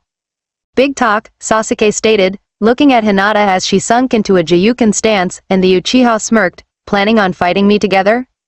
Naruto glanced back at Hinata, and as if she predicted what he was going to say, she shook her head. "Naruto-kun, I'm not running. Sasuke is strong, and you'll need help to beat him." Sasuke looked at her with emotion devoid from his face. "If you think you can help him, then Naruto will surely die by my hand." "Shut up, Teme, Naruto snapped, drawing a kunai. Alright, Hinata-chan, we both take him together. Hinata smiled at that, not only because Naruto was acknowledging her strength once again, but he seemed to know that he might need help beating his former best friend. The Jinchuriki was determined on using his own strength, instead of the demon fox, in fighting the fallen Uchiha. The fight seemed to start in slow motion. Sasuke leapt into the air, throwing out a kick, and a blue blast of flame was thrown out. Naruto leapt back, copying the defensive movements he had been taught to by Aang, waving his hands in a circle and drawing the air around them to make a shield of wind. It deflected most of the blast, but he flew back, finally landing on his feet after a backflip. Hinata ran towards the canal to start helping Naruto. She leapt onto the water, lifted her hands, and bent a massive wave of water at the Uchiha. Sasuke momentarily dropped his sword and began doing the hand seals of horse and tiger. Pulling his hand to his face, he took a deep breath. Kaden. Gukakyu no Jutsu, fire release, grand fireball technique, Sasuke called out, breathing a massive ball of flame. Into the wave, the two elements collided with each other, exploding into steam. Kage Bushin no Jutsu, Naruto called out, making 15 clones. They all took out their kunai and charged the Uchiha. Sasuke lifted his Chikudo again, and began to engage all the clones and Naruto in a massive melee. Whenever a clone tried to block the Uchiha's blade with his kunai, the knife usually ended up either breaking, shattering, or being sliced clean through. Because of this, many clones were dispelled in the first few seconds. Naruto roared, rallying his remaining clones to him. Hinata leapt off the water, bending a few gallons out with her, and she prepared to do Katara's favorite style octopus form. The water landed around her in a circle, and she used her chakra to make it form long but thick arms. Naruto decided to go in with his clones, charging again as the Hyuga prepared to cover him. Sasuke prepared himself for another assault, gently putting his left hand on the hilt of his sword, and he spread his legs out into a more defensive style. His eyes analyzed Hinata's style as Naruto closed in. He prepared himself for another round of melee combat when the Jinchuriki and his clones just threw up their hands. A wave of air came up from all of them, battering the Uchiha and pushing him back. So this must be the airbending that Azula had spoke of, Sasuke thought as he narrowed his eyes. When two of the clones got close, he opened them. Chidori Nagashi, 1000 Birds Current. The clones were hit by the blast of paralyzing electric chakra, exploding into nothingness as their bodies were overloaded. However, as soon as Sasuke deactivated his attack, two clones burst out of the ground and, actually landed 2 punches on his face. He looked surprised and shocked, but Naruto grinned cockily. You haven't been the only one training for 2 years, Teme, I've gotten even better with my clones and how to use them. Sasuke snarled, but he leapt out of the way as a tentacle of water shot at him. He rolled to the ground, throwing out his fist to send a bolt of flame at Hinata. The Hyuga waved her hands and the tentacles responded, blocking the blast of flame. The Uchiha was starting to lose patience as his blast turned into nothing but smoke from the water. She's in her element, I see, that's why she's stronger here than in the throne room when she just had a limited amount of water. Sasuke thought as Hinata glared at him. Sasuke, give up. Between myself and Naruto-kun, you can't win, Hinata told him seriously, but a small, confident smirk appeared on the Uchiha's face. We're just getting started, Hyuga, Sasuke retorted, if fire doesn't work against her. He held up his hand, and electricity sparkled into it. Suddenly, it formed into several, thin spikes. He tossed them, and Hinata's eyes widened. He had decided to switch from fire to lightning to deal with her. However, before the Senbon lightning spikes could hit her, Naruto ordered 2 of his remaining clones to intercept the attack. Sasuke gritted his teeth, and launched another barrage. Naruto pulled his arms back, and then he pushed them out at the same time, sending a blast of air into the lightning Senbon. The Senbon were rattled and finally redirected by the wind, slamming into a crystal and shattering it. The Jinchuriki then took out a scroll. Hinata-chan, cover me, Naruto said, doing 3 hand seals before opening the scroll. Suddenly, in a puff of smoke, a Kodachi came out, and Hinata nodded. His Kusanagi Chikudo may have the reach of a katana, but it's not as fast. Using this I hope I can actually land some more hits, and beat him without using the food and Rasengan yet, I have to get him to use the Chidori. With that, Naruto charged, holding his new blade up high in a vertical position, ready to drop it down in a slash. Sasuke lifted his Chikudo up to block the Kodachi, and the blades clashed and clanged as they hit each other.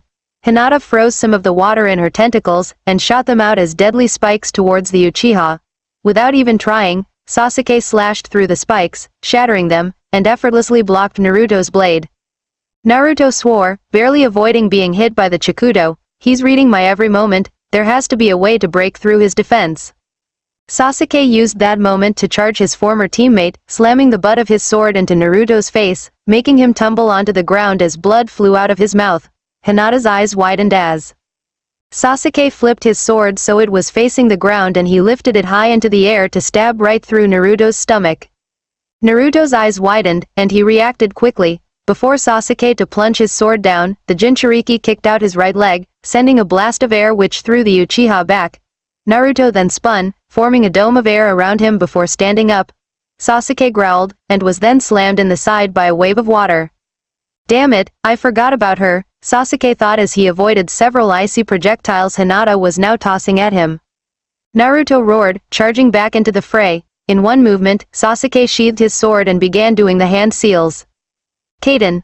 Housenka no Jutsu, mythical fire phoenix technique, Sasuke called out, taking a deep breath, and then he blew out multiple fireballs at Naruto. You're going to have to do better than that, Sasuke, Naruto yelled, throwing out his hand and using the wind to blow out the flames, then his eyes widened when shuriken appeared in the flames. Naruto-kun, Hinata called out, moving quickly into position. Shugohaki Rokuhuion Sho, protection of the 8 trigrams, 64 palms of the hand. She began moving her hands rapidly, and bolts of pure chakra shot out. Naruto was getting into defensive position to block the incoming shuriken, only to have them shot out of the air by Hinata's defense. Sasuke actually roared in frustration at that as his attack was defeated. Enough of this, Sasuke snarled, his cursed seal activating. Hinata gasped when black marks that looked like fire began to spread across the Uchiha's body, and his chakra capacity nearly tripled. She heard Naruto gulp, and saw him clutching his blade nervously. Hinata-chan, be careful, he's activated his cursed seal, Naruto said, tightening the grip on his blade.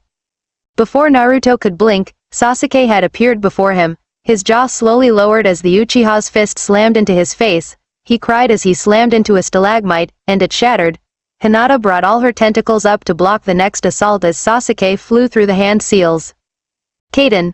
Karyuenden, fire dragon projectile, Sasuke said simply as he took a deep breath, and a massive blast of white flame shot out at her. Quickly, she rose her hands up high to summon more water, but it wouldn't be enough. The fire slammed into her tentacles and temporary wall, burst through losing some of its power, and slammed into her, making her crash into the water. When she screamed, Naruto pulled himself out of the debris that covered him. You're going to pay for that, Naruto roared, resisting the urge to use the Kyuubi's chakra, and he charged Sasuke again. The Uchiha threw out his Chikudo and blocked the Jinchuriki's slash, and pushed him back. Hinata groaned as she got to her feet again, bending more water to her and reforming her tentacles. Sweat dropped down her forehead, and she wished she had some water. Jutsus to use. Sasuke batted Naruto away again, twisting his arm a little bit, but it was enough to disarm his former comrade of his blade. The Kodachi spun in midair and slammed into the ground about 5 meters away. Naruto glanced back, and his hands shot up. Kage Bushin no Jutsu, Naruto called out, creating a dozen clones. A smirk appeared on Sasuke's face, and he flicked his blade. Formation 1, guys. Got it, the clones yelled as they ran around Sasuke, encasing him in a circle. The Renden, you're going to have to do better than that, Sasuke told him after predicting his next moves. Naruto gritted his teeth, and all of his clones began pulling their arms back. The Uchiha raised an eyebrow, seeing the chakra being bent around the air, and he widened his stance. Suddenly, all 12 clones and the original threw their arms out in a down-sweeping motion, creating a massive blast of wind around Sasuke, which began to push him up. The Uchiha gritted his teeth as he was launched into the air, but he managed to turn himself around to look down to see several of the clones missing. His eyes widened, realizing what they'd done, and he slowly looked up to see several of the clones in Naruto preparing to attack. Uzumaki Naruto Fuse Renden, Uzumaki Naruto Air Renden. Naruto and his clones called out as they battered Sasuke with their fists and feet. Blood flew out of the Uchiha's mouth as all the punches and kicks slammed into him, sending him crashing into the ground, impacting it hard, forming a crater. Sasuke groaned in anger and irritation, rising to his feet. His eyes then saw 3 tentacles of water lash out at him from Hinata's direction. he jumped into the air, formed chakra into his feet, and landed on the tentacles and began running towards the Hyuga. "You're becoming annoying," Sasuke growled as he rose his blade into the air, preparing to strike Hinata down. "I don't think so, Sasuke," Naruto yelled as he was tossed by his clones, and he was launched at Sasuke. Before the Uchiha could even reach Hinata, Naruto slammed into him, tackling him to the ground. The Jinchuriki pulled his fist back, and slammed it into Sasuke's face. Sasuke then roared, launching his hand and grabbing Naruto's neck, and he began to crush the Jinchuriki's windpipe. "Naruto, die!" Sasuke roared, leaping to his feet and tossing his former comrade into a nearby rock wall. He did couple hand seals. Kaden. Gukakyu no Jutsu. He rose his hands and blew out a massive fireball at where Naruto had crashed. Naruto looked up. "Oh, crap, this is going to hurt." The fireball slammed into Naruto as he attempted to form a bubble of wind to deflect it. Instead, it plowed through his defense and slammed him through the rock. Hinata's eyes widened. "Naruto-kun," Hinata yelled as she used her Byakugan to check where he was. She breathed a sigh of relief when he was starting to get up. His clothes were burned and he was covered in bruises and scratches, and blood was trickling down his lip, but other than that, he was okay. She then glanced at Sasuke, noticing his chakra levels were increasing. Ba Sing Se prison complex. Soka's eyes darted left and right, looking for the guards. For some reason, the hallway was deserted. Sakura cracked her knuckles. Waiting for the Water Tribe warrior's signal. "See any Dai Li agents?" Toph asked in a whisper. "All clear," Sokka replied after a few more looks. The young earthbender cracked her fingers after she stopped leaning on the wall and walked to the door. She put her hands on the metal, feeling for the earth in it. She then bent it towards her, and the iron door began to creak and splinter after it was pulled off its hinges. Toph then pushed out, and the door went flying to the side. "Let's go," Sakura and Sokka told them at the same time, pulling the Earth King out with them. "I'm not leaving without Bosco," the Earth King told them as he tried to keep his hat on his head. Ba Sing Se catacombs. Sasuke finished roaring in frustration, and Naruto finally got to his feet. He chuckled weakly, putting his hand to his shoulder. Looking at the Uchiha, he gave his trademark smirk. "One thing hasn't changed, Sasuke, you're still good," Naruto said as he straightened up, "but this time, I'll win." "The only way you could do that, Dobi, is if you use that damn fox's power," Sasuke said, as he began to taunt his former comrade. Naruto gritted his teeth. "I don't need the bastard fox to beat you, Sasuke." Sasuke grinned, and then did the hand seal sequence Naruto knew all too well. "Shall we test that out?" Naruto knew those seals all too well, and he threw out his own hand. As sparks began to gather in the Uchiha's palm and the sound of 1,000 birds chirping was heard, chakra swirled in the Jinchuriki's palm until a compact ball of chakra that was constantly spinning appeared in Naruto's hand. Sasuke and Naruto's eyes narrowed as their respective techniques finished charging up. "Chidori!" Sasuke roared as he charged. "Rasengan!" Naruto roared as he met the charge. "I have to save the food and Rasengan is a trump." The two attacks slammed into each other, instantly splintering the ground underneath them. Hinata's eyes widened as she saw the power of their techniques collide, making the ground splinter, then crater, as they pushed against each other. Naruto bore his teeth as he tried to push Sasuke back, but due to the cursed seal, the Chidori was just too strong. "Damn it," Naruto thought, breaking the clash before the two colliding chakras could explode, and he slid his leg out and tried to duck to the side. Sasuke, however, kept on charging, and the Chidori, it ripped through the right side of his bicep near his shoulder like a hot knife through butter. A fist-wide sized chunk was missing near his shoulder. "Ah! Naruto-kun," Hinata called out as the man she loved rolled off to the side, clutching his arm. She drew more water out of the river and used it as a wave to go over to his side. "I'm okay, Hinata-chan," Naruto said between pants. He took his hand off his wound, and it was drenched with blood. Near his shoulder, the bicep was burnt and the wound was open, but it was already starting to heal, yet it was numb around the impact area. "Though at this rate, I'll only have one hand to use against him, like the last match."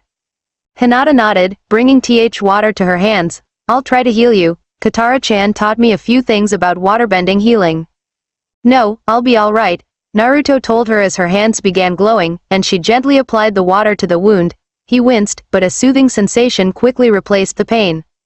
"How is that?" Hinata asked as a little sweat drop trickled down her forehead. "Better, thanks," Naruto replied as he stood up next to her. "Though my arm's still numb, it feels like the time he nailed me with that Chidori Nagashi of his, Hinata nodded as Sasuke began to smirk. The Uchiha felt that victory was near, but he wanted to speed it up, he wanted to end his rival's life quickly. The cursed seal spread over his whole body, and his skin began to turn an ashy gray, his hair grew longer and spikier, and it turned a dull blue color, his canines grew into fangs, and his lips turned blue as a four-pointed star mark appeared on the bridge of his nose. The whites around his eyes turned completely black, except for his Sharingan pupils. Finally, two horrific-looking wings, which looked like hands, burst out of his back. Hinata's eyes widened, seeing the demonic look of Sasuke's cursed seal level 2. This is about to end, I am not going to lose, Sasuke told them as Naruto looked at his former comrade. You may be stronger now, Sasuke, but, Naruto said, glaring at the Uchiha. You still haven't taken Sandame's words to heart, you'll never gain true strength.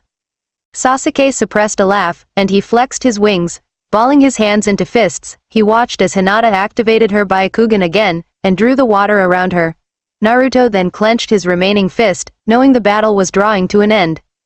Ba Sing Se Palace throne room. In the throne room, Mai and Ty Lee were still there, guarding the Earth King's bear, Bosco. The dreary girl was lounging on the steps to the throne while the cheery one was trying to encourage Bosco to do something. Come on, it's easy, Ty Lee told the bear gently as she put her hands to the ground, and lifted her legs up so she could start walking with her hands. All you do is walk with your front paws instead of your back, like this. Suddenly, after a few steps, the earth rose up around her arms, encasing her hands. She then leaned forward, her feet touching down, and suddenly they were encased in rock again as well. Bosco clapped his hands as Mai and Ty Lee looked over to see that Toph, Sakura, Sokka, and the Earth King had broken out. You're right, that was a nice trick, Toph said as she stomped her foot, levitating a rock, and Sakura cracked her knuckles. Surely you'll have more to show us this time, Sakura added as she squeezed her fists, and Sokka got out his boomerang. Just take the bear, Mai told them, knowing they weren't going to win this fight. The Earth King ran over and embraced the bear. Bosco. Lower ring of Ba Sing Se. Kakashi sidestepped and rock glove and charged the agent. He threw out his hands in a few quick jabs, making the agent step back to avoid them. Suddenly Kurenai appeared from behind the agent in a flurry of cherry blossoms, and slit his throat. The agent, still avoiding the copy ninja's blows, stumbled back as blood squirted out of his neck. Did you find out where they took General Sung? Kakashi asked the female Junin. Sorry Kakashi, I didn't, Kurenai replied as she saw several more agents coming out. Any idea where Tenzo-kun is? None, he probably already saw the coup happening and is probably infiltrating the Dai as we speak, Kakashi said as he brought out a kunai. More of them will be coming. It'll be better to fall back to the upper ring now, and rendezvous with the others. Agreed, Kurenai said as she began doing several hand seals of one of her signature genjutsus, Kako no Sakura, Fall of Cherry Blossoms. Cherry blossoms seemed to fall around Kakashi and Kurenai as the agents reached them. By the time the Dai attacked, the two had already fled. The two Junin leapt from building to building, making their way to the inner wall so they could cross into the middle and upper rings. Ba Sing Se Crystal Catacombs. The sound of blows, explosions, and cries of pain echoed through the caverns of the catacombs. Naruto's eyes bugged out as Sasuke's fist slammed into his gut, and blood flew out of his mouth as he was sent flying into the air. Hinata desperately tried to attack with her Juken, launching her palm out. Yet the Uchiha's demonic wing shielded his body, then he flicked it out, making her fly in the direction of Naruto. The Jinchuriki groaned as he rose to his feet. Ouch, forgot how much Sasuke's punches hurt in that form. Hinata nodded with a groan. A little blood trickled down her bruised lip. He's strong, Naruto-kun. Should we withdraw? I don't think we can win. That's not an option, Hinata-chan, Naruto told her gently but sternly. We have to bring him back now, or else Orochimaru will possess his body. The Hyuga nodded slowly, and she focused her Byakugan at Sasuke. You're right, Naruto-kun, we have to beat him now, or never. We will, Naruto said as he flashed his trademark smile. I'll defeat you, Sasuke. Sasuke began laughing. Better use the Kyuubi now, Naruto, or else you'll stand no chance against me. Oh yeah, Teme? If you're so strong, why aren't you finishing us off now? Naruto asked him. Is it because you can't? What was that about before, telling me that now you could end my life on a whim? Sasuke gritted his teeth in frustration. So eager to die, are you? Fine, with your death, I'll finally get the power necessary to defeat Itachi. He then began to do the hand seals, and lightning began to spark in his hand, then, it turned black. Chidori. Naruto's eyes narrowed, recognizing what he was doing. He was channeling the dark chakra of the cursed seal into the Chidori, and from what Kakashi told him about shape and form of chakra, the Uchiha was changing the form of the attack. He then knew, it would be now or never, and he opened his right hand, and he created a clone. The Rasengan formed in his hand, and the clone began to add the wind chakra into the attack. Hinata watched in awe as the ball of chakra began glowing in a white light, and 4 blades of wind began forming around it. It gave a sharp contrast to the dark Chidori that Sasuke was loading. Finally, with both attacks ready, Naruto and Sasuke looked at each other. I will win, they thought, and they charged at each other. Sasuke flapped his wings to increase his already incredible speed as he charged Naruto. The Jinchuriki began to run faster as a result. Finally, both of them threw their hands out, sending their attacks crashing into each other. Hinata deactivated her Byakugan and closed her eyes as the light from both attacks became blinding. Chidori, Fuuden, Rasengan, Sasuke and Naruto roared as they pushed their attacks into each other. However, this clash was completely different from the one before. The Fuuden, Rasengan seemed to begin spinning faster and faster, its blades of wind cutting through the lightning that sparked from the Chidori. Sasuke's eyes widened in shock as his attack began to be pushed back. No, Sasuke thought as he tried adding more lightning chakra into the Chidori, but Naruto's new Rasengan just kept cutting through it. This can't be possible, he stayed in Konoha, he should be weak, he should be as weak as the last time we met. This isn't possible. You lose, Naruto roared, taking one more confident step towards Sasuke, and he pushed his hand out hard. With that, the Chidori was completely evaporated by the Fuuden, Rasengan, and Sasuke roared in pain as his arm was cut up and slashed by the blades of the ball of chakra. Naruto let go of the attack, panting as it continued to push Sasuke all the way back to the wall, finally making him crash into the rock. The Rasengan stopped spinning and faded away, and Sasuke panted in disbelief. His cursed seal began to recede, and his eyes were open in shock. How? Why? Sasuke asked as Naruto straightened up, and looked at Hinata. You stayed with Konoha, you shouldn't be this strong.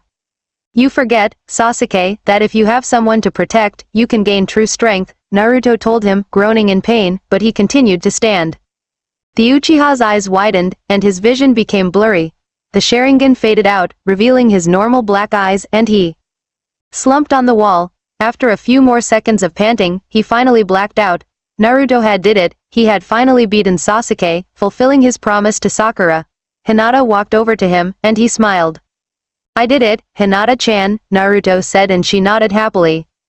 You were great, Naruto-kun, Hinata told him, and suddenly the ground began shaking. What the? She activated her Byakugan, expanding its range out. It's Aang-kun, he's entering the avatar state. What? Are you sure? Naruto asked and his girlfriend nodded. I thought he couldn't do it anymore. He and Katara-chan are surrounded by Dai Li agents, and Azula and Zuko are there too. Wait, oh, no, Hinata said as the sound of thunder was heard, and she saw Aang being shot in the back by Azula's lightning. What's wrong? Naruto asked, seeing the look on her face. Aang-kun, he's been shot down, hit by lightning. Naruto's eyes widened, and he ran over to Sasuke, lifting the unconscious Uchiha onto his shoulder. Without a word, they began running in the direction of Aang and Katara's fight with the Dai Li and Azula. The Hyuga saw Katara creating a tidal wave, which smashed through the Dai Li and Zuko, as she made her way to Aang. She managed to catch him, and Iroh came out, telling them to run. As soon as they got to the room where they reached the room, they noticed that Iroh was fighting off several Dai Li. Using that distraction, they ran over to the waterfall and used their remaining chakra to run up the water after Katara and Aang. They didn't see, as the former general was captured, Yamato pulling his captured Dai Li hat down. He'd follow Iroh, just in case the former general would want to break out. As soon as they were gone, Iroh halted his attack, and allowed himself to be encased in crystal. Zuko looked at him, but he closed his eyes and looked away in shame. Ba Sing Se Appa flew over the countryside as a Fire Nation flag was draped over the palace's Earth Kingdom symbol. Sakura's eyes were wide in shock when she saw Sasuke, unconscious, on Naruto's shoulder when they arrived.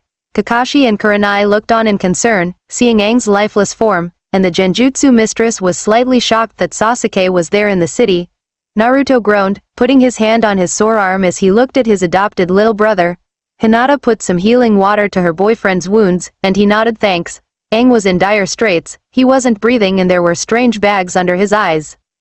Katara was on Appa's head with the unconscious Aang. She was looking at him, hoping he'd wake up. She then took out her last resort, the vial of spirit oasis water that she was going to use on Zuko's scar. She pulled him up, bent the glowing water out of the vial, and put it into the burnt flesh on the young avatar's back. When nothing happened, she pulled Aang close and started crying, but suddenly the tattoos on the young avatar's body glowed brightly, and the bags under his eyes disappeared. He then groaned, and Katara's eyes widened and she pulled away momentarily. Tears of joy streamed down her face at that moment, seeing that he was conscious, and he smiled weakly at her. She then pulled him into a hug, and she was extremely relieved that he survived. In the palace, Zuko and Azula stood in the ruined throne room. Looking at the damage, the prince was unsure what would happen now, and he felt extremely bad for betraying his uncle. However, the Fire Princess was confident and happy that her ultimate goal had been achieved, even though one of her allies from Ahto was captured by the enemy. "We did it, Zuko, it's taken 100 years, but the Fire Nation has finally conquered Ba Sing Se," Azula told her brother as she sat on the throne. "I betrayed Uncle." "No, he betrayed you," Azula retorted, looking at him with what looked like a face of concern, and then she stood up. "Zuko, when we return home, Father will welcome you as a war hero." "But I don't have the avatar, what if Father doesn't restore my honor?" Zuko asked her as Ty Lee and Mai, finally in their normal clothing, watched on from the left side of the room. Mai blushed, seeing the man she had a crush on again. "He doesn't need to, Zuko," Azula told her brother gently, putting her hand on his shoulder. "Today, you restored your own honor." Zuko looked away unsure, staring at the floor. He wasn't sure he did the right thing, that he made the right choice. Is this what he really wanted? The Earth King looked down at the lower ring of his city, and looked down depressingly. "The Earth Kingdom has fallen," Katara looked up as they passed over the outer wall, and out of the city. To be continued, author's note, who we, what a chapter EH. Sorry for the long wait for it, it was just a matter of getting the motivation to write. I hoped you liked the Naruto and Hinata vs Sasuke battle, I really worked hard on it. Those clamoring for them to use their bending styles in battle, I hope you're happy. Now for the jutsus used, Habi Bushin, Snake Bushin, a jutsu Sasuke had created with his time with Orochimaru. It basically summons thousands of small, green snakes, who all perform a henge to look like the user. When attacked, the henge wears off, and the Bushin becomes a mass of snakes, which either attack, or return to the spirit world where they were summoned from. C rank ninjutsu. Uzumaki Naruto Fuse Renden, Uzumaki Naruto Air Renden, a combination between his airbending and clone jutsu combos.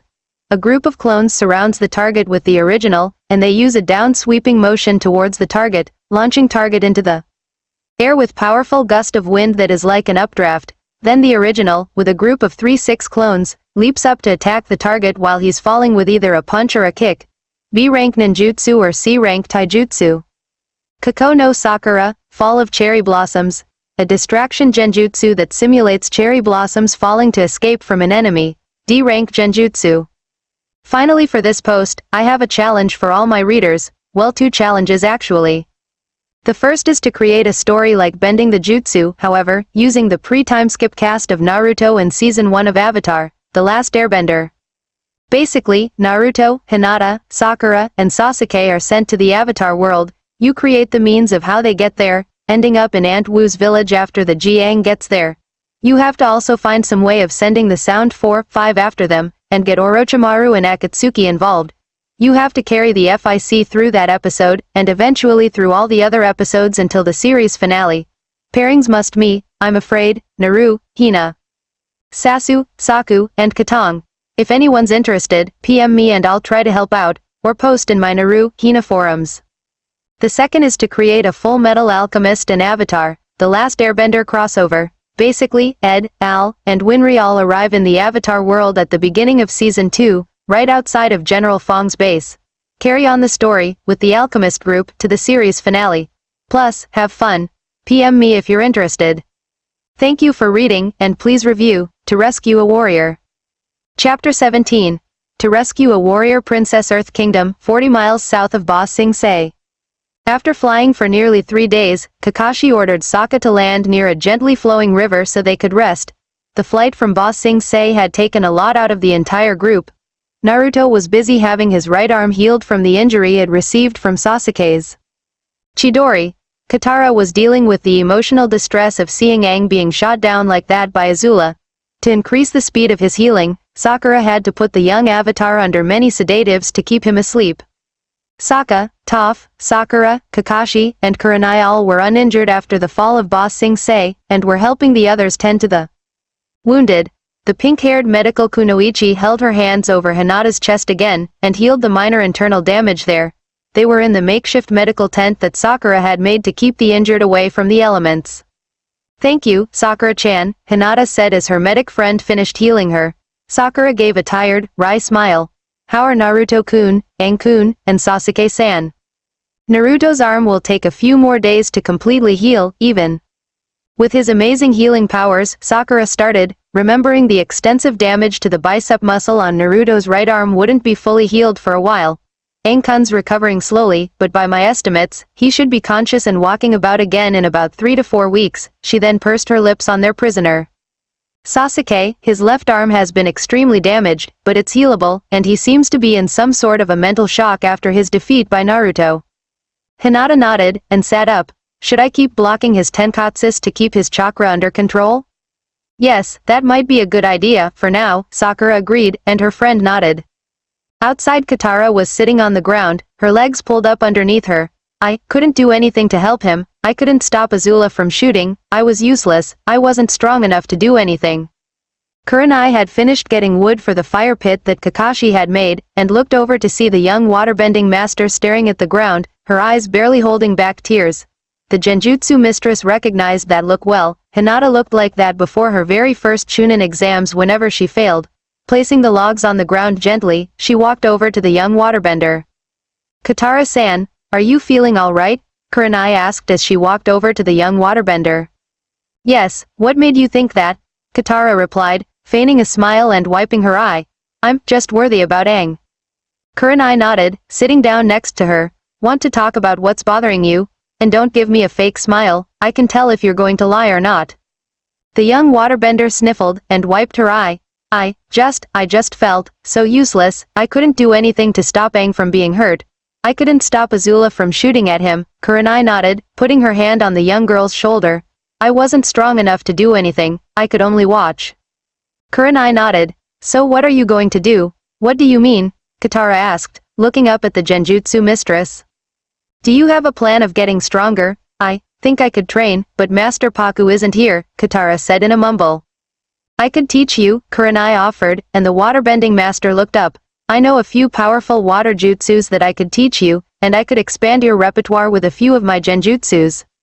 Katara looked up at the Genjutsu mistress, wide-eyed. "Thanks, I accept Sifu Kurenai. Call me Kurenai-sensei, and follow me to the river. I have to see how far you are with your chakra control," Kurenai said as they started walking. "Then I have 2 exercises for you to master before we can move on to learning the jutsus." "Exercises?" Katara asked as they reached the river. "They'll increase your chakra capacity and your chakra control. First is the tree climbing, which we'll do later, and the water walking." Kurenai explained as she stepped onto the water. "Let's see how good your chakra control is." Katara nodded, not sure where to begin with that. Kurenai put her hands together in the Hijitsu seal, and began gathering her own chakra. The waterbending master did the same, but she really didn't know how to control her power that way. Sure, she has gotten some basic ninja training done, learned the basic jutsus, yet summoning chakra like what Naruto, Hinata, Sakura, Kakashi, Yamato, or Kurenai could do was completely new to her. She tried anyway, trying to do what Kurenai was doing. Back in the tent, Naruto groaned as Sakura gently unwrapped the bandage on his shoulder to check how it was healing. Her hand glowed green as she ran a diagnostic on the scar tissue that was building around the wound. Due to the Jinchuriki's regenerative abilities, the chunk of muscle and flesh that was lost in the battle with Sasuke was gradually regenerating. "So Sakura-chan, how am I healing?" "At the rate you're coming along, Naruto, you'll be fully healed by the end of the week," Sakura replied as she powered down her medical ninjutsu and began wrapping her friend's shoulder up again. So, since we got Sasuke back, what are we going to do with him? Naruto asked, making Sakura pause in her wrappings. I tried to talk to Kakashi-sensei about it, but he's avoided the subject. What do you think should happen, Naruto? Sakura asked, momentarily glancing at their still unconscious, bound, former teammate. Part of me wants to send him back to Konoha, yet another part wants him to stay here, so he can have a chance to really change back to the guy we know, Naruto replied thoughtfully. I think, when I beat his most powerful attack, I shook him up quite a bit. Sakura nodded as she finished wrapping the fresh bandage on Naruto's wound. So what do you think happens now? Boss Sensei is lost. The blonde Jinchuriki gave his trademark grin. How about we just kick some Fire Nation ass until we get to Fire Lord? Sakura couldn't help but grin at her teammate's proclamation. First off, we have to wait for Aang to wake up. Yeah, right, he's going to be okay though, right? Naruto asked and the pink-haired Kunoichi nodded. Great, I think I might have a new project to start before he wakes up. Project? Sakura asked before Naruto stood up and walked to get out of the tent where Aang's glider was resting. What are you talking about? You'll learn soon, Sakura-chan. I just got to take a look at Aang Otouto's glider, Naruto replied, picking the glider up. I'll see you a little later, Sakura-chan. Sakura nodded as he left. She then looked over to check on Sasuke and was a little apprehensive. She sighed when she remembered her oath as a medic and she walked closer to him. Gently, she took out the blindfold that Kakashi had given her, just in case the captive Uchiha reawakened. She tied it over his eyes to prevent any contact with the Sharingan. Sasuke-kun, why did you have to leave us? Sakura thought sadly, powering her diagnostic medical ninjutsu, and she glided it over Sasuke's right hand and arm. Whatever Naruto's attack did, it sure a number on him. It's almost like a poison started taking effect in his arm, almost causing necrosis. After switching to healing mode and ran it up the length of the Uchiha's bound arm, slowly healing the wounds and stopping the decay around the veins and chakra network, she glanced up at Sasuke's face and she couldn't help but blush. Even after all this time, he's still handsome, Sakura thought as she finished doing all that she could to speed healing on Sasuke's arm. After she was done, she went over to check in on Aang by examining the burn wounds on his back. She then waved her hand over the scar tissue with her medical ninjutsu, healing him a little more.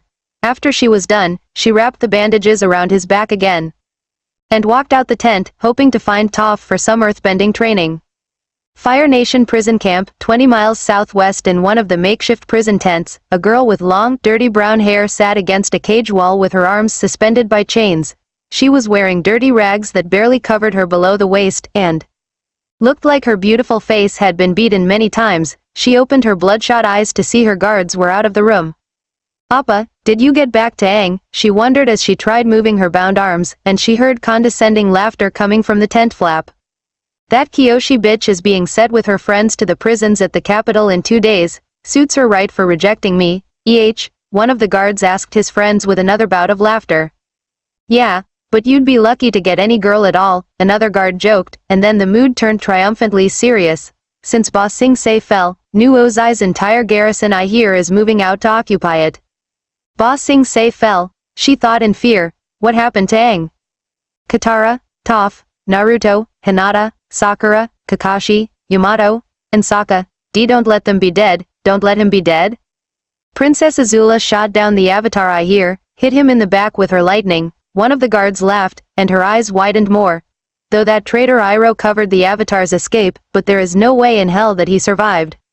No, she thought hearing that, her head dropping down to look at the floor. Why did Hope have to die like that?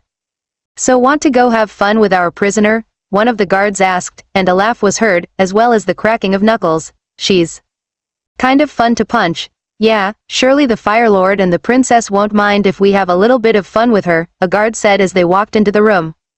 Suki looked down in despair. With the knowledge of the Avatar dying, Boss Sensei falling, and her love's survival uncertain, she lost almost all hope. Her head dropped down, preparing to resign to her fate. Location unknown. In a grassy field, 2 men wearing strange black coats with red clouds on them stood as if they were waiting for something. One was tall, and his eyes were small and fish-like. His skin was blue and there seemed to be gills on his cheeks, and on his back he was carrying a large sword that was wrapped in a bandage, and on the end of its hilt was a small skull. The other was shorter, had black hair and lines on his face under his black eyes. So Itachi, want to bet what this Jinchuriki can do? The tall man with the shark-like look asked, showing his serrated teeth and clutching his strange-looking sword. Samahata here is pretty hungry, after all. The powers of this Jinchuriki are pretty much unknown, however, given the extent of his life, do not drop your guard, and do not get cocky, Kisame, Itachi replied as he looked up, and his eyes changed from dark brown to red, with the same 3 commas swirling around the pupil as Sasuke. It was the legendary Sharingan. We do not wish to stir up trouble with the locals. That hermit, even though he's a traitor, is well liked by that village. I'll be damned, Kisame said as he pulled out his giant blade. Samahata, and the ground started rumbling. Ooh, looks like he's finally sensed us.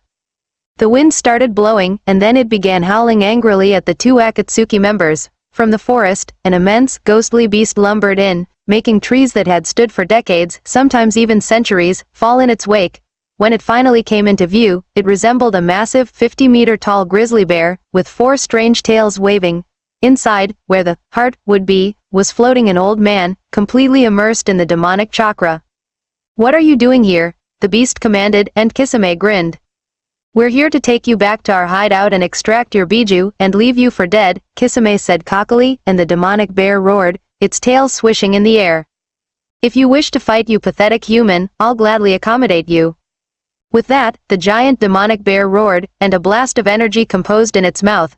Itachi watched as wind and fire were combined into one attack, and a fire twister was launched from the Yanbi's mouth.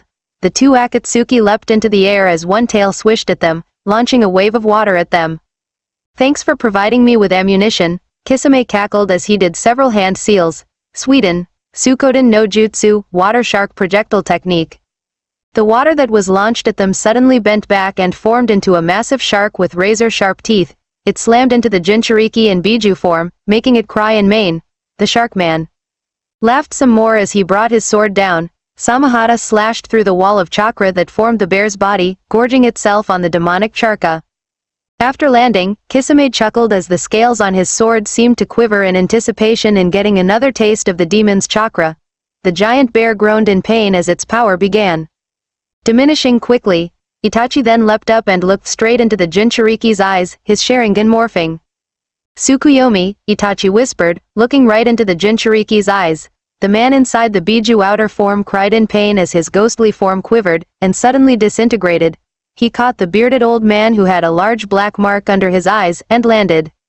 That was fun, my Samahata never had that much chakra to feed on before, Kisame said as he patted his massive sword.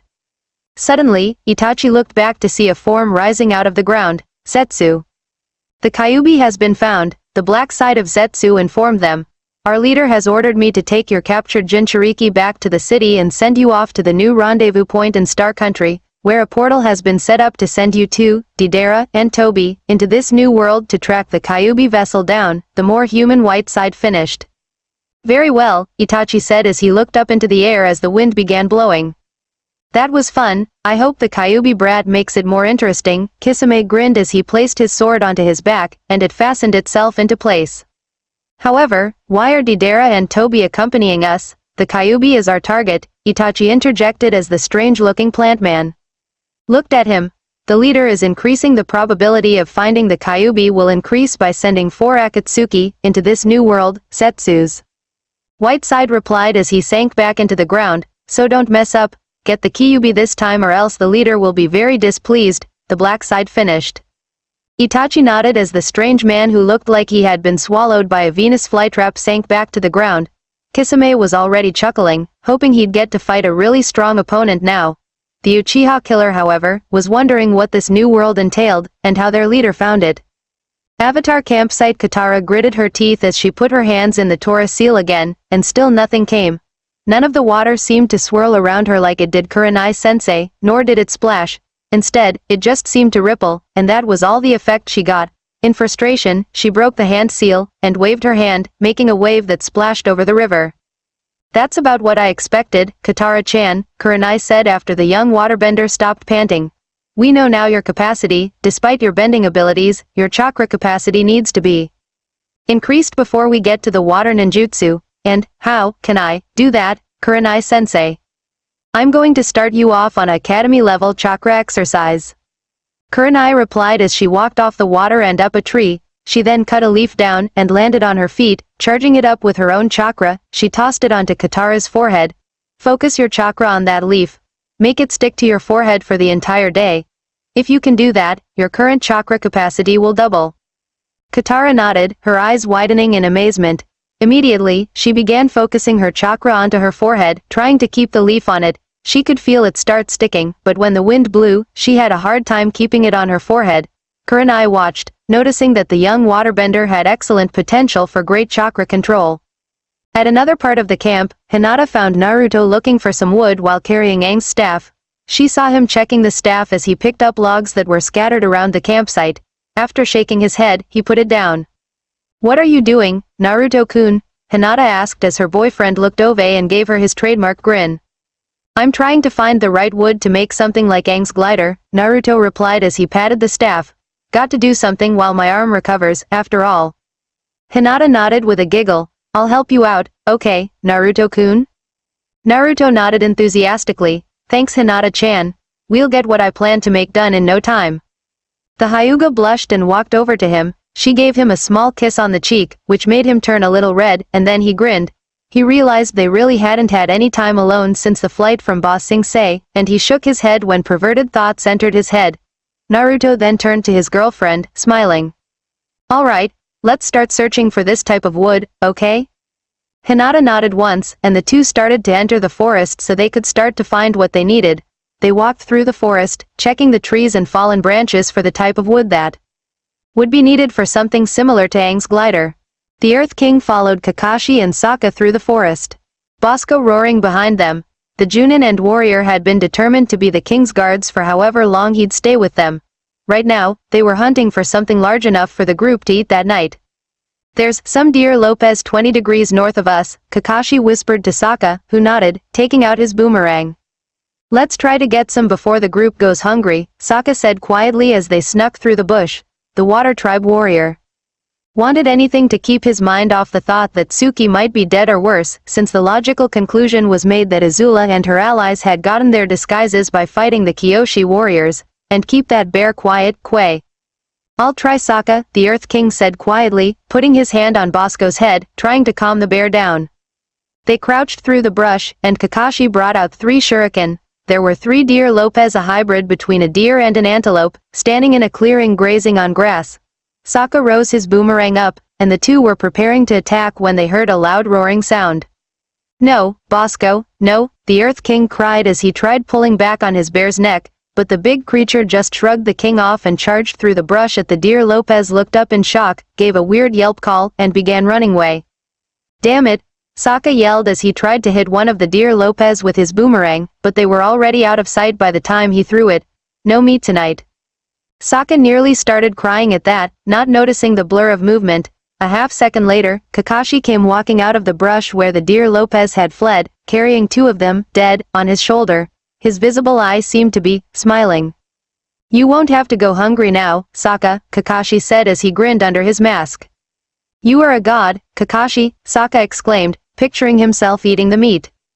The bushes started ruffling, and Sokka nearly jumped. On instinct, he threw his boomerang at them, but a large, thick root burst from the ground and blocked the boomerang, making the Water Tribe warrior's jaw drop. "Geese Sokka, is that how you greet anyone?" the voice of Yamato asked as he walked into the area. "Tenzo-san," Kakashi said smiling under his mask, "had a little trouble escaping the city?" Yamato nodded. "Actually, I'm still there. This is just a Moku Bushin." Kakashi nodded. "Have a plan, I see." "Yes, I am posing as a Dai Li agent in Ba Sing Se," Yamato's Bushin replied as he sat down. "Thanks to Kurenai-san, I was able to track you down. Her transmitter was still active and I was able to track down her signal." "Why did you stay behind?" Sokka asked as the Bushin sat down.